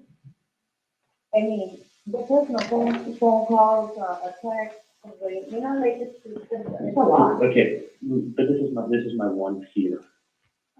Nobody can protect somebody all the time. If it's a 1% chance that it is a bad guy who did something bad, I worry about my dad's safety going to an office where. No, I get you, bro. You don't gotta And that's what. Walk out of me, sure. So, go, no. Yeah, that's what, right? And if whoever it is, if the reference is to me, you don't think I'm scared? Yeah, and whoever it is, whoever called, the person got us But to talk to. no. He called him a puta. That becomes even more of okay, Yeah, what are you dealing with now? What are you dealing now? Is it somebody that's just waiting for you to be like, hey, I'll give you all this money, or somebody's trying to message you, you know what I mean? If we just in the line, it becomes much more of damn, is it a fetish? What is going on? And then if they do, they're throwing a lot of information out that I don't know. So which is crazy. The question is, where did they get it from? And why don't we just go collect the reward, whoever has the information? Exactly. All right. We're saying the same thing repetitively, and it's getting to the point where it's like, so don't do anything. I just don't. It's just aggravation. That's all. I just want my family left alone. Yeah. That's my day. Luckily, I had a day off, so we can hang out with everybody, deal with nonsense. Right. So. I try to remember so many, and it's so hard because you throw in so many other details behind it that it's when I have to like think it out in my head. Like I'm all over the place because like you just talk so much more of what's not necessary. No, I know. I would do that. I would go off on tangents and shit. I just, listen, you're just my friend. That's the only reason why I'm going to. I know, it's pissing me out because it's like, I don't even know, like, you know, I'm trying to help you out and figure out what the hell's going on. So, I wish I knew what was going on with all the fucking crazy people out there. I mean, goodbye, beautiful.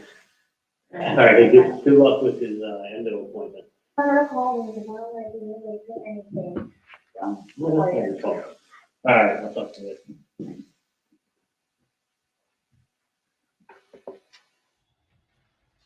Okay, next we have a text, AAA. Can we publish that, please? If you'll tell us about this text.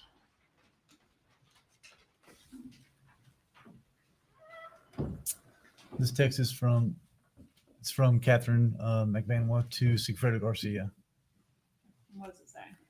It says, "Call me if you can step out of the office for a second." Okay. Play BBB, please.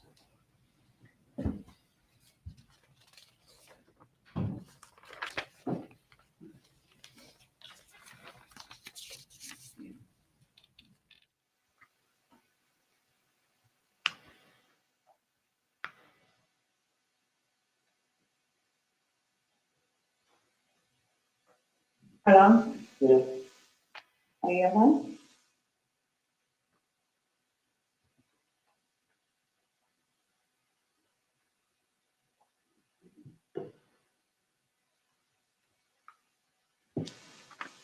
How's that take care of it? Did you pick up anything?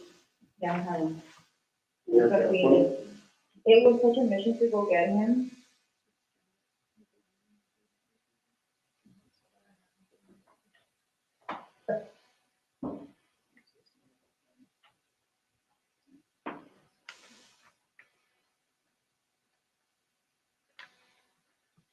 Hello? Yeah. Are you at home? Yeah. What do you call? One of my friends just called me and was saying like, remember when I had asked you like to do me a favor because somebody harassed me with my best family? Yeah. Or like, they texted yesterday at 2:00 in the morning, not giving a shit, not blocking their number, the same freaking number that I had, Yeah. to help me out with, whatever, saying, obviously you're not taking me seriously. You have a puta calling me to his baby daddy, and I was like, what are they talking about? Like, he's like, my friend is telling me, like, I don't even know if it's you or whoever. I mean, this is these guys gonna gone out with like plenty of kids. I have a lot of kids friends. Like, I don't know who the hell it is. And that you don't appreciate what was done for you or something, and this is not gonna stop. What's so funny is, how does somebody know your voice? Or even if they're talking about you, Yeah. could be a completely different person for all I know, you know? Yeah.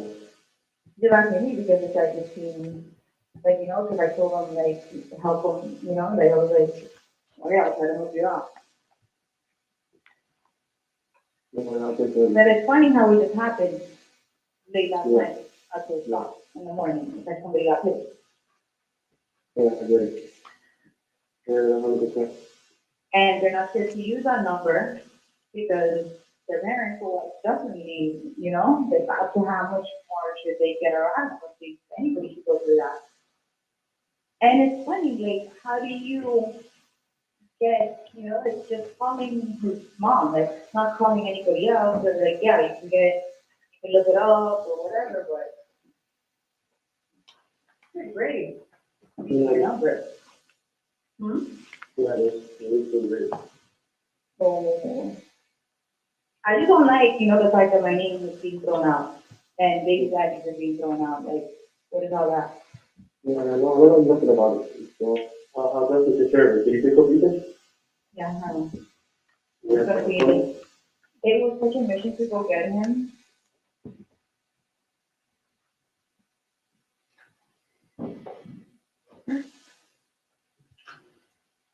Okay, so we were on May 5th. Let's go to May 6th. On May 6th, does Donna Adelson call the undercover? Yes. How many times does she call the undercover? I believe maybe 3 times. Okay, does she leave a voicemail one time? I believe so. How many times does she actually have a conversation with the undercover? Just once. All right, and Judge, that call is on State's Exhibit 107. Move to publish that call at this time. You may.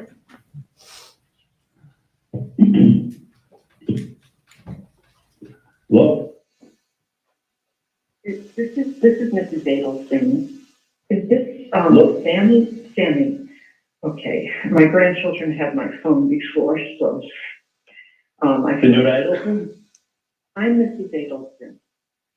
Yes. Yeah, my grandchildren had my phone before, so that's, and I just saw that you called. Oh, okay. I was, You left a message on my voicemail. right, I did. No. This is my problem. You approached me on Alton Road. You handed me an article from the newspaper about my ex-son-in-law. You told me I need to call you and help your friend who was in prison. Now, at the time you did that, I didn't understand what you were talking about. I didn't call you back. Then you mailed me a threatening letter. Then you send me a text message to my phone that says I'm not taking you seriously. So I am taking you seriously. And I really want you to listen to me. I'm listening.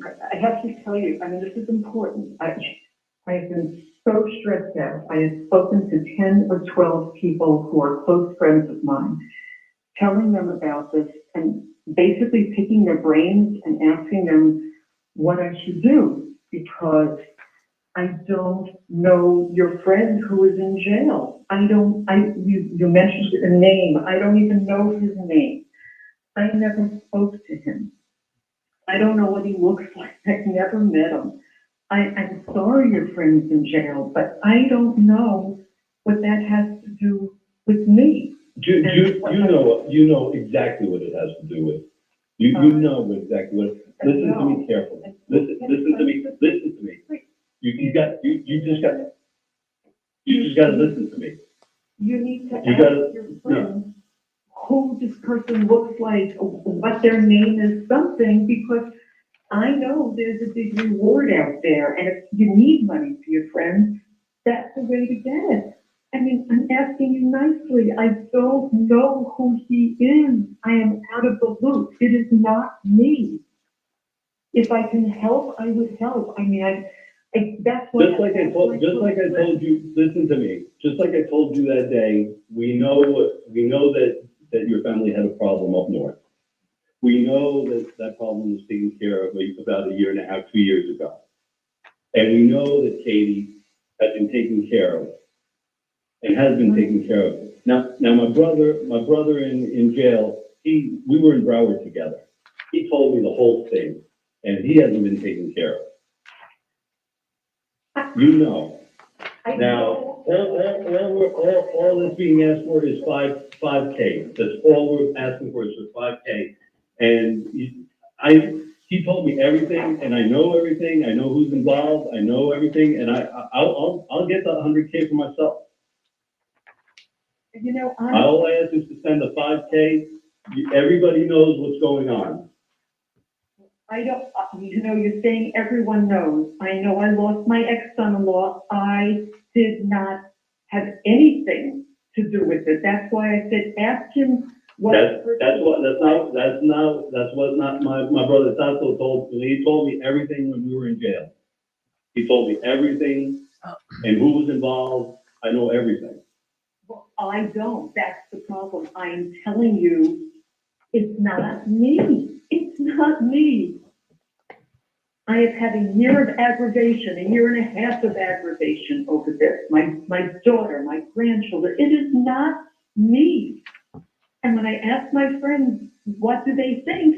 They said, well, this person needs to get a description of you because of what you look like, or it's not me. I don't know who caused this. It wasn't me.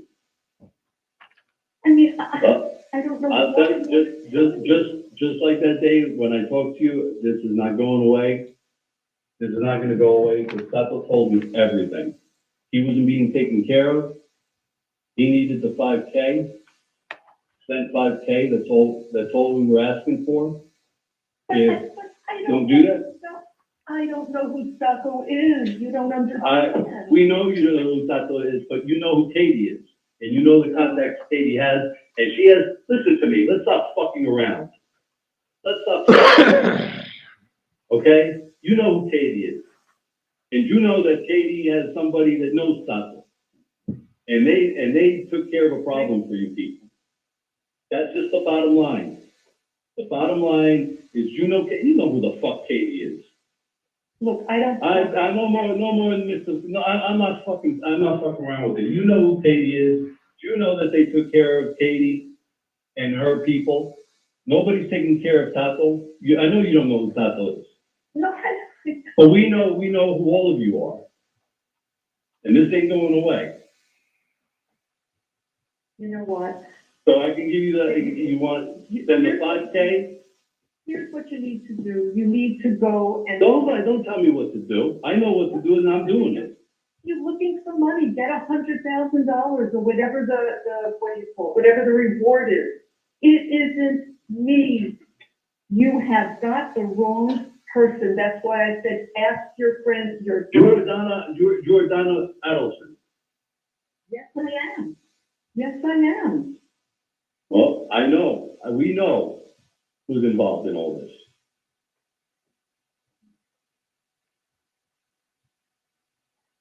Yes, this is not making any sense. I mean, if you want the money, you should get it from the police. They can give you a whole lot more than you're asking me for money for someone. I can't do this. I have had too much stress and too much aggravation from this, and I don't know what you are talking about. I just don't know. Good. I think you should talk to Katie. Talk to people that are involved in this. You'll know. You know what's going on. That's why I'm. You can tell me, Senora Adelson, you can tell me all you fucking want, but I know you know. Because I know, because I heard, when I was locked up in Broward with my brother, Tato, he told me everything. Everything. He told me everything. Well, then I just wanted to take care of him because fucking Katie was being taken care of with her fucking puto. I just think instead of asking me, you should get the money from the police. There's a lot of money out there, and I know if you think you know who this is, then go ahead and do it because I know it isn't me. I know it isn't me. And I can't take this kind of level of stress. I just can't. I know I didn't do anything.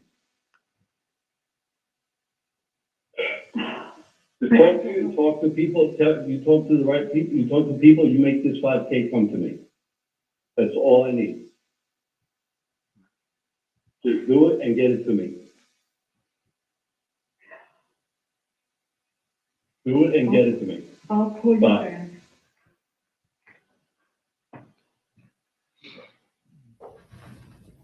Okay, so here we have Donna making the call. Correct. And she refers the undercover to get the reward, to the police to get the reward, right? Yes. And then does she also report these incidents and what's been happening to law enforcement at that time? No, ma'am. Does anybody report these incidents and what's been happening and the stalking and harassment that's been going on? Does anybody report that to law enforcement? No, not at all.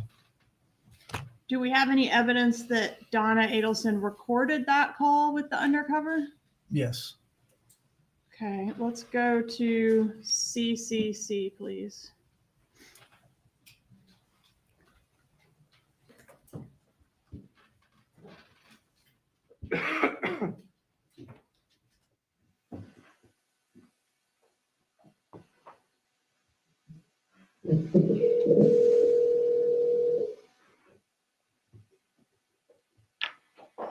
Hey Charlie, how are you? Good, what's going on? Good. Well, we just finished with dinner. We drove through Blackwell back to his hotel in Miami, and we just got back to the icon. We can go for just a little walk along the marina, and then we're gonna go upstairs. Right, I just stepped away, I was having, dinner with you on my phone. Okay, I'll let you go right back. I just will. want to tell you that I did have that handpiece now. Okay, great. Thanks so much. Well, here's my question, any more nonsense from the patient? Yeah, that's why, you know, those things always get aggravating, but I try not to let that bother me. Was it bad? Oh, no, and I did, I loaded that new app too. You'll have to show it to you. I think you'll really be interested. Okay, so you had, how long of a talk did you have? 8. 8 minutes? Yeah, You talked to the patient for 8 minutes, yeah. and they were nice? Well, not really. You know, but you, Did they give any threats or anything, or? no. That's interesting. Yeah, I thought it was very interesting, but I definitely want you to, you know, I'll tell you about the patient tomorrow, but I wanted to make sure I got that stuff to you. So is that too early for you? It kind of is. I mean, Yeah, I can do it if you want. The latest, I know, I could do it at 9, but that would be the latest, because then we have to get up to Boca and back to Fort Lauderdale. It's tight time frame, that's the only reason, and then I know you were leaving at 11. What time do you have to be at Boca? About 10. And then when do you come back to Fort Lauderdale? By, I think it's 12, it would have to be by 12 or 12:30. Okay, I was gonna take the photo at 12:30. If you want, I could wait a little bit. So, you know what, I thought you were leaving at 11, that was the problem. No, I was going to, I'll leave at 12:31 and I'll wait for you. How's that sound? So you know what, yeah, I'll give you a call when we're leaving Boca, how's that? So it'll be definitely after 11. Yeah, I do actually, yeah, but I'll call you from, Boca. when we're on it.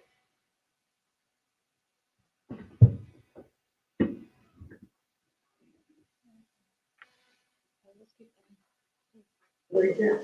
Were they real talkative or? Very, Really? yeah, That's interesting too. yeah, it is.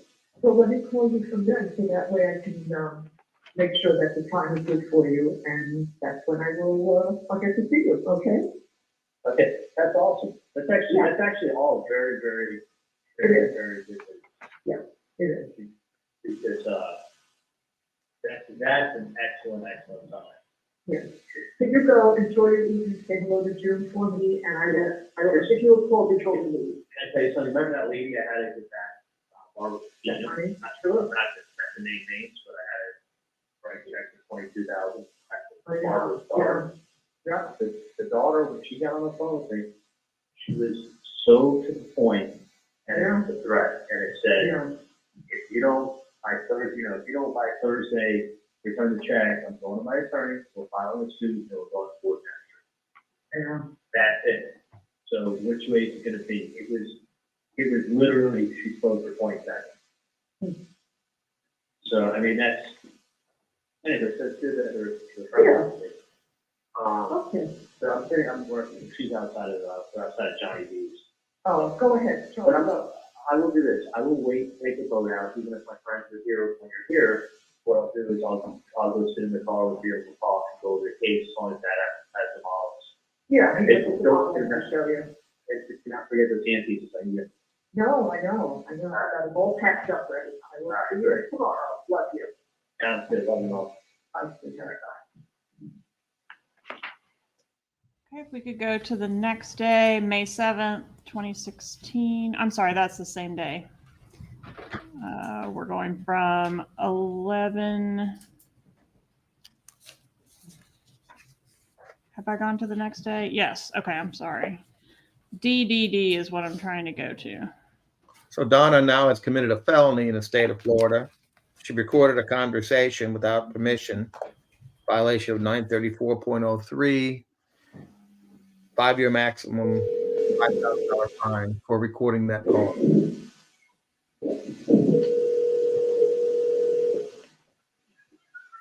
Hello? Hey, how are you? Good. Good, I'm on What's a up? boat. On a boat. Are you with it? I'm with a bunch of people, but I got a new CD that you can listen to. Uh-huh. Next time I see you. Okay. So it's interesting, but it's 100%.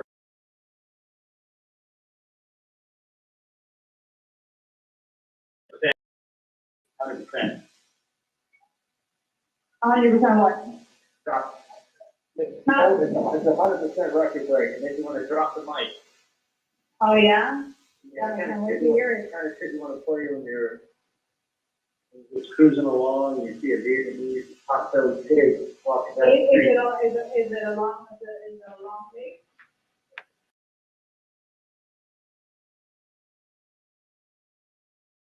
It's like the track is over. I thought you use a tape. The track's long. I mean, you're old school, you know? I know.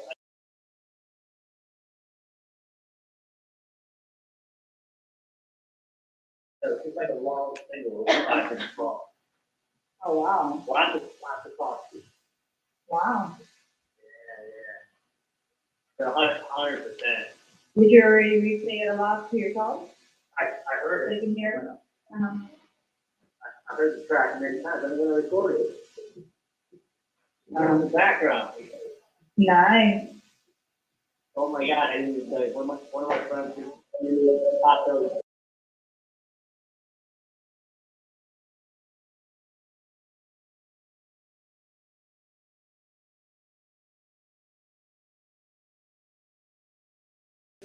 Hot belly pig. Hot belly pig? Yeah, you know what a pig is? Are you serious? Yeah, they got the cutest hot belly pig. So, anyway. That's not good. I know. I like dogs, not pigs. Yeah.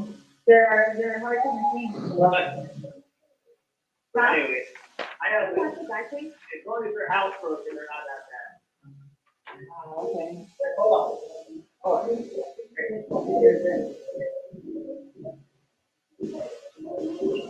You can't hear because there's music behind me and there's like.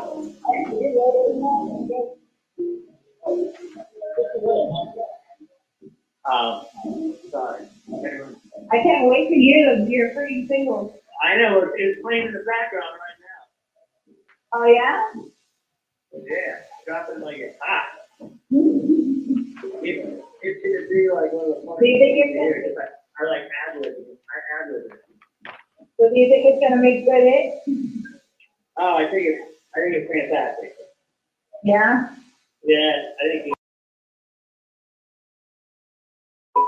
You think it'll sell a lot? I hope so. I dropped the mic. Oh, you're like out. Like that? That's funny shit. Well, one can hear it. One can Yeah, hear it. hold on 1 second. Go ahead and install these, and then I'll pay you on Monday. Okay. All right, that's all. All right,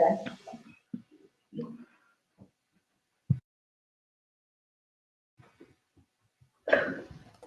Is law enforcement commonly referred to as pigs? Yes, that's correct. And this was the last call that I included. Are there several more discussing how sure he is that it is in fact law enforcement after reviewing this call from that the mother made? Yes. Okay. And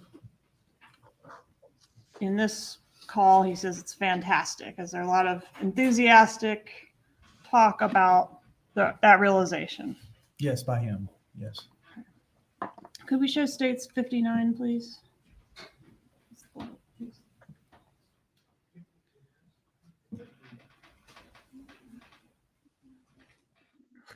Oh, okay. All right. Anywhere on the wire did the defendant talk about the bump, the interactions with law enforcement, bumps, I should say, with anyone other than Katherine Magbanua or Donna Adelson? Possibly just his father. Okay. Harvey Adelson. Mm-hmm. And what about Katherine Magbanua? Does she talk to anyone other than the defendant and Sigfredo Garcia about the bump or the bumps? No, that's the only two. Okay. And even after the 100,000% fantastic realization that this was just law enforcement fishing, does anybody go to law enforcement and report what had happened? No, they don't. No further questions. Oh boy. Cross-examination. Wow, this is it, boys, ladies and gentlemen. What does Dan have up his sleeve for all this information? These wiretaps, the bump, the FBI, his mother's conversations, the coded words. We shall see if we can make any headway with this witness, and more importantly, with these wiretaps and recordings. I imagine it'll be lengthy, probably go through tomorrow. He probably should have already marked pages, comments that he believes are favorable that will help his client's case, and he's going to direct them exactly to them to impeach him. They did go get new phones eventually after we interviewed them.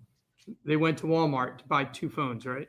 Correct. After I interviewed Sigfredo and she was attempted to be interviewed. Correct. After Sigfredo Garcia was arrested, Katherine Magbanua only used her, to your knowledge, her burner phone, right? No, she still used both phones, but she used them in very limited capacity. There's no evidence that Charlie Adelson ever used a burner phone, right? Not that we were able to establish. During the wires, he always used the same phone, correct? The cell phone. Correct, with WhatsApp. Fair enough. There's no evidence that he ever went and bought a burner phone, right?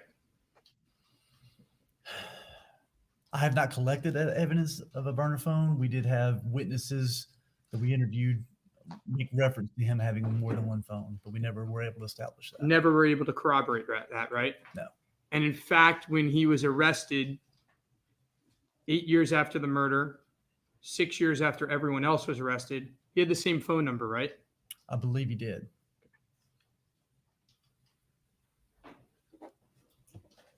He used that same phone number for more than a decade, right? That's roughly correct, yes. Okay. Now, the day before Sigfredo Garcia's arrest, law enforcement went to his place of work and tried to interview him, right? That's correct, I did. Did you say you did? Yes, sir. And you believe that he lied during the interview, obviously, right? Yes, sir. Now, at the same time that Sigfredo Garcia was being interviewed, other law enforcement went to the place where they were living, him and Katie, and knocked on the door and tried to interview her, right? That's correct. And she hid, right? She did. And you know she hid because you heard on the wires that she was making calls to a lot of people, right? That's correct. On all the people that she was calling on the wires, she never calls Charlie Adelson, right? When she's hiding. While she's hiding, just during that hour-long scenario, I don't believe she did. But I was in Miami. I wasn't monitoring the wire then. But you have put in all the wires here, so you've reviewed them, right? Yes, long time ago. And in reviewing the wires, will you take my representation that she called 3 people and none of them were Charlie Adelson? Sure, that sounds accurate. And from the calls that you have reviewed and listened on the wires, it was obvious to her, in fact, she said it on the calls, that the police were outside her house, right? Correct. So if she testified before this jury that she had no idea the police were outside her house because they didn't announce themselves, that would be a lie, right? I believe at the beginning she might not have known. By the end of it, I believe she did know. Yes. Okay. Fair to say at some point when she was hiding in the house, she knew that the FBI and the police, maybe not the FBI, but she knew that law enforcement were at her front door, right? Yes, I believe she did. The next day when Sigfredo Garcia was arrested the next day, right? That's correct. The next evening. And when he was arrested, Katherine Magbanua left her townhouse and never with the kids and never came back, right? No, that's incorrect. That's incorrect. She went back to live in that townhouse? No, she didn't live in that house the night after we conducted the interview of Sigfredo. Okay. Then she left. Yes. Okay. And she never came back. Correct. Fair enough. Law enforcement didn't know where she was for a while, right? Correct. She was keeping her phones off. We knew she was still in the state of Florida, but it would give us a brief indication. And then, yes, we didn't know where she was at all times for sure, or exact location. You were worried that she had fled, right? I wasn't worried she fled the state. I knew she had turned her phone off and was eluding us. Did Charlie Adelson turn off his phone after the arrest? No, he just stopped using it for quite a significant period. Quit using it regularly, I should say. Aren't there a lot of calls after the arrest between Charlie Adelson on his phone? Of insignificance, just like work calls and things like that. Fair enough. Right. But I want to make sure the jury understands he continued to use his phone, right? He did in a different capacity, in my opinion. But he continued to use his phone, Special Agent, right? Yes, sir, he did. He didn't get a new phone. Not that we know of. He didn't change his number. Correct. He went to work. Correct. He didn't flee his house. Not that we know of, no. Well, when you arrested him 6 years later, was he in the same house? He was that night, yes. Okay. You say that night. Or that morning. Had he been living in that house pretty much continually for the next 6 years? I'm aware that he had a couple of different houses. I'm not sure if I don't know if he stayed in that house all the time or not because I didn't keep tabs on him every day. Okay, fair enough. But when you went to arrest him, you knew where to go, right? We found him there, yes. And you knew where to go because that was his main residence, right? Correct. It was still his residence of And some record. that had been his residence for the entire time since 2014, correct? I'm not saying he didn't have other residences, but that was the place where he primarily lived, correct? He still owned the house. I believe on his driver's license, he had a different address. He changed it. Okay. Now, it was made public, the arrest of Rivera and Sigfredo in May 2015, correct? 2016, correct? Correct. Right after his arrest, correct. And Charlie Adelson didn't flee. Not that I know of. Well, you didn't have to go on a manhunt for him, right? Not years later. We didn't look for him immediately right then. There were news reports, 2020 primetime specials in September 2016. He didn't flee. Correct. Not that I'm aware of. There was a probable cause affidavit leaked to the media in September 2016. Are you aware of that? I am aware of it, yes. And that probable cause affidavit was over 20 pages long. I don't recall. That sounds right. It was very detailed. It was. Much of the evidence that came in this courtroom in the last week was in that report, right? That's correct. And it was against Charlie Adelson, right? Some of it was, yes. And when that was released, he didn't flee, right? Not that I'm aware of. Katherine Magbanua was arrested in October 2016, right? Correct. He didn't flee, right? Not that I'm aware of, no. Sigfredo Garcia was convicted at trial in 2019. Charlie Adelson didn't flee, right? That's correct. The state announced its intention to retry Katherine Magbanua after the jury hung in 2019. Again, he didn't flee, right? Not that I'm aware of. And in the months leading up to her trial, he didn't flee, correct? Correct. Now, he did travel out of the country many times, right? I believe so, yes. And he traveled to some places where extradition is, at least we could say, difficult. Could be. Did he?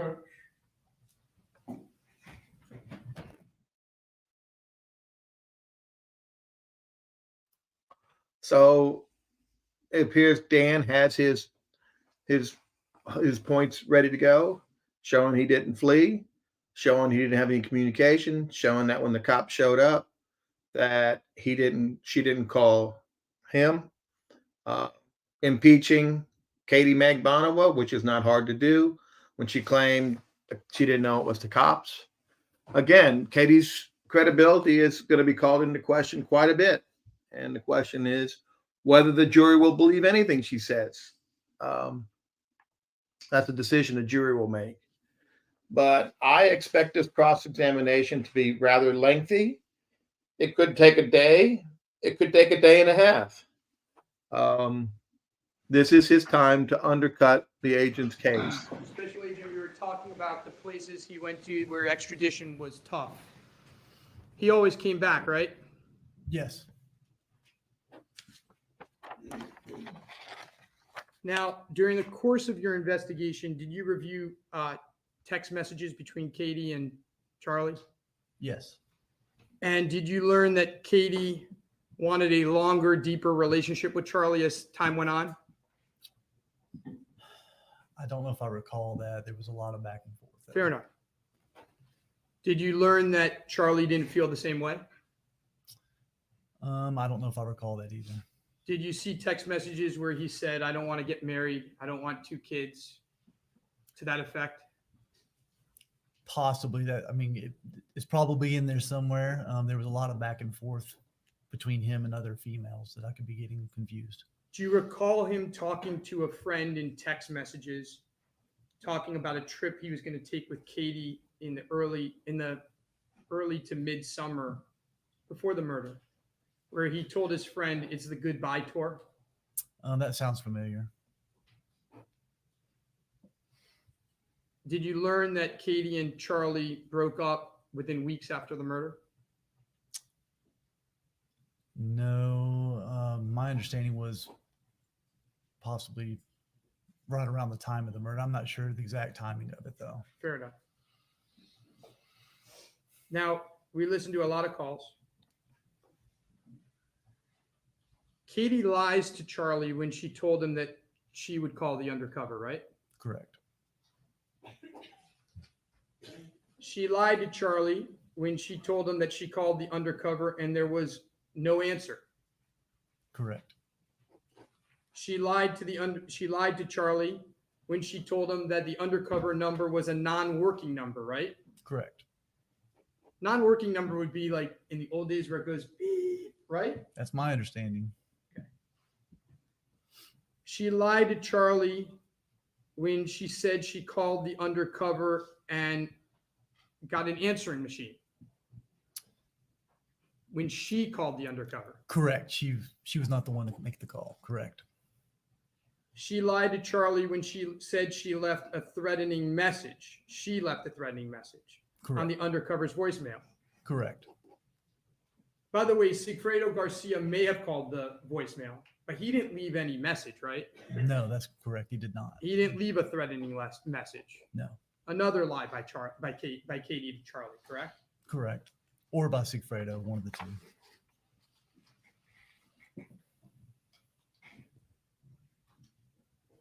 After her conviction, Katherine Magbanua was sentenced to life imprisonment without the possibility of parole, right? Correct. And about a month after she was sentenced, she decided she wanted to cooperate. I don't know the timing of it. Fair enough. At some point after her sentencing, she wanted to cooperate, right? Correct. And she met with law enforcement at least twice. You were there 2 times. That's correct. And you met for hours. I wouldn't. The first time I think was probably less than an hour, around an hour. And the second time I met with her was probably less than an hour. If I told you the first time was 2 hours and 12 minutes, would you believe me? That's what it shows us sitting in the room with her for 2 hours and 12 minutes. That's what the notes say. Okay. If that's what the video shows, then. Fair enough. Nonetheless, you met with her twice. Okay. She was placed under oath. Yes. And we'll start with the first meeting. You believe she continued to lie. Correct. You even tried to stop the interview the first time, correct? I didn't stop the interview. I tried to relay to her that, yeah, it was in her best interest to tell the truth. You didn't believe her. I didn't believe a lot of the. Objection? Say that one more time. Speculation. You can't give opinions about other witnesses. Sustained. Were you frustrated? Somewhat of some certain things I was, yes. Was she telling you things? We'll go to your second interview of her. Were you frustrated in the second interview as well? Yes, I was. You didn't believe she was being... I'll withdraw. During her second interview, at one point, you said to her, what you are telling us just doesn't make sense. Do you recall telling her that? That sounds about right. And this wasn't her first trial when she testified, right? I mean, I know you didn't believe her then, but this was during her proffers, right? Yes. This was just less than a year ago, right? I don't remember the date, but that sounds right. Now, the bump was an extortion, right? It was a attempted extortion, correct? Somewhat. But what law enforcement didn't know is that an extortion had already happened, right? Don't believe there was an extortion prior. What law enforcement didn't understand is that the things said on the recording related to the fact that there had already been an earlier extortion. I disagree. Do you recall on the recordings repeatedly, Charlie Adelson is talking about the characteristics of the person who did the bump? Yes.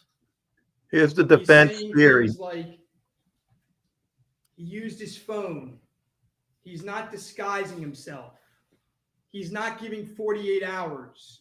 He's not making a threat. Do you recall that? I do. Did it seem like he was comparing it to something else? To me, yeah, it seemed like he was comparing it to a TV show. Fair enough. Because you don't know what happened on July 18th, 2014, right? July 18th, 2014? You don't know what happened on the evening of July 18, 2014 in Charlie Adelson's house, right? Oh, you're referring to the day of the murder. I know what happened on that day, but not that evening, no. You don't know what happened in his house that night, right? Correct.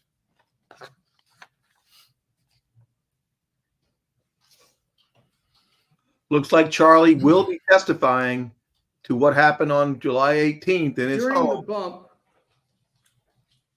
Charlie's way of calming his mom down, a co-conspirator, right? You consider her a co-conspirator. I do, yes. Charlie's way of calming down his mom, a co-conspirator, was telling her that he thought it was the police, right? That was one way, yes. So let me get this straight. Two people who have just done a murder prefer the bump to be a policeman rather than another co-conspirator or another bad guy. Correct.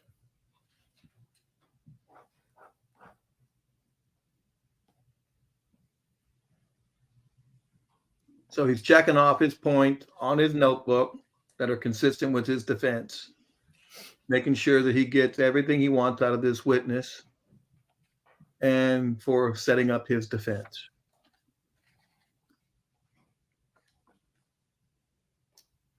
The only people who actually spoke to the undercover was Charlie Adelson and Donna Adelson, correct?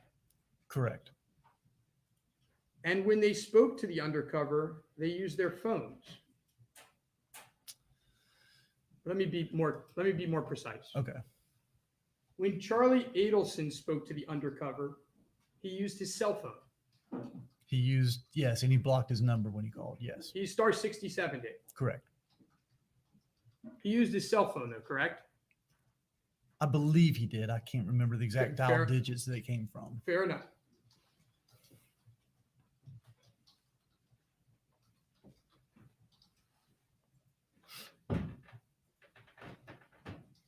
Now, the calls that you put in, you can read the words, but there's some guessing as to the meaning, correct? Of what they're talking about? It could be, yes. And Dolce Vita, in particular, you can't hear a lot of what Katie Magbanua was saying, correct? It's hard to hear a lot of it, yes. There's about 100 unintelligibles when she is speaking, correct? Correct. And there's a missing chunk of that meeting before the recording even starts, right? Correct. They got in the vehicle first before they went into the restaurant. And let's talk about them getting in that vehicle.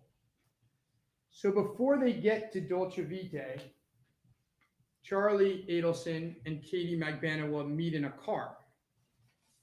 He pulls up and she comes out of her office and gets in the car, yes. How long are they in that car for? It's an approximation around 10, 15 minutes. I think you're right. Now he's going to try to get him to prove the negative. Car, right? It's a trick to get him to prove the negative. He doesn't know what the statements were. Bump. You all are listening on the wires, right? Correct. And no one's paying the money. Correct. And part of what you're hearing is that the threats aren't big enough. No, I disagree with that. Okay. Let me ask it this way. Okay. It starts with a bump on the street, right? Right. And we watched it. The gentleman who's playing Aladdin King, he's a little bit polite. Can we say that? Correct. He's the nicest Aladdin King I've ever seen in my life. Correct. There's reasons. The next event that happens is, well, there's a bunch of events, but let me tell you the next progression. Is a letter is delivered to Donna and Harvey Adelson's apartment. Correct. So now you've gone from the street to the apartment, right? That's correct. And the letter is a little more threatening. A little bit. And still no one pays. Correct. And then there's a couple calls to the office.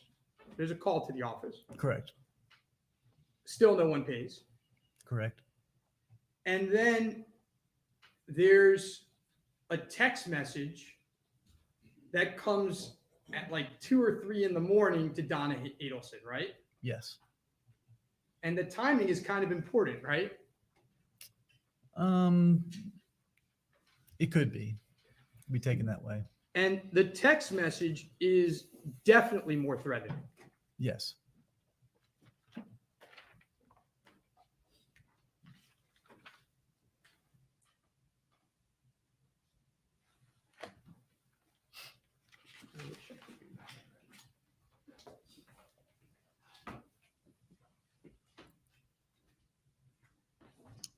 Well, we know Ratchbaum's going to climb the mountain.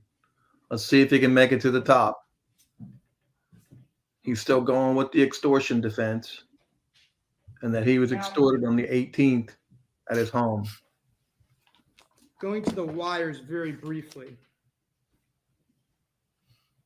Don't worry, I'm not going to go over them all with you. Thank you.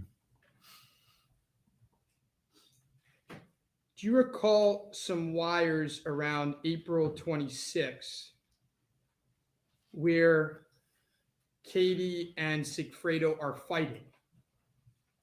Of 16, yes. And some wires that were not played in court. But do you recall that they were fighting about something completely different than this case? Could have been. They were fighting about a girl that Sigfredo found, that Katie found on Sigfredo's cell phone. Sounds vaguely familiar. With a tattoo. I don't remember that part. And do you recall that the day before or 2 days before the letter, law enforcement sends the letter to Donna and Harvey Adelson, that Katie actually leaves the house? She leaves him. I do recall her leaving the house at some point. I don't remember the timing though.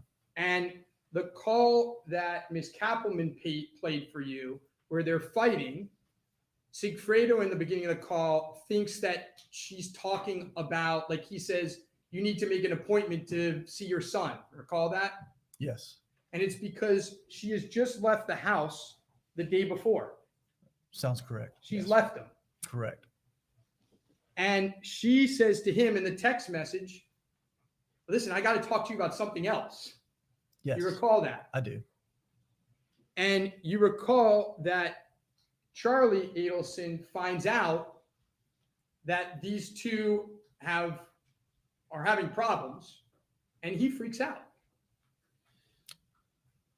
I don't remember that. I remember him talking to her about their separation and trying to encourage her. And he's encouraging her to get back together with him, right? I do remember that, yes.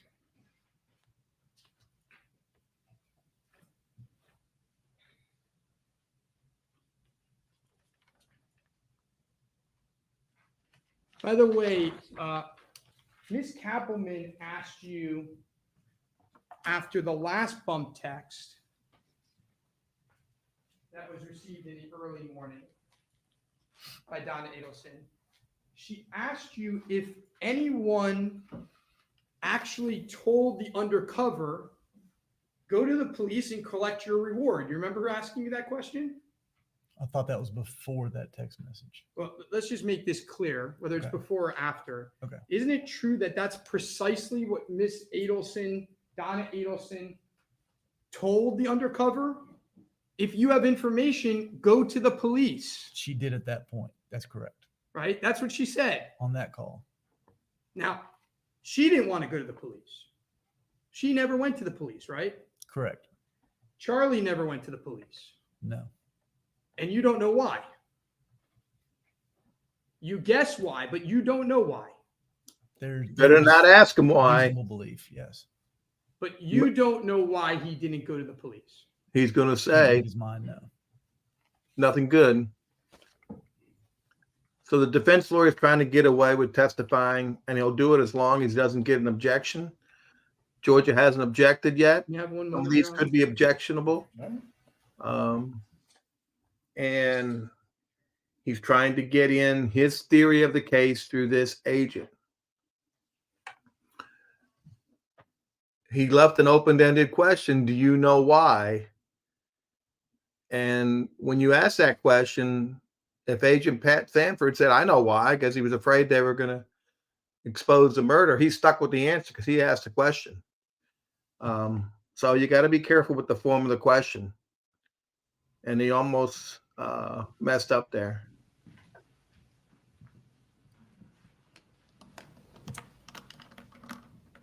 Looking at those text messages, by the way, after the night of July 18th, do you see a decrease in text messages initially? So if you're looking at July to September between Charlie Adelson and Katherine Magbanua. A decrease in text message. You're talking about 2014? Yeah, initially. I'd have to go back and look. I don't recall. Do you see that the relationship, though, as time goes on, gets stronger? Not boyfriend, girlfriend, but does definitely get stronger. I don't recall. Now, I want to just make sure that something was clear yesterday because I think it was a little confusing. And I don't think it was on purpose, but I want to make sure that the facts are clear. Sure. After Professor Markel was murdered, Wendy Adelson gave complete access to the Markels. Isn't that true? Until the email was sent. I don't know about complete access, but I know when that email was sent, there were things that were cut off. Fair enough. But before the email was sent, there was a different type of access. There was better access. I could say that. Do you recall, and you know what, let me set it up first. It might take a second, Your Honor. Yeah, Agent Sanford's experienced enough. He's not going to fall. He's not going to fall for tricks. He's not going to put himself in a corner. He's going to be truthful.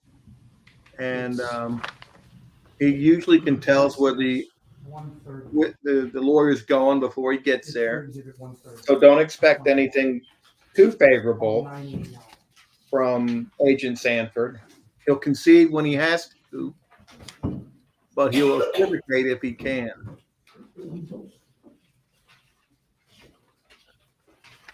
Rashbaum's trying to set up his extortion defense and how they weren't friendly.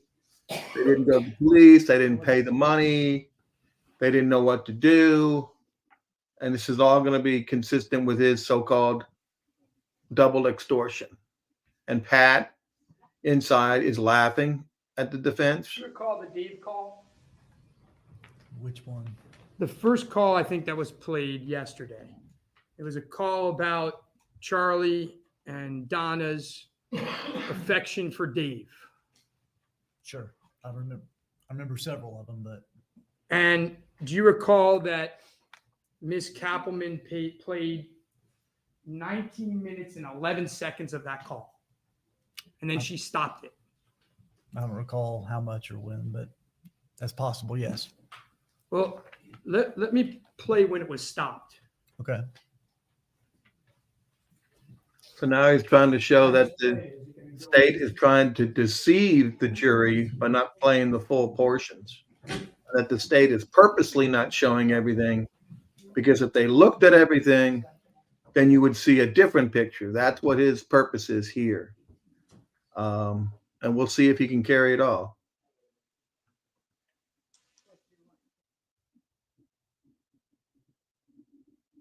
Yeah, Agent Sanford does not believe there's a double extortion.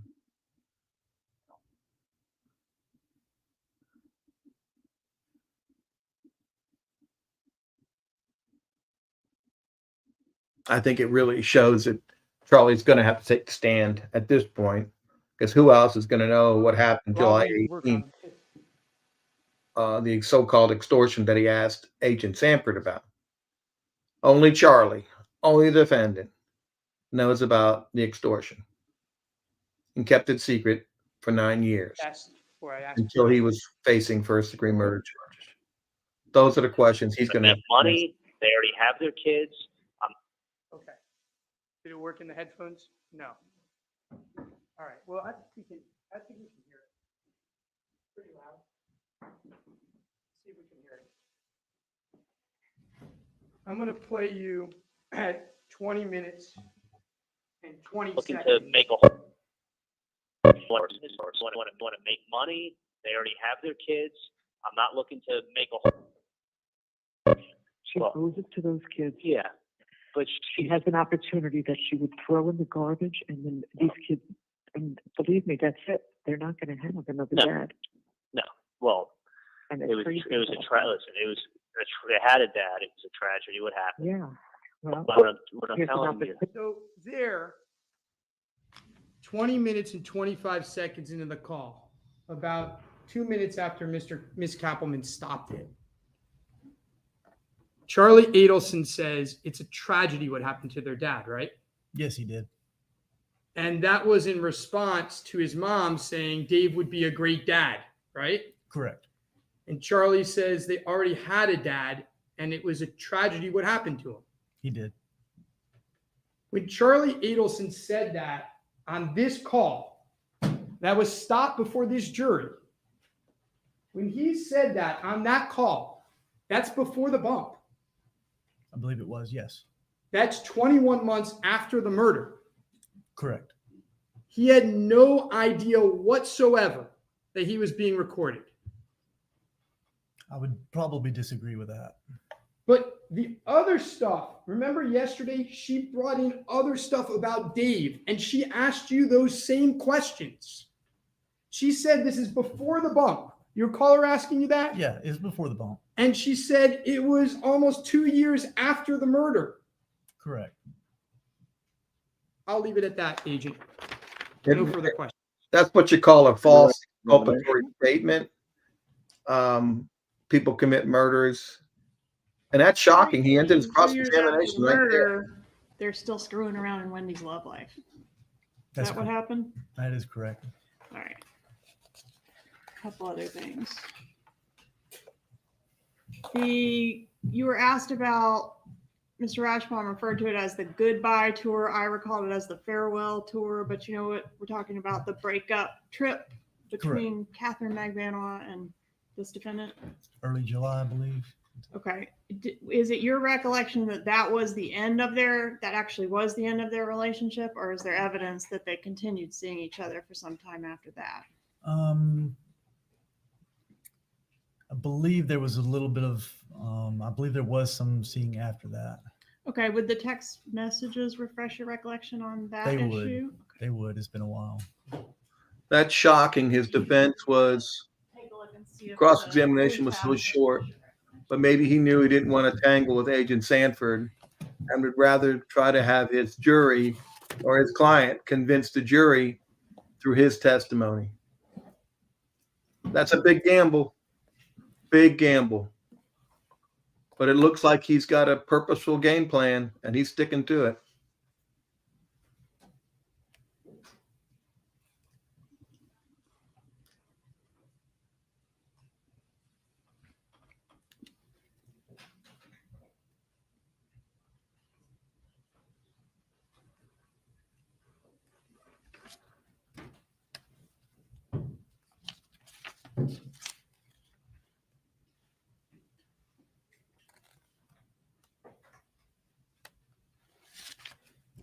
Okay.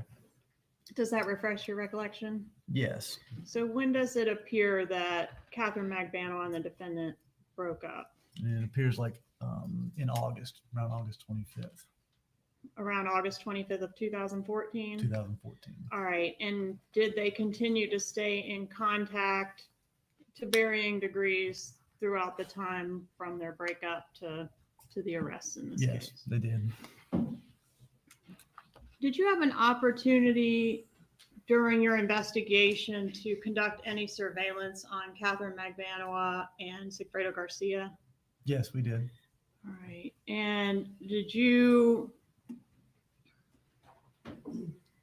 well, let me ask you if you've ever worked on or heard of a case where an extortionist commits their crimes wearing a fake Abe Lincoln beard and a floppy hat?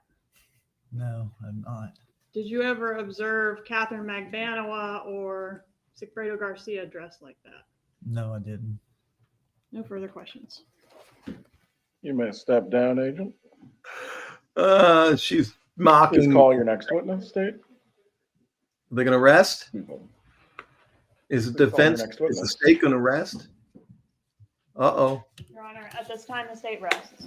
Woo! I called it. We're going to take a State break rest. at this point. The bailiff will escort you back into the jury room. I knew it. I knew they were going to end it. Now Charlie is really going to have to get ready for his testimony. What time is it now? 3:15. Interesting. Look at Dan. Boy, that's incredible. So the one point that Dan tried to get in was called a false exculpatory, where he tried to introduce, or he did introduce, where he said it was a terrible tragedy. Defense have any motions to raise at this point? These are We perfunctory renew all motions for previous judgment of motions and acquittal. objections for the record, and we would move for judgment of acquittal. Rule 29. As to which charge or charges? All three, Your Honor. As to the And he'll first deny count, them. principal to first degree murder, the evidence presented reflects no contact between Mr. Adelson or any members of the Adelson family, no substantive contact, and the shooters. The only direct evidence of Mr. Adelson's involvement came from Katherine Magbanua. She testified that Mr. Adelson, I believe at Halloween, asked her to rough up Professor Markel, and that at some point a piece of paper was placed in an envelope in her diaper bag that she never read. She testified she didn't know about the trips to Tallahassee, and she didn't even know that Professor Markel had been shot as of July 18th. So I don't believe that there's sufficient evidence to go to the jury on the element of whether Mr. Adelson did or said anything to cause Wow. or assist another to commit the actual murder. On the conspiracy to commit murder, Your Honor, again, there's no evidence of any agreement or any contact between the Adelsons and the shooters. The evidence from Mr. Rivera is that Katie Magbanua was the mastermind, and at most, again, as I said earlier, Ms. Magbanua's testimony reflects really that there was this request in October to rough up Professor Markel. And on the solicitation point, Your Honor, we rest in the same arguments.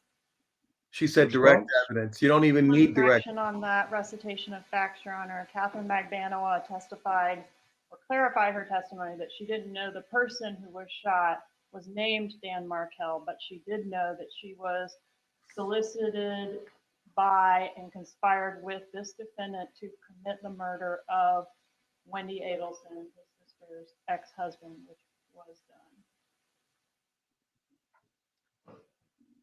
And applying the standard, which the court must at this point, which is most the favorable. evidence must be viewed in the light most favorable to the state.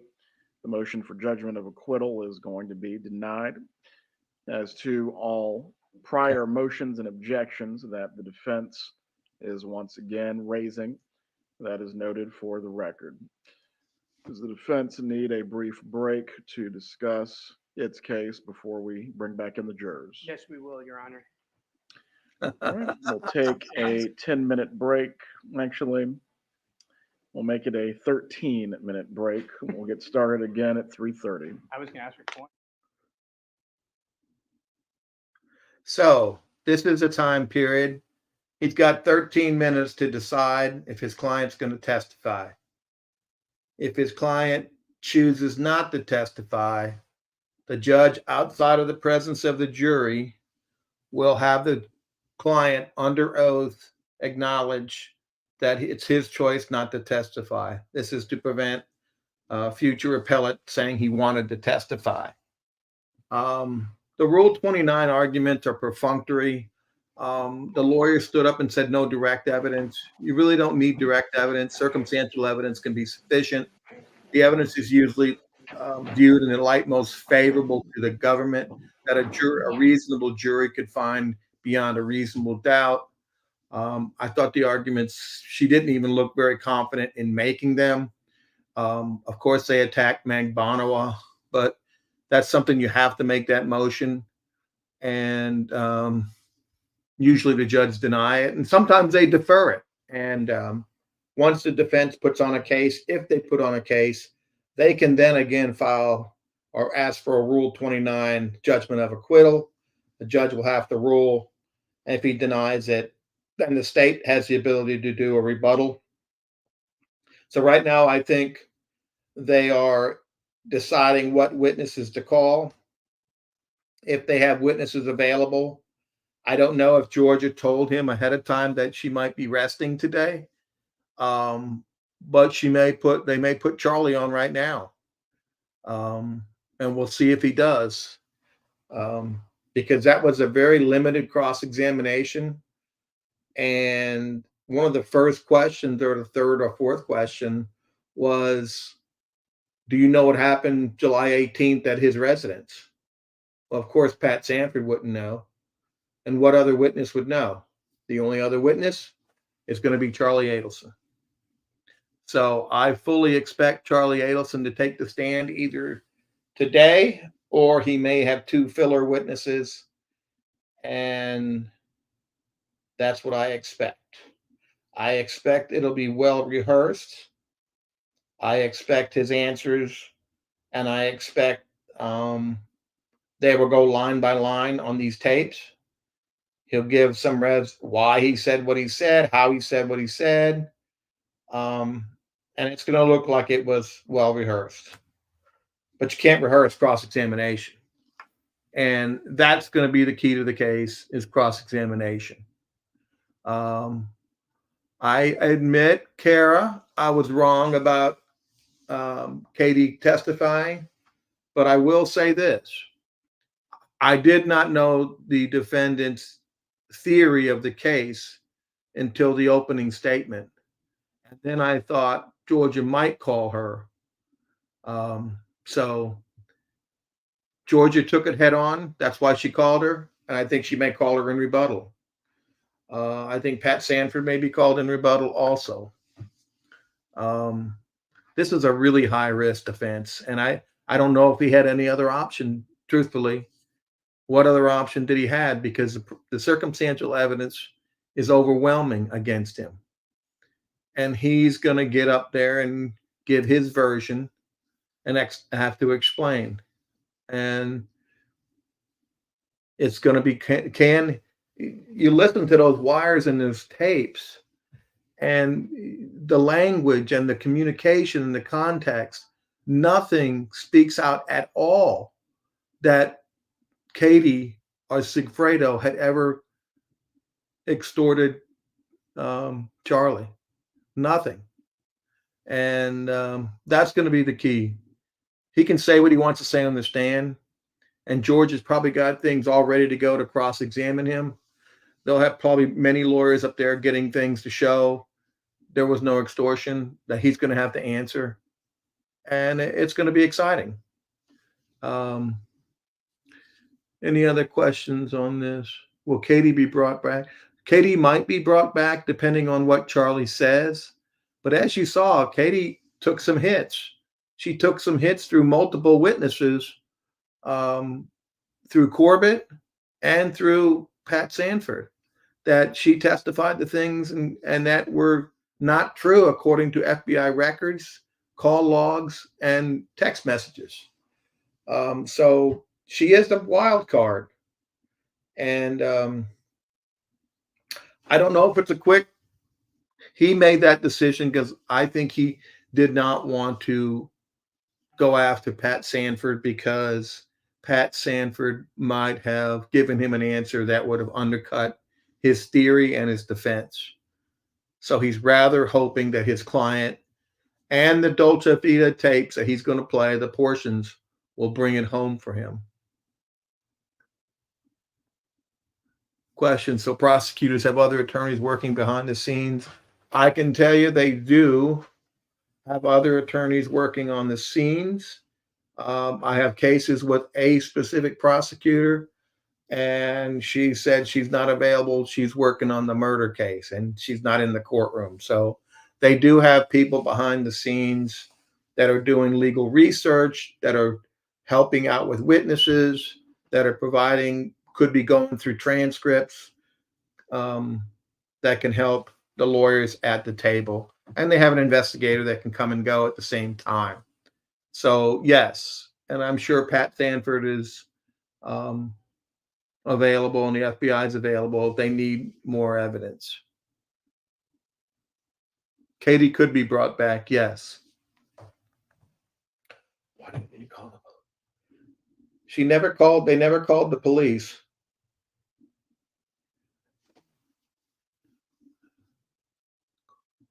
Maybe he called some of the state witnesses. Yes, I think I just answered that. Yeah, the prosecutors have lawyers behind the scenes that will help working in the case. And just because they don't appear in the courtroom or on the record doesn't mean they're not assisting the prosecutors in trial.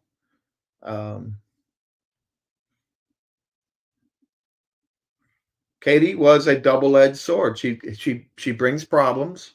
She brought a couple good things, but she brings problems. And you saw that in their judgment for acquittal. They were attacking her testimony and attacking her the entire time. Much of the cross-examination on Agent Sanford was to cross-examine and impeach Katie Magbanua. So I predicted that Georgia was going to finish. This was their strong witness. I predicted that they would force Charlie to testify before the weekend. And another benefit for the state, if he testifies and they cross-examine, maybe Georgia's cross-examination takes a little longer and she'll have the weekend to get her rebuttal witnesses available and present more cross-examination. The state, how much does defense, the defense does not have a limitation on how many witnesses they can call. They have to be listed. The state is not limited in its rebuttal. And it depends on what the defense produces. Do I think defense will stall and prolong the trial as a strategy? I don't think they can stall anymore. They now have a defense. They're going to put on one. They've indicated to the jury that they're going to put on one. I see people saying Karina Dashavi. I see people talking about a not guilty verdict, and I see people thinking guilty. But not all the evidence is in yet, and so we hope the jury doesn't make a decision. Now, if the defense does not present a case, then I think they can make a decision based on the evidence before the jury. But if the defense puts on a case, then the jury is supposed to wait and hear all the evidence. And anyone saying not guilty right now is a little quick with the gun, pulling it too soon. And you can believe that there's sufficient evidence to prove his guilt. But the defense has said they're going to present a case and contradict what we've heard. And I hope they do, because if they don't, the tape messages, the calls, the wiretaps, and the communications clearly set a very strong case for guilt beyond a reasonable doubt right now. And so we'll see. It will shock me.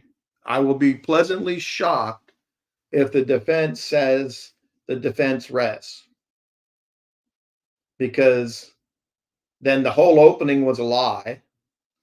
Then the whole question, you don't know what happened on July 18th at his house.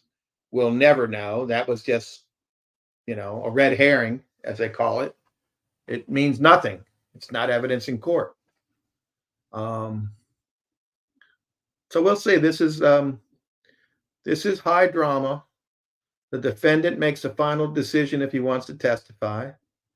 I think they've gone that route.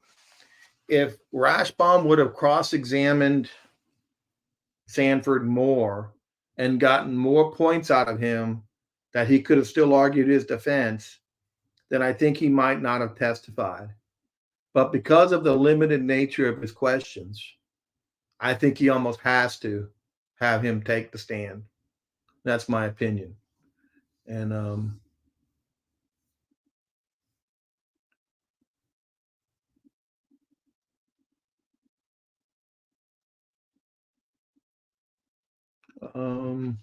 question, do they know if a jury knows they're guilty, will let them not guilty? I don't think you're going to see that in a murder case.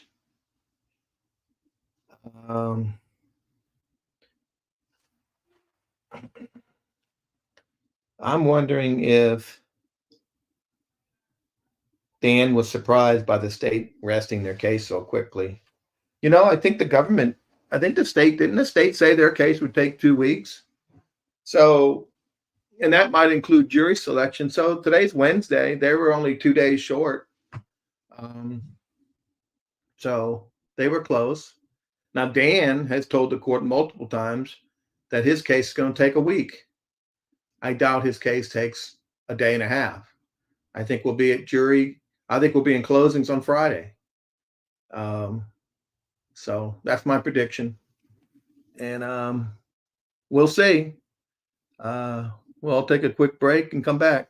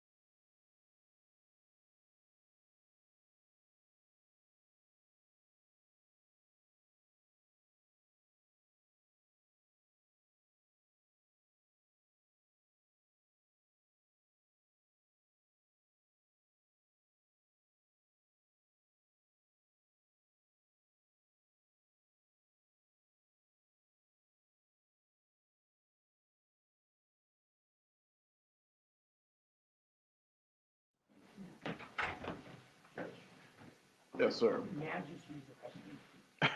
Go ahead, everyone can be seated.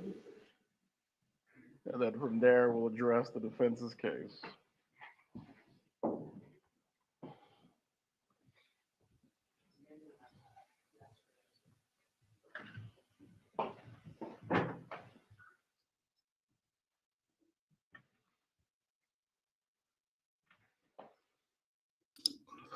So it looks like his assistant, the other co-lawyer, is getting ready for a presentation of some time. So it looks like Charlie may be the next witness. It looks like they're getting ready to, and he's deep in thought, memorizing his answers, thinking about his statements. He may be saying a prayer, hoping whatever he believes, hoping that he has the strength and courage to convince his jury he's not guilty. But it's a heavy burden, as you can see, very heavy, weighing heavy on him at this point. And it looks like that decision has been made. He is going to testify.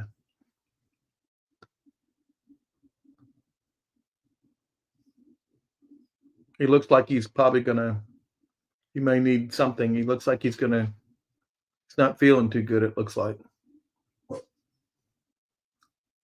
And Rashbaum just got a cup of coffee, plans on being up there for a long time.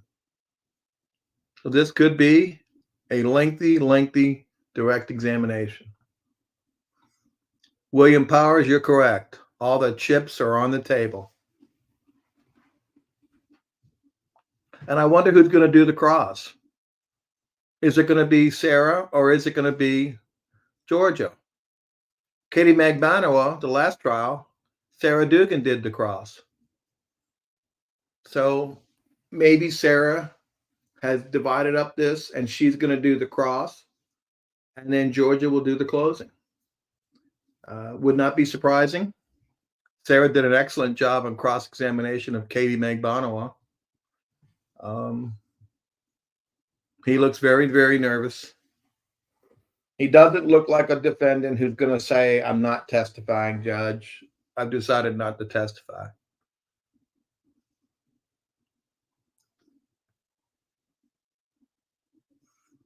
We discuss the timing of the defense's case before we bring back in the jurors. Are you planning to call any witnesses at all? Yes, Your Honor. All right. And would this include the defendant or other witnesses first? It will include at least one other witness first. Very well. Please call we'll bring in the jurors and you may call your first witness from there. Do you wish me to colloquy the defendant at this point? Probably should protect the record. He should do that. Yes. I think I'd rather wait till after the first witness. Oh, right. All right. First witness will probably Keep him guessing to the very end. The first Please witness bring in is the going to be jurors. Kristin Adamson. I believe it's going to be the lawyer for Wendy Markell. May be wrong, but I think that's who he's going to call.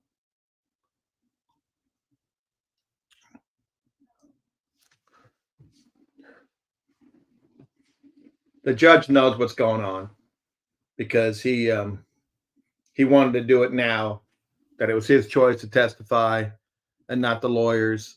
And the judge is going to put that on the record before he does. And then,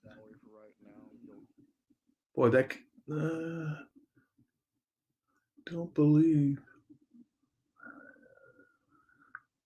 Is that Kristin? That might, wow. That might be Kristin Adamson, family lawyer in Tallahassee.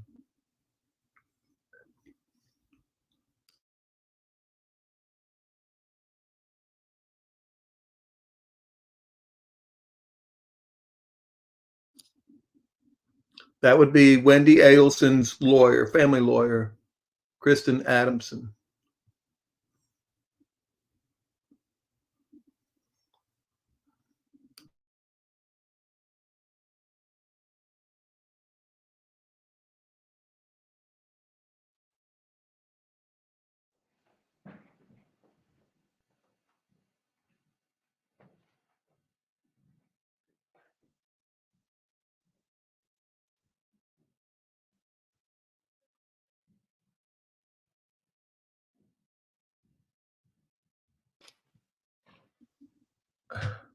No, Kristin is not used to being a witness in a trial, Everyone can be seated.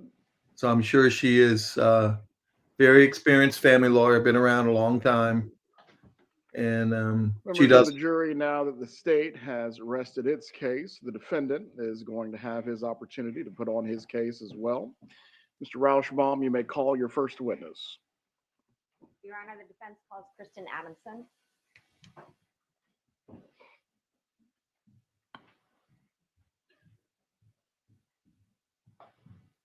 I know it's unfamiliar, but all the way up here, Ms. Adamson. Please raise your right hand. Do you swear or affirm the testimony you're about to give will be the truth? You may take your seat.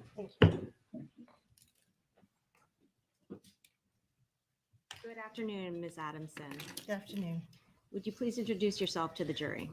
I'm Kristin Adamson, and I'm attorney at law. I was Wendy Adelson's lawyer in her dissolution of marriage action. Where did you attend law school? I attended law school at Florida State University. I graduated in 1988. Are you a member in good standing of the Florida Bar? I am. Do you specialize in any areas of practice? I do. I specialize in marital and family law. I'm board certified since 1994, I think, in marital and family law by the United States, by the Florida State Supreme Court. I also am a fellow in the American Academy of Matrimonial Lawyers, former president of the Florida chapter. I'm a fellow in the International Academy of Family Law Lawyers. I have been named a Florida super lawyer in family law and best lawyers in America since 2008, specifically Tallahassee best family law lawyer in 2012 and 2021. You mentioned earlier that you are a board certified lawyer. What does that mean exactly? To be board certified, the Florida Supreme Court promulgates a list of criteria that you have to become board certified in a specialty area. This testimony And shouldn't you have take to too pass a long. test, both written and oral, and a peer review by your peers and the court as well. And you have to pass all three of those things in order to become board certified. You mentioned in your introduction that you were Wendy Adelson's attorney in her divorce proceedings against Professor Markell. When were you retained? I was retained, I think, approximately October of 2012. Did there come a time during your representation of Wendy Adelson that you filed a motion to allow her to relocate to South Florida? I did. I filed that motion almost immediately after I was retained. I filed an amended petition for dissolution of marriage to request that she be allowed to relocate, and a temporary motion that she be allowed to relocate. So that would have been in 2012. Is there anything wrong with asking the court for permission to relocate? No, it's especially in Tallahassee, because it is kind of a transitory community with the college and everything. It's fairly common for when people get divorced for one party to want to relocate somewhere else, either back where their family is, or they graduate from school and they want to move to someplace else because of a job, or they remarry. We do file these relocation requests fairly often. In Leon County, in your experience, how often are such motions granted? So that is the kicker.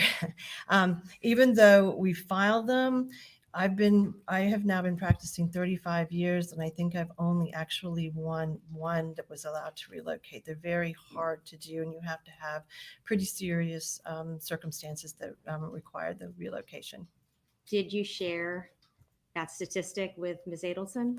I did. I thought she had a shot at it because of all the facts surrounding her case, but I did tell her that it's very unlikely that we will win this. But I did tell her that if you do plan to relocate or want to relocate, you need to do it now in this initial proceeding and not wait until everything's over and then ask. So we made that tactical decision to at least attempt to relocate. And what was her reaction to that?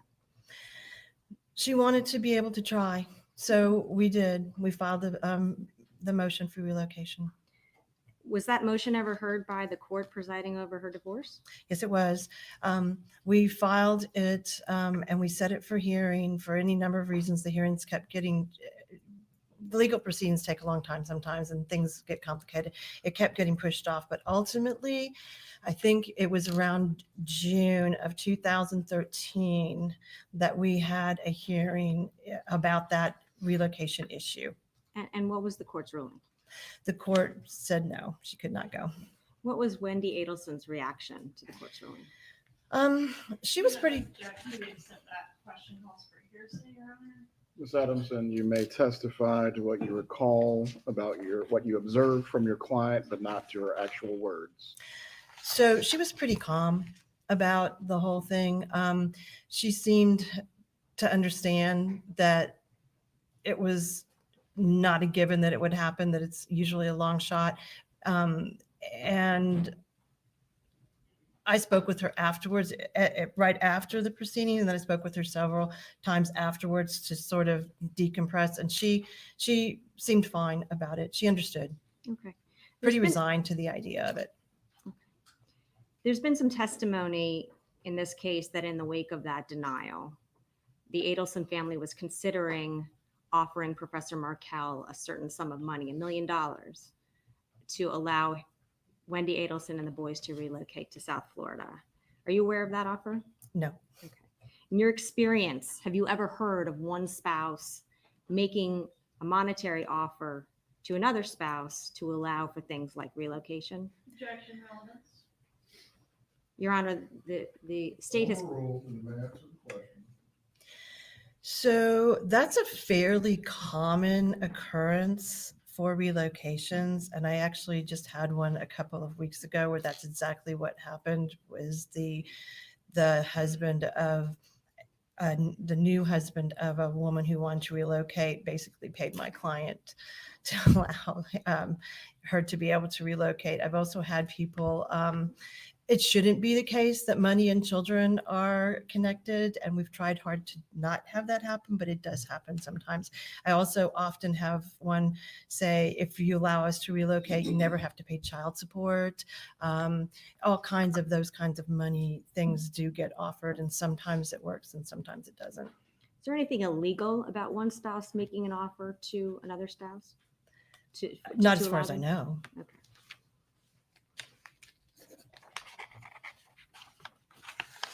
At some point, was Professor Markel and Ms. Adelson's divorce case mediated?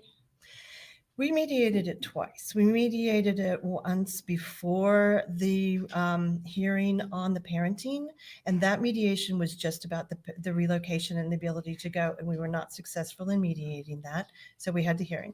Then we mediated it again in July of 2013, and that was also an impasse. It was sometime in the around July 20s, 21, maybe something like that. But then we settled the case a week later because that happens sometimes. I tell my clients this all the time, just because we haven't settled it at mediation doesn't mean it's over. We continued to have discussions and conversations during that last week until we finally settled the case. Okay, so there was no trial. There was no trial. There was a marital settlement agreement entered. Do you recall the date? It was the end of July 2020, 2013, right? 2013, yeah. It's a long time ago, sorry. Without getting into words spoken, what was your impression of Wendy Adelson's reaction to the settlement of the divorce case? She was very relieved. Most people are when you settle their cases. Did you continue to represent Wendy into 2014? I did. Do you recall that in February of 2014, Professor Markel filed a motion seeking to sanction Wendy and you? He did. Do you recall what Professor Markel was claiming, the substance of that motion? The substance of that motion was in response to a motion that I had filed in October of 2013 when he did not pay her or me the money that he was supposed to pay according to our marital settlement agreement. He only paid part of it, and he didn't pay the rest of it, and he didn't pay me. And this was just about the financial part. It had nothing to do with the children. So I filed a motion to enforce. It took him several, the day that I filed that motion to enforce, his lawyer that he had at that time withdrew, and he had, and obtained a new lawyer. So that new lawyer and I talked about these issues for quite a while. And ultimately what happened was Mr. Markel filed this response, and he claimed that Wendy and I had committed fraud in obtaining that marital settlement agreement by hiding an asset. Do you recall what relief he was seeking? Several things he was seeking. He was basically saying that he shouldn't have to pay Wendy because she breached the contract, and one good breach deserves another, I guess is what his theory was. And second, that both Wendy and I should be disbarred. Were you concerned about the substance of Professor Markel's allegations in that motion? No. Objection. Sorry. Relevance, move to strike. Sustained. Disregard the last comment from the witness. You may move on. What was your view about the likelihood of success in your experience of that motion and of getting disbarred and of Wendy Adelson being disbarred as a result of that motion? Objection, relevance. Your Honor. Approach. So this witness really isn't in the position to say if the lawyer would get disbarred. And the objection shouldn't be relevance. It should be a different objection that she lacks the foundation. She doesn't do bar work. She doesn't represent lawyers before the bar, that if his lawyer is seen to be committing fraud on the court, you can lose your license. That's the objection I would have made. And I think that the witness would have agreed she doesn't do bar work. She can't say whether she would have got disbarred if they found her in contempt for hiding assets. I don't think she should be able to answer that question. I think that Kristin certainly knows if you hide assets, you can be held in contempt. Even Wendy didn't know what contempt meant. Kristin's been around a long time. Very aggressive lawyer. A lot of high-priced people hire Kristin. And but I don't think she should be allowed to answer that question. This is going all to the motive element of the case. I don't think it's going to move the ball. I think the ball is going to be moved by Charlie's testimony and cross-examination. On the lawyer-client privilege, what she can't disclose is lawyer-client communications. Those are protected for life. She could describe demeanor. The lawyer-client means communications. What she said, she cannot disclose. Her reactions, her demeanor, those are not communications, and she can give an idea. And there's a really easy example of what's a communication. And it's like a husband-wife communication. Husband comes running in and throws a bloody shirt into the fireplace and says, "I just killed a man." The wife cannot testify what the husband said because it's communication. But the wife could be called to testify that she saw him throw a bloody shirt into the fireplace. That's not communication. It's a communications that are protected for the husband and wife, just like a lawyer. So I hope I explained that. That's kind of, is she the top divorce lawyer? I would not say so. I would say she's in the top 5, but not the top family lawyer in town. You may communicate, or I'm sorry, you may testify as to what you communicated to your client concerning this motion. Concerning this motion, I basically told my client that I wasn't concerned about the legal ramifications of this, either regarding the claim of the fraud, because I know we had covered that really well in our discovery process and we had litigated it, and I was not concerned about that. I was not concerned about, so much so that I was not concerned at all about any ethical issues that I might have had with the bar and or Ms. Adelson either. I was not concerned. Do you recall that Professor Markel or his attorney on his behalf filed another motion in March of 2014? So in March of 2014, well after the first motion that was just about the property, he filed a motion that made some additional claims for why he shouldn't have to abide by the payment. And these claims started talking about the children. And he made, and I don't remember all of the claims, but were basically the substance was that he should be allowed more electronic communication with his children that he was getting, and that Ms. Adelson's mother should have supervised visitation only with her grandchildren because of statements that he thought that she might be making to the children. Did you communicate your thoughts on this motion to Ms. Adelson? Yes, I did. And what were those thoughts? So I told her, as far as the electronic communication, I wouldn't worry about that too much because we already had a marital settlement agreement that outlined everybody's rights and obligations, and there had been no real changes on that. So, and the judge had actually already ruled on that kind of issue in 2013 at one of our hearings. We had a couple of hearings. So I wasn't really worried about that because they were kind of already set out what everyone should be doing. And I didn't see that there had been any changes that would make the court make any changes to that agreement. And then as far as the grandmother, I also told her that these kinds of allegations, while they're not nice or fun, they're pretty run of the mill, and lots of people after they get divorced don't get along very well, and their extended families don't get along that well. But I wouldn't think that the judge would order supervised visitation based on these kinds of allegations, because supervised visitation is for pretty extreme cases. For example, I've had people who have maybe multiple DUIs and shouldn't be allowed to be with children because it's an unsafe situation. Or I have had people who were abusive and they can't be with the children, so they have to be supervised.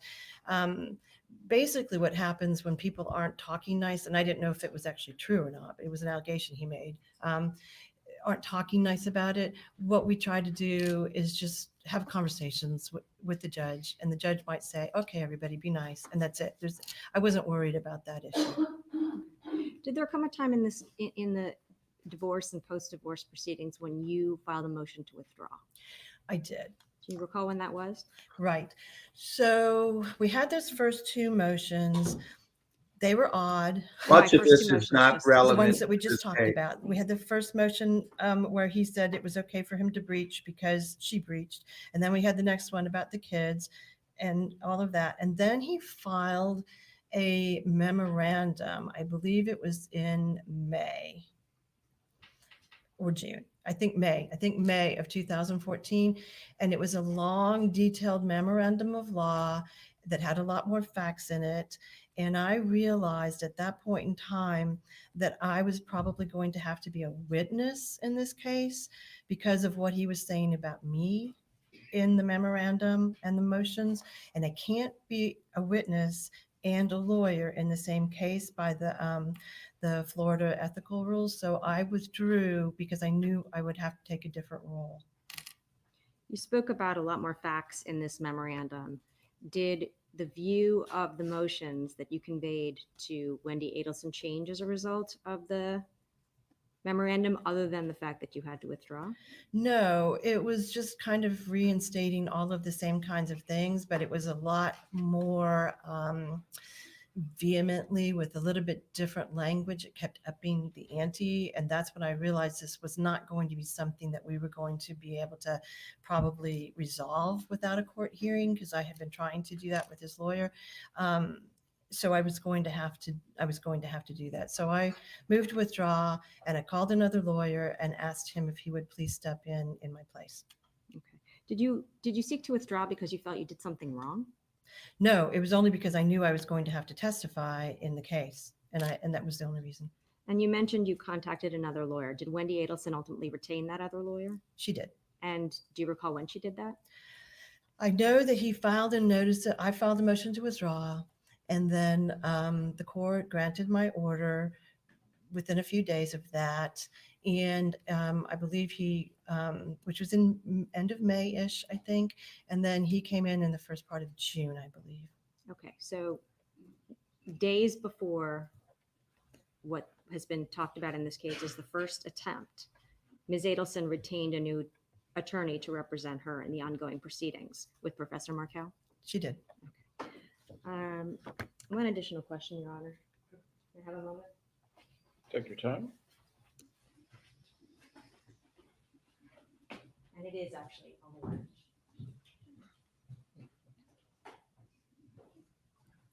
Not sure this moved any needle in the case, but the client probably wanted this to come forward. This might have been part of their theme for a defense. Kristin's subject to cross-examination. There's been some discussion in this case, some testimony concerning telephone calls on the morning of May 2nd. Okay. Whether those telephone calls related to a motion to compel and a notice of hearing filed by Professor Markel's attorney on his behalf. And again, the testimony related to calls on the morning of May 2nd. Can you tell the jury, showing you a portion of State's Exhibit 56? Okay. This is the notice of hearing that was filed, you can see, on May 2nd, 2014. Can you tell the jury what time? It looks like it was filed at 3:14:48. They've got the seconds on there, PM. And the motion to compel, what time is this filed? 3:14:48 PM as well. And just, So if Georgia is quick on her cross-examination, it may force Charlie on the It's stand PM, so it's today. afternoon. Yeah.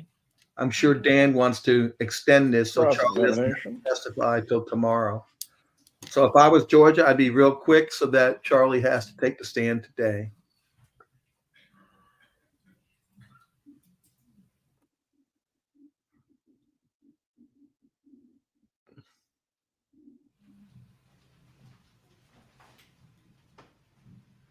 Let's see how she holds up on cross-examination.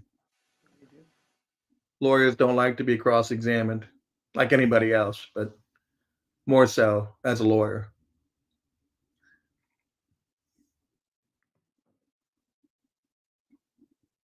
Yeah, these trials, it is like a chess match, to tell you the truth. A really good chess match. And Georgia knows the same thing. Look how nervous he is. He wants to get nighttime to prepare, go over his lines. He doesn't really want to go up today, but he might be forced to. This judge has been keeping this jury here until 6 o'clock. So Georgia's going to do it, which I then expect. Is Georgia going to cross or Sarah? Defenses. Georgia's going to do it. So I expect Sarah might cross Charlie. I think it's the Matsuri B. B, Your Honor. You may. And the reason for that is that Sarah probably has been spending all her time prepping for the cross-examination. Should I smile? I can smile. People keep saying you need to smile. I feel like I have to be more serious when I do this. Okay, but so on May I 2nd do of smile. 2014, I know you're not familiar with this exhibit, but if these calls occurred at, we're going to have some clicking here. Clicking assistance.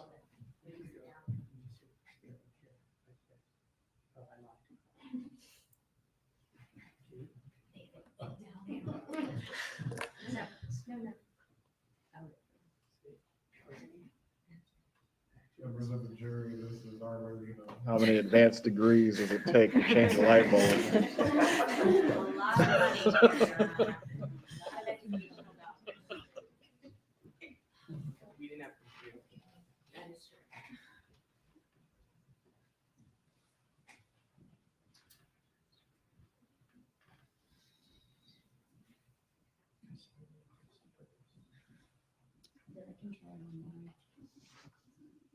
So they're apparently trying to get a document. You were asked about a filing or two filings that were made on May 2nd.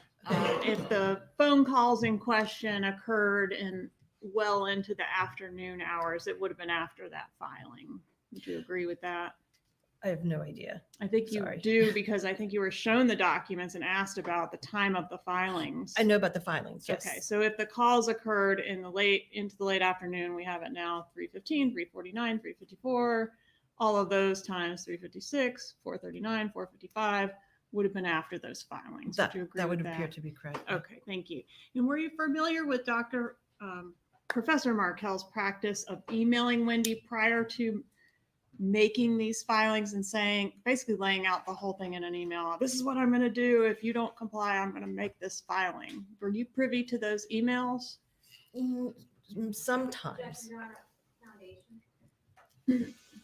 Stay, Ms. Kappelman, if you can go through that with the witness. I'm sorry, what did you say, Your Honor? Foundation. Okay, were you privy to emails from Professor Markel to your client, Wendy Adelson, previewing the filings before he made them? Same objection, Your Honor. Overruled. No, that's that's a proper foundation for the I'm question. aware of that he did that on occasion. Okay, and do you know whether he did that in reference to the May 2nd filing? I have no idea. All right.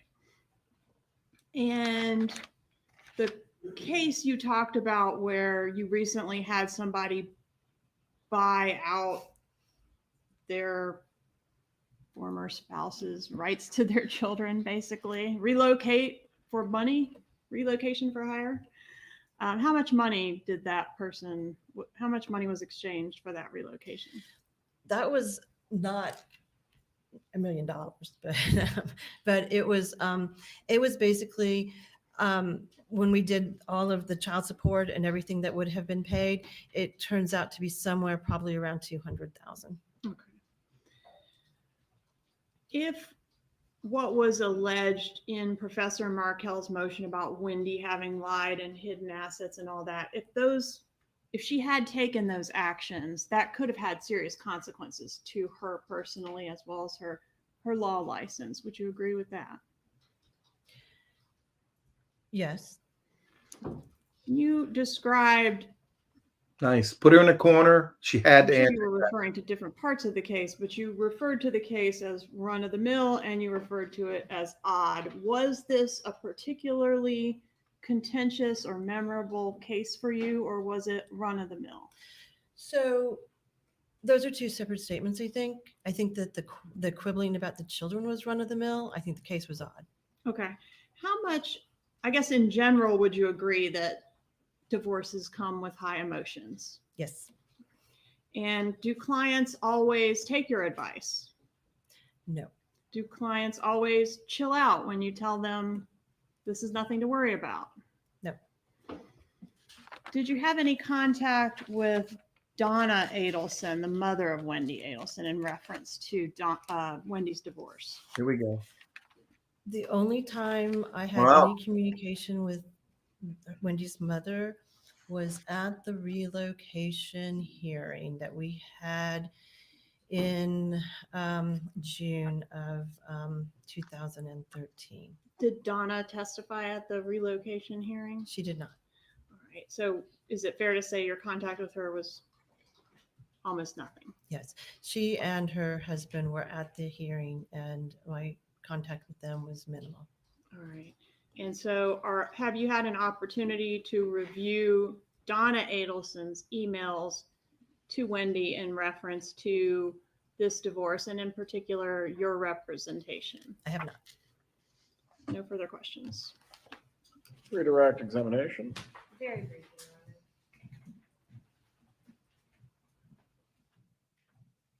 Honor. It's almost time for Charlie.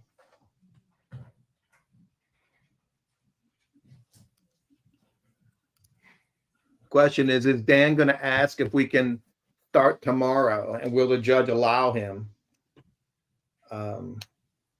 If she gets done in 5 minutes, I think the judge is going to require them to call the next witness.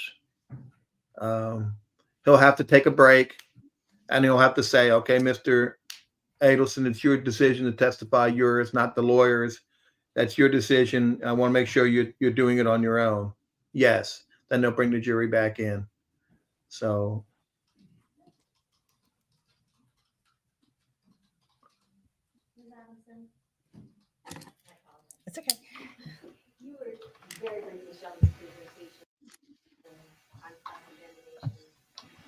This Call in the morning. should be really short, maybe one document. Just call in the morning and second. See the timestamp in the upper right. I do. So 12 a.m. is morning, 12 p.m. is noon, right? So it's one of those ones that my husband always says we should use military time. I think it's 12 a.m. means morning, right? Right after. Yeah. Okay. How about 9:10 in the morning? Yes. Yes. So on. Yes. 5 in the morning. And you were asked on this cabinet if Wendy had done the things that Professor Markell accused her of, failing to disclose assets and such, whether that would have been a serious matter, correct? Yes. Were you aware of Wendy Adelson failed to disclose assets in the context of the divorce proceeding? No, she didn't. And in particular, the particular asset that he was talking about, it was a non-marital asset of hers. And it was, her parents had given to her and she basically took it back, but we showed him the whole paper trail of it. And his argument was kind of an esoteric legal argument about why it should be his and part of the marital estate.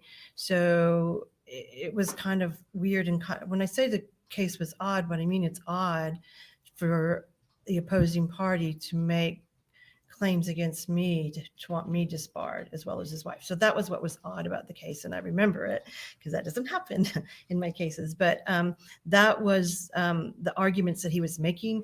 And we several times, it was one specific retirement account. So several times we gave him the documents that he requested. It just never was what he wanted. Okay, no further questions, Your Honor. You may step down. Thank you. So that was a reasonable explanation. Attorney's can approach. If there was a marital asset that was prior to the marriage, or she had special equity in that she received prior to the marriage, that would be a non-marital asset. It would not have to be disclosed, and it would not equal contempt. Now, maybe Professor Markell believed it wasn't, and that's what she's saying. It was an esoteric argument. I don't know that. I firmly believe that Kristin would not knowingly hide an asset like that, put herself in jeopardy. So he's going to ask them. Right now, he's asking them where we are. Is he going to testify? Do you want to start today? Do you want to do it tomorrow? I can do this. I can let the jury go home early. I can do the inquiry with him, and we can start first thing in the morning. Or would you like to start to the jury room, and then we'll resume with the defense's case. Okay, decision's made. He's going to inquire. He's going to testify, and we're going to start with Charlie Adelson.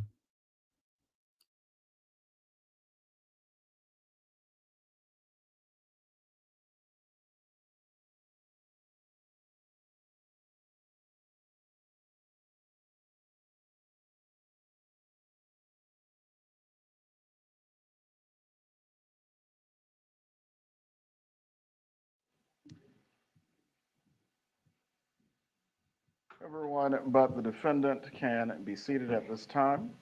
Mr. Adelson, please raise your right hand, sir. Do you swear or affirm the testimony you're about to give will be the truth? Yes, Your Honor. You can lower your hand. Mr. Adelson, do you understand that you have the ability to testify on your own behalf? Yes, Your Honor. Do you also understand that if you choose not to testify, your silence cannot be held against you? Yes, Your Honor. Have you had an adequate opportunity to discuss with your counsel whether you wish to testify? Yes, Your Honor. Have you also been able to discuss with your counsel how this decision would fit into your theory of defense and also the strategy that you wish to present before the jury? Yes, Your Honor. Have you made a decision concerning whether you wish to testify? Yes, Your Honor. What is that decision? I will testify. Are you firm in this decision? Yes. Do you need any additional time to discuss with your attorneys whether you wish to remain silent? No, Your Honor. Do you understand in testifying you will be cross-examined by one of the prosecutors? Yes, Your Honor. Do you also understand as well that your credibility will be placed before the jury as it relates to the testimony that will come out? Yes, Your Honor. Do you have any questions concerning that particular issue that you wish to discuss with counsel or raise before the court? No, Your Honor. Mr. Rauschbaum, do you wish there to be any further inquiry concerning this matter? No, Your Honor. You may be seated. So his appellate rights, if he loses, are gone. State's request that we either go late tonight, plan to go late tonight, or begin this examination tomorrow so that the examination of the witness can be. Unfettered. Yes, sir. Mr. Rauschbaum, May we approach, Your Honor? you may. Here we go. So what's happening now is Georgia doesn't want him to be able to get on the stand, and then it doesn't finish tonight, give him an opportunity to talk to his client to change his answers. She wants him to go without it being unfettered. Normally, when a defendant is on direct and that you break, you're not allowed to talk to the client. But that's really hard to enforce. So she just wants to make sure that he doesn't have a chance to talk and then talk to his lawyer and maybe alter or amend. Not that anybody's saying that's going to happen, but she wants to get it out there so there's nothing that can happen.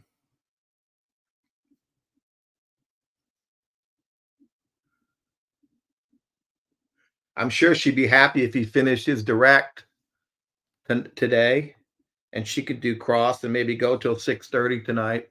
And the prosecutor or the defense lawyer says it'll take 2 hours. And that's what the judge is asking now. How long will it take for your direct examination? And Charlie is restudying his thoughts, his mind, prepping himself for this most important moment of his life. And we'll see.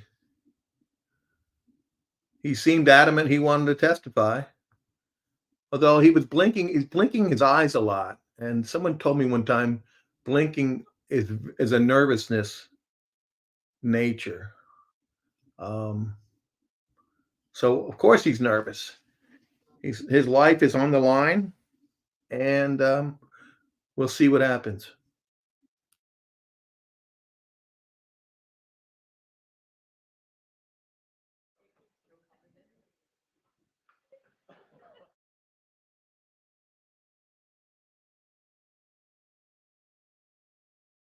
Please bring in the jurors.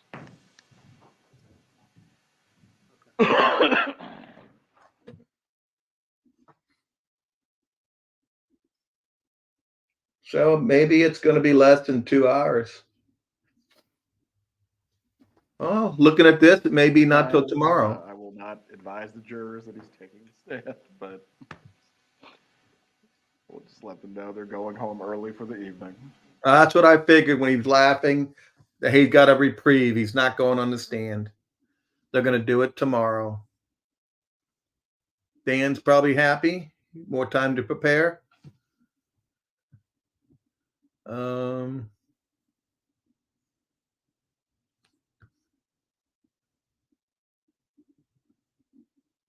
Probably helps both parties.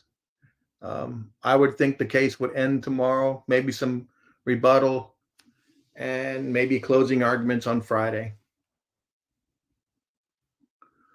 3-week trial ended up being 2 weeks.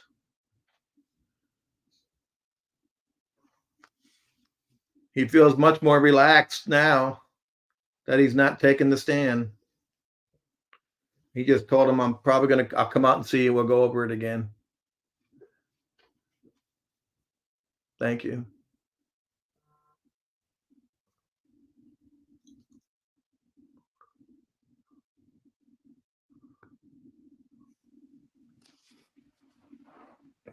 Everyone can be seated. Members of the jury, after consulting with the attorneys, we are actually going to end a little bit early this evening. So you'll get to go home in just a few minutes. Once again, I'm going to give you the same instruction. Don't discuss the case with each other or anyone else. Don't seek out any media coverage. Don't read anything or watch anything concerning this case. We will resume with the defense's case tomorrow morning. Please report at 8:30, and we will try to get started at the normal time of 8:45. Enjoy your early night off.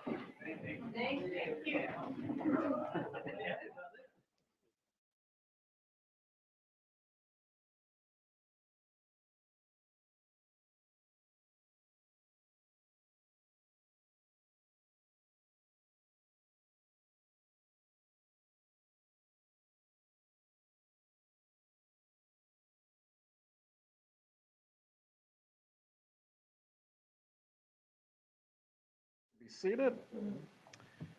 Do the parties have anything additional to raise before we go into recess for the evening? Nothing from the state.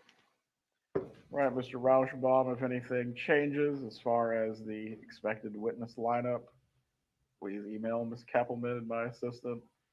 This will probably go a long way towards getting to the finish line. Understand, Your Honor. All right, we're in recess. Have a good night, everyone.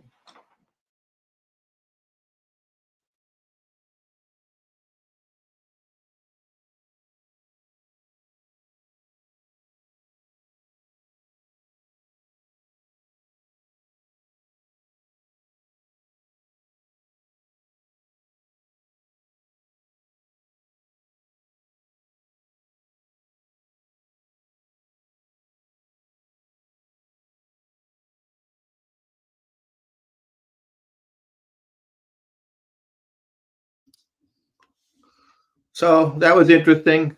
We all know he's going to testify. I figured he was going to testify after the questioning, the limited questioning of Agent Sanford. And he pretty much has to present his own defense. I'm getting tea for everyone. I'm going to take a rest, relaxation. And it's nice they finished early tomorrow. Darn, I've got a doctor's appointment at 10 o'clock tomorrow morning. I might get to see some of his ours direct. So I'll try to get back as soon as I get back from my doctor's appointment. Until then, I know there's going to be a show tonight. Joel's going to do a show at 6:15. So you may want to tune in for that. I may appear on that show also. But thanks again for following STS, Best in Legal Analysis and Crime. Thank you so much, Tim. We appreciate you being here with us. I do want to remind everyone that tonight Joel is going to have a live show with some of our best guests doing analysis like he has been doing the last couple of days. It's going to be at 6 p.m. Eastern time, so that's in about an hour and a half. I'm unsure who the guests are, but I think we may have John Singer there. We may have Fancy, a lot of the usual suspects that you guys already know. Tim, are you going to be joining? Yeah, Okay, you're going to send me a link. Yeah, Tim will be there with us. And again, if you're still here, please remember to hit the like button, to subscribe. If you are not a member, please consider joining. It helps obviously to support the channel, but you will also have some more information like a newsletter that's coming out soon and other information. We appreciate each and every one of you. Thank you so much.